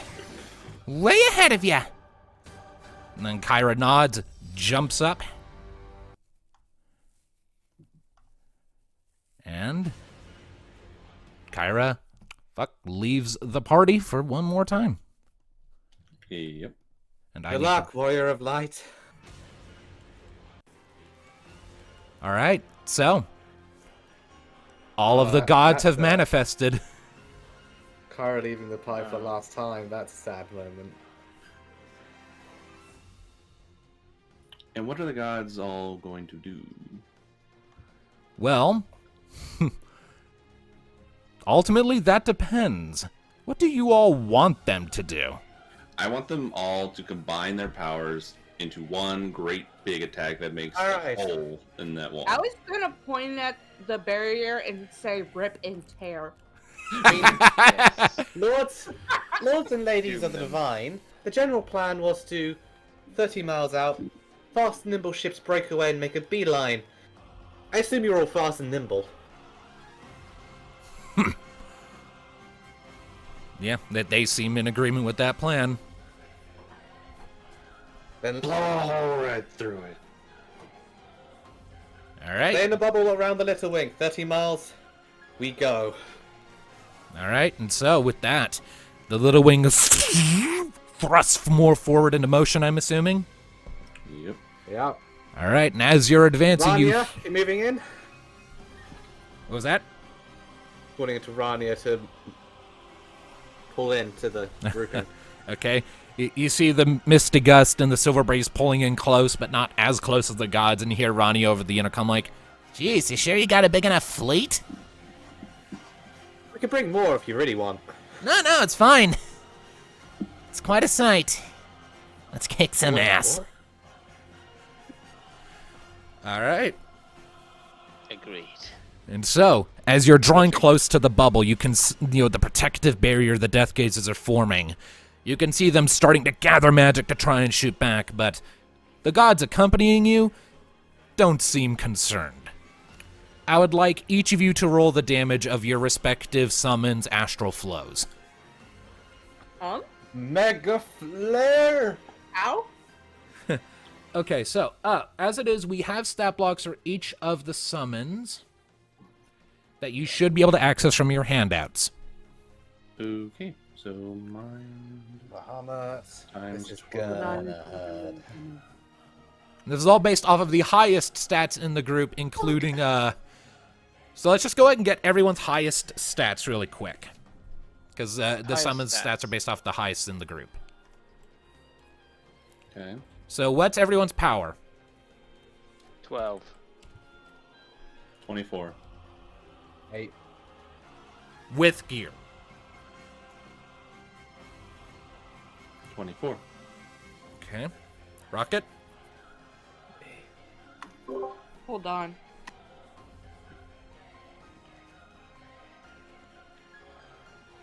Okay, so the power is 24 then. I just checked. Sorry, my mom was down here and I was wondering if she would tell me something. That's fine. All right. What's everyone's res? 10. 11. 11. 10. Highest res is from Mika. Okay. That's her res. I didn't roll. We're getting to that. We're determining the baseline here. Everyone's dex. 28. I already win. I know this. It's 28. 23. Yeah, and he wins. And mind. 26. 7. 15. 5. 26 it is. So I'll go ahead and put these numbers in chat. These are the numbers you will use when calculating the damage from your attacks. I've already rolled for Mega Flare. Does the damage cap count here because it's the gods? No, you bypass any damage caps with this. I do. I do 1,208 damage. Nice. Okay, now. Ignoring all Ramu. armor and magic armor. And all targets struck. You said you put it in the chat? Yep, in the Mind. Roll20 chat. On top of that, Ah. any who survive, if they don't succeed in the post roll, are inflicted with seal and curse. and they are all knocked back. It hurts. A lot. Well, Ramu's isn't quite as impressive, but still nothing to sneeze at. Hey, mine wasn't impressive until I took your power. That skyrocketed it. Okay, Neothil, what was the damage you had again? 1,208. All right.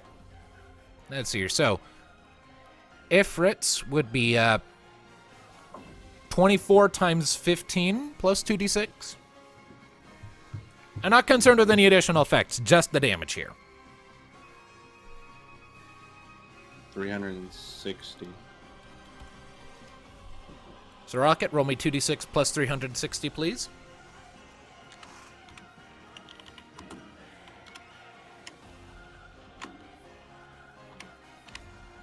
For shits and giggles, you want Kyra to limit break on this as well, since she's on Bahamut's back. She's just hanging on for dear life right now. All right. So, let's see. So that was Bahamut, Ramu, Ifrit. Let's see Does here. Ravager affect him? No, this is not a thing where Ravager comes into effect. Let's hear Leviathan. Leviathan. Leviathan. Is power times 10. So 24 times 10. So 240. 7. And last but certainly not least, Shiva. I don't know what Shiva's is. Diamond dust. Okay, but does it do mind or power? It is res times 15. Oh. Res times 15, so 15 times 15. 225. Alistair, roll 225 plus 2d6, please. Wait, 225. 225 Yes. plus 2d6. Okay, So roll that dice. hang on a minute. My camera's not on. Hang on. I took a break so the camera doesn't overheat. It's an old boy. And it's black. What the fuck? Hang on a minute. Do you have something covering it? Oh wait, I know what. Hang on. Unplug, replug. That should work.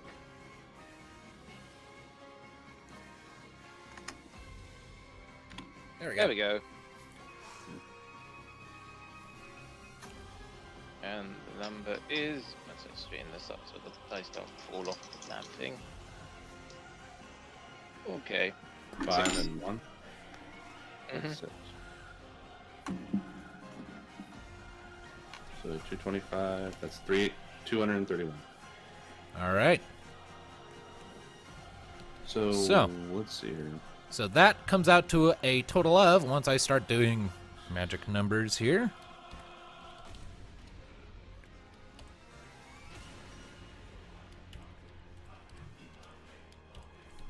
That comes out to a total of 2,375 points of damage.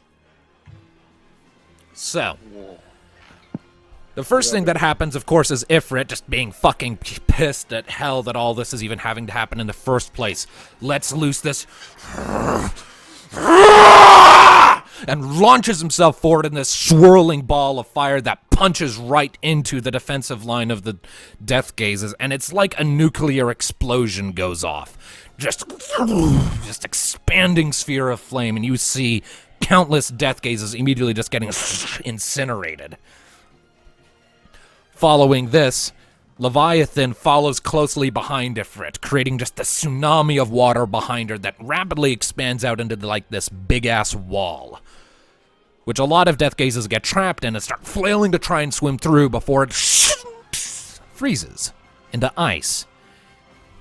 Shiva just gives off a little smile and snaps her fingers, and the whole wall of ice shatters, breaking the Death Gazes into pieces with them. Those little pieces of ice that are still falling through the air then glow purple, and lightning darts between them, emitting from Ramu's staff to strike all of the other Death Gazes surrounding it, pushing them away with the shockwave of electrical energy. And then to cap it all off, as they're desperately trying to form up and regroup, Bahamut gives a mighty flap of his wings, lifts high into the air, blue energy swirling and gathering into his mouth. And with one more draconic roar, pitches forward and this enormous beam of blue energy rockets outwards, blinding in light and scale, practically encompassing your entire field of vision. And when it fades, a few moments later, there is an enormous opening in the wall of demons. At which point you hear Bahamut roaring, "No!" Are we 30 miles? You're close enough. Engage the business! Let's do Admiral, this. Admiral, move the fleet into its defensive positions. The rest of us are moving in. All right. Rania, Sid, everyone, you good? Give him hell. We'll live. Take care. All ships on the little wing. All right. As you start we go. pushing. All right, so as you start pushing through, Neothil, I need you to make a vehicles check. Assume as planned, smaller ships are converging while the bigger ships are moving to defend. Pretty much, yeah. Everything is moving in accordance. We're just rolling to make sure your part is working. Okay. So once we get to that wall and the others are breaking off, I'm going to activate the Magicite boosters. So, vehicles check, yeah? Yep. This is going to be a very, very difficult check, by the way. Oh, I'm adding. So, currently, 7, 8, 9, 10, 11, 12, 13, 14. I'm going to add another d6.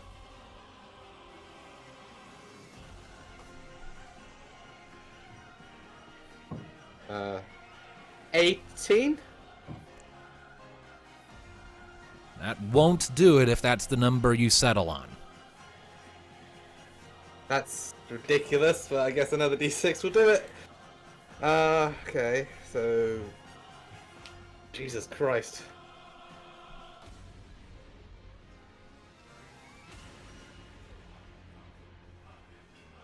$21. That'll just make it. Fucking hell. I needed to add. Short of a critical hit, I could not reach that number. All right. So, all right. So with that, you push yourself into full throttle as well as you can. There's still explosions going off all around you, and you can see more and more demons trying to close in to try and close up the gap. But between gunfire from the airships and the gods throwing out more attacks to keep them at bay, the little wing is going strong. Though there are still the occasional spells that come rocketing through that manage to slip between defenses to crash into the hull, doing a little more damage, but you're still pushing in. For a brief moment, it looks almost like the demon horde is going to close back in and keep you from getting through, but there's one more blast from Ifrit as he goes charging through, clearing away, and the little wing sails through, getting a very faint coating of ash in the process. You are through the demon defensive barrier. Other ships are broken off. Yep, and most of the other gods are breaking off too. Bahamut is holding with the ship for the moment. Sisters, we'll see you on the other side. You only get static at this distance. The rest of you ready? That's all I ever do. Ready as always. We'll All right. take one last quick look. The Misty Gust and the Silver Breeze breaking off the gods. Kyra on Bahamut's back, I presume, still. Yep, she was kind of watching everything happen with a grim expression, but she's holding true. Magicite boosters engaged, gives the wing a speed boost, haste for mechanically, and then beelining it for the tower. All right. And as the tower is advancing, I need you to make an awareness check. Everyone on the top deck. I've used my Wait, two in the new. sky. I've used both my destiny points again for that fight. What about the ones who still have fly on them? What was that? What about the ones who still have fly on them? I'm not sure what you're referring to. I mean, my character still has fly on them. Yeah, Rocket Zoom still in. has fly. But so I mean, I you assume would just you would have landed, otherwise we would have overtaken you. yeah, easily. So you always have fly, but you can land whenever you wish. Fly and land at will. So do I still need the awareness check? Yeah, this isn't based on your position. It's you noticing what's ahead of the airship. Oh, okay. Mika got a 15. I got 14. 14. Sir, what did you get? Let's see. Oh, 5 and a 6. Plus? yep. And my avoidance is already high. Yeah, back. Let's have a look. Awareness, not avoidance. So, I mean, awareness. Yeah. My awareness is. The sheet loads up for me. Here we go. Awareness.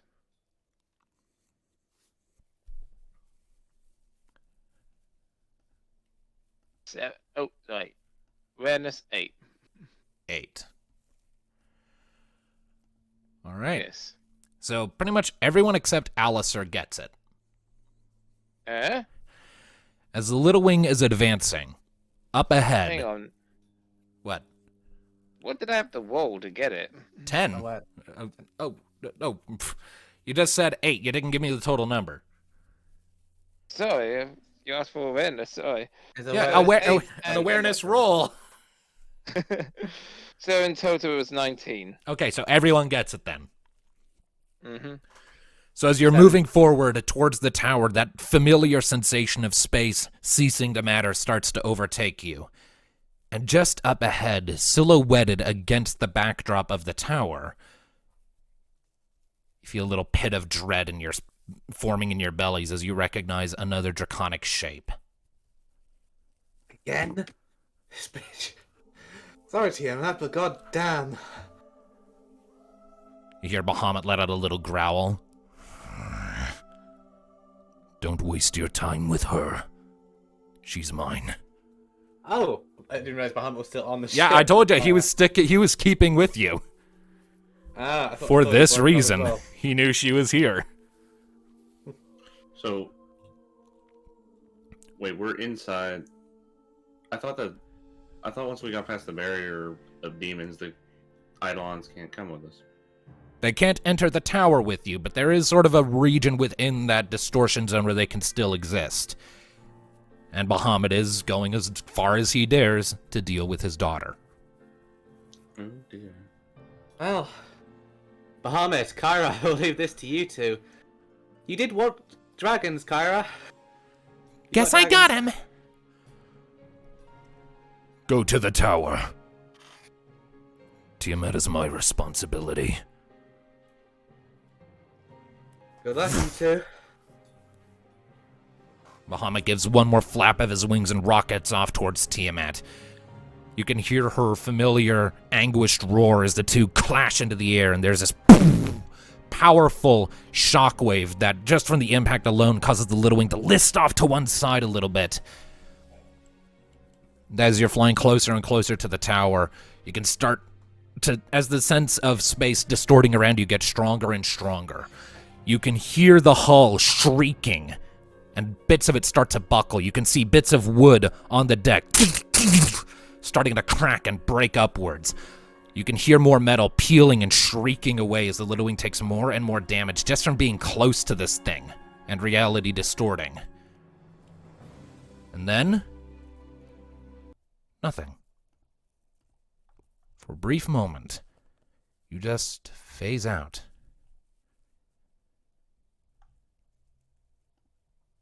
There's a sense of weightlessness for a while.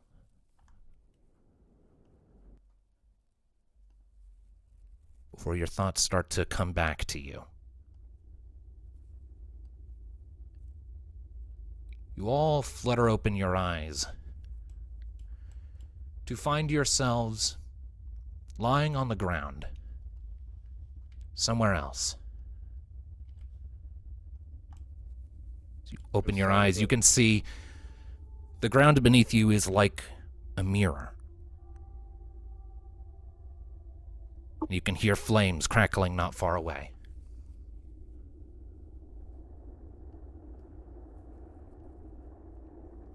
No sign of the little wing. As you lift your heads up, all of you coming to, you look around, and behind you, on this seemingly endless expanse of just reflective water that you stand upon, a deep purplish pink sky overhead with swirling maelstroms of energy. On the glassy ground, the mangled remains of the Little Wing. Motherfucker! Had you rolled a 25, it would have been intact. No.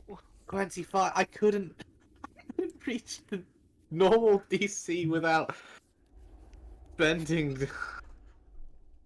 What would have happened if I rolled less than a 21? If you had rolled less than a 20, the Little Wing would have crashed right at the base of the tower and you would have had to walk some of the distance. My ship! Oh. Seemingly distraught, Alisai puts his hand on his shoulder. His shoulder.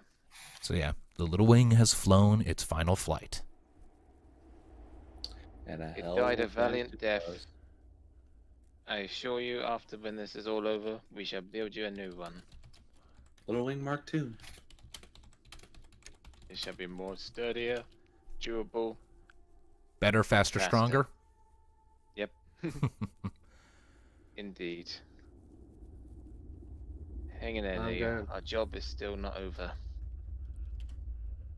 I'm going to me staring at the wreckage for a moment.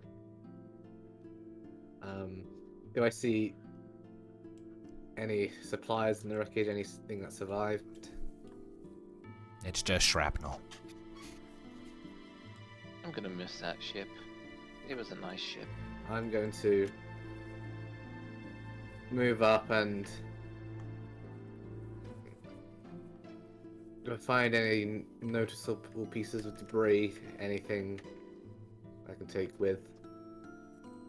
Found like a little sheared off piece of the hull that has the L from the name. Scratched and dented, the paint partially worn away but recognizable. Put it in my pack and take it with me.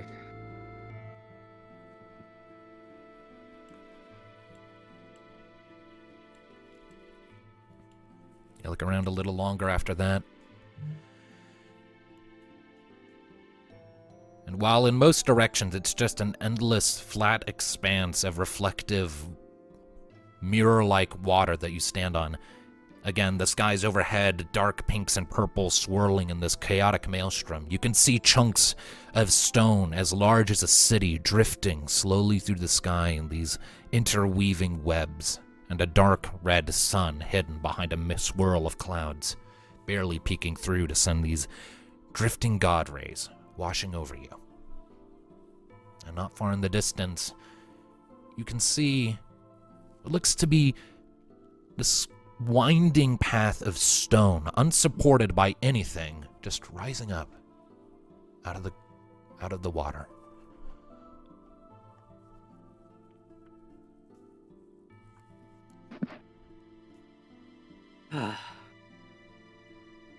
Okay. One more thing they need to pay for. Come on. All right.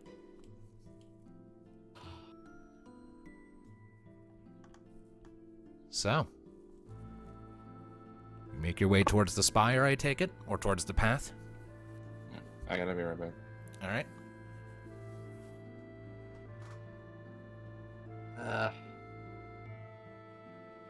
Welcome to the final dungeon, ladies and gentlemen. Yeah. Shall we do usual formation, those of high stealth scout ahead first?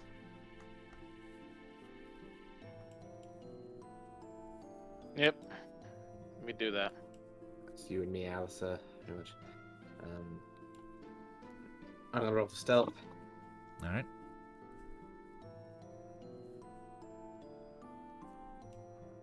That's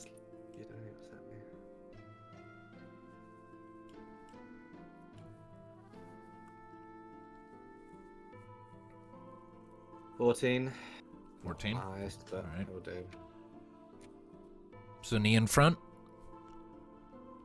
Alistair coming with, stealthing. Yep, I'll be there. Alright. Stealth roll there, Alistair. Okie dokie. I had a pretty crap roll, but I have a high stat, so. We I shall got the see. jitters. I'm excited. Shit, that Oh one no! up. It ran away! Reroll! Come back, you vile fiend.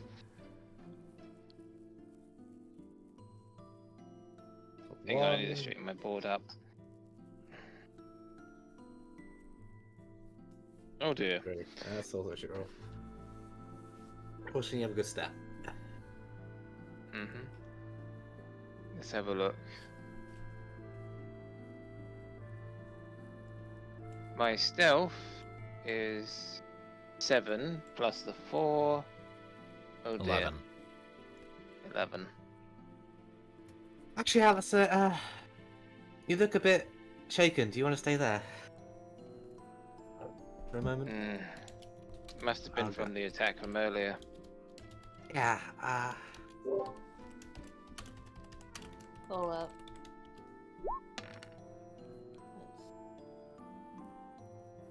I think it got exactly the same. yeah. I'll take a gander ahead. You guys, I can do what do you it. think? What I missed? We're attempting to scout ahead, but only Nee has had a good stealth roll. There we go. You rock it then. Alright. So Knee and Rocket taking the lead. Yep. Let's just scout to that corner for the moment, see what's up ahead. Gotcha. Honestly, there's not really much of a reason in hiding all of this, since, like, it's not, like, walled in. It's just an ascending path.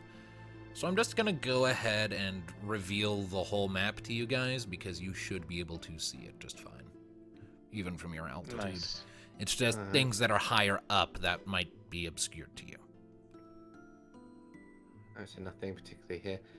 Alright, let's ascend. Alright. So, As I'm going to... My crossbow is already out, and I'm going to be keeping an eye out for unusual quibbly things on the way up. alright, go ahead and make an awareness check then.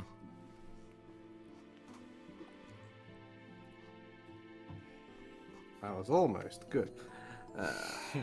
I'm gonna be keeping an eye out for unnecessarily angsty cat boys with red hair. Make an awareness check. They're not usually quiet, those. I wouldn't describe him as angsty, just blasé. 14, again. 14. And fancy. Alright, so, for Neothil, you're not seeing any creatures nearby, but as you look up into those drifting chunks of stone, occasionally you can see something flying between the chunks. You can't really make out any distinguishing features from here, but you just kind of see it moving. From one stone to the next, disappears for a while.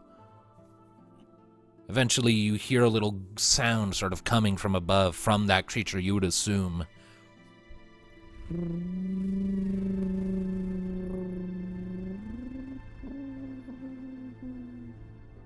Faint and distant and warbly.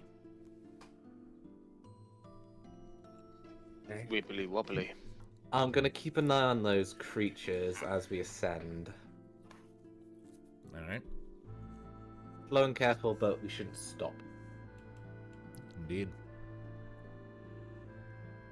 Nothing accosts you for a while as you're making your ascent. It's just... the air is utterly still, but you can hear the distant rumblings of the stones occasionally crashing into each other overhead, like thunder in a lightning storm. And the distant ghostly howling of a hollow wind that does not reach you. Eventually, the slopes start to even out, and you don't even need an awareness check for this. As you're reaching the summit of this pathway, you see standing at the edge, sort of just looking ahead. Saran. Saran. Yep, kind of figured. Motherfucker. Sort of glances over his shoulder as you come up. Insert There- speech here. And he just kind of looks back at you all with a little nod of his head. There you are. I was wondering how long it'd take. You kept me waiting. You wrecked my ship. Now, No. about that speech you were gonna make. The only speech I want to know is what you're up to. Are you finally ready to reveal your grand master plan? Or are you going to remain cryptic up to the top floor of this place?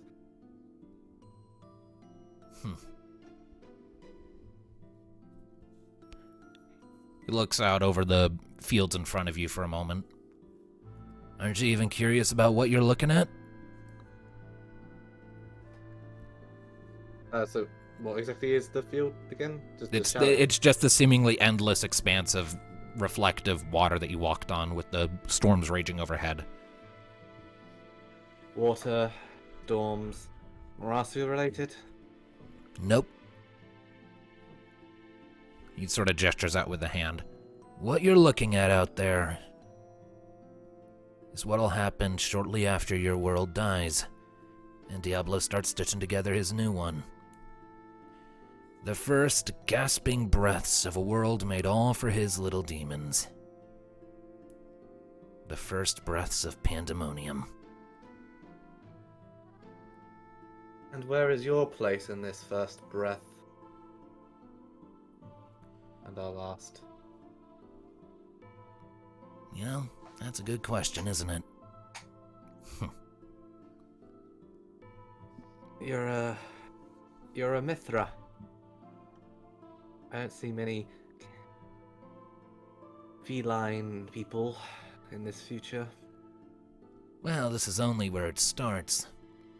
And even I'm not totally privy on where the big guy's gonna take it all.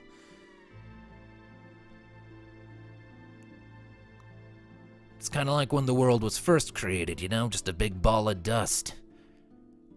It'll all take shape sooner or later. It'll just take time. If it is, life like us, he hates with something of a fierce passion. After all, we, in his view, stole his world from him. Yeah? According to him, you're all slaves and perpetuators of the tyranny of light. Of order. Life sharing a world he believes rightfully should be his alone.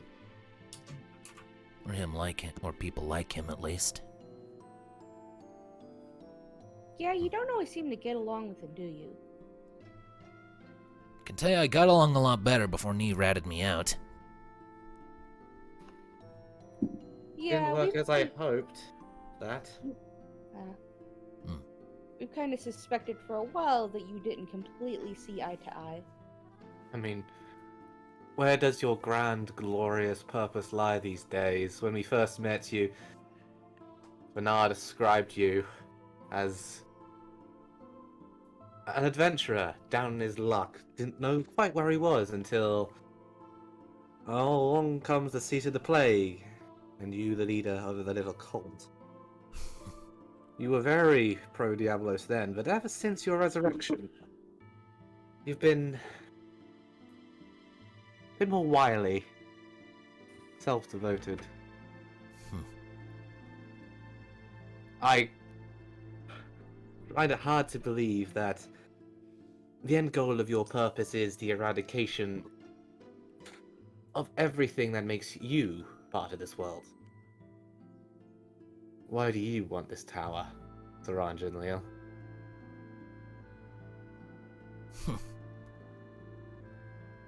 You know what? You're right. There's no point in keeping up this charade anymore. He turns back to face you all, a more almost melancholy look on his face. And since it doesn't really matter how it ends one way or the other here, my life ends win or lose, no real point in keeping it a secret. He jerks his head off to the side, and you see this little shadowy rift open up at the end of one of the paths. Go. Climb the tower. See what Diablos wants to make with his new pandemonium, from the detritus to the summit. And see where my place in it all started. And with that, he just disappears like smoke.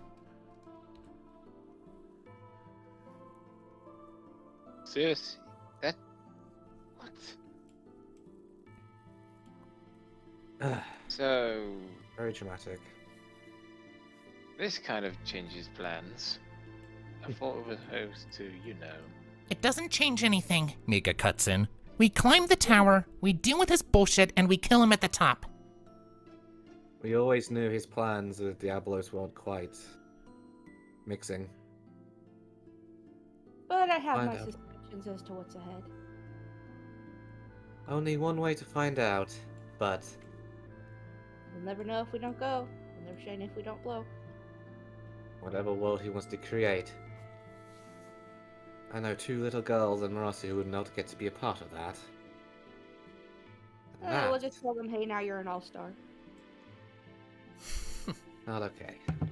That moment you guys realize I've been quoting all-star this whole time. Yes, we noticed. Oh I my god. only just now did. Not really the best time, but Wow. alright. Alright. Anyway, Shadow Void. Alright. So, you're all stepping into the void. Guys, So- put your butt over here. What was that? I was telling the guys who are way behind us to get their butts over here. Ah. Alright. Well then. As you approach the void, it's remarkably calm. Just like a perfect sphere of displacement. And it's Oh, weird. so As staring you're at the approaching, void. you can faintly smell seawater. Salt. And something We stare into fresh. the void and the void stares back. Sorry, I had to. I didn't even hear it.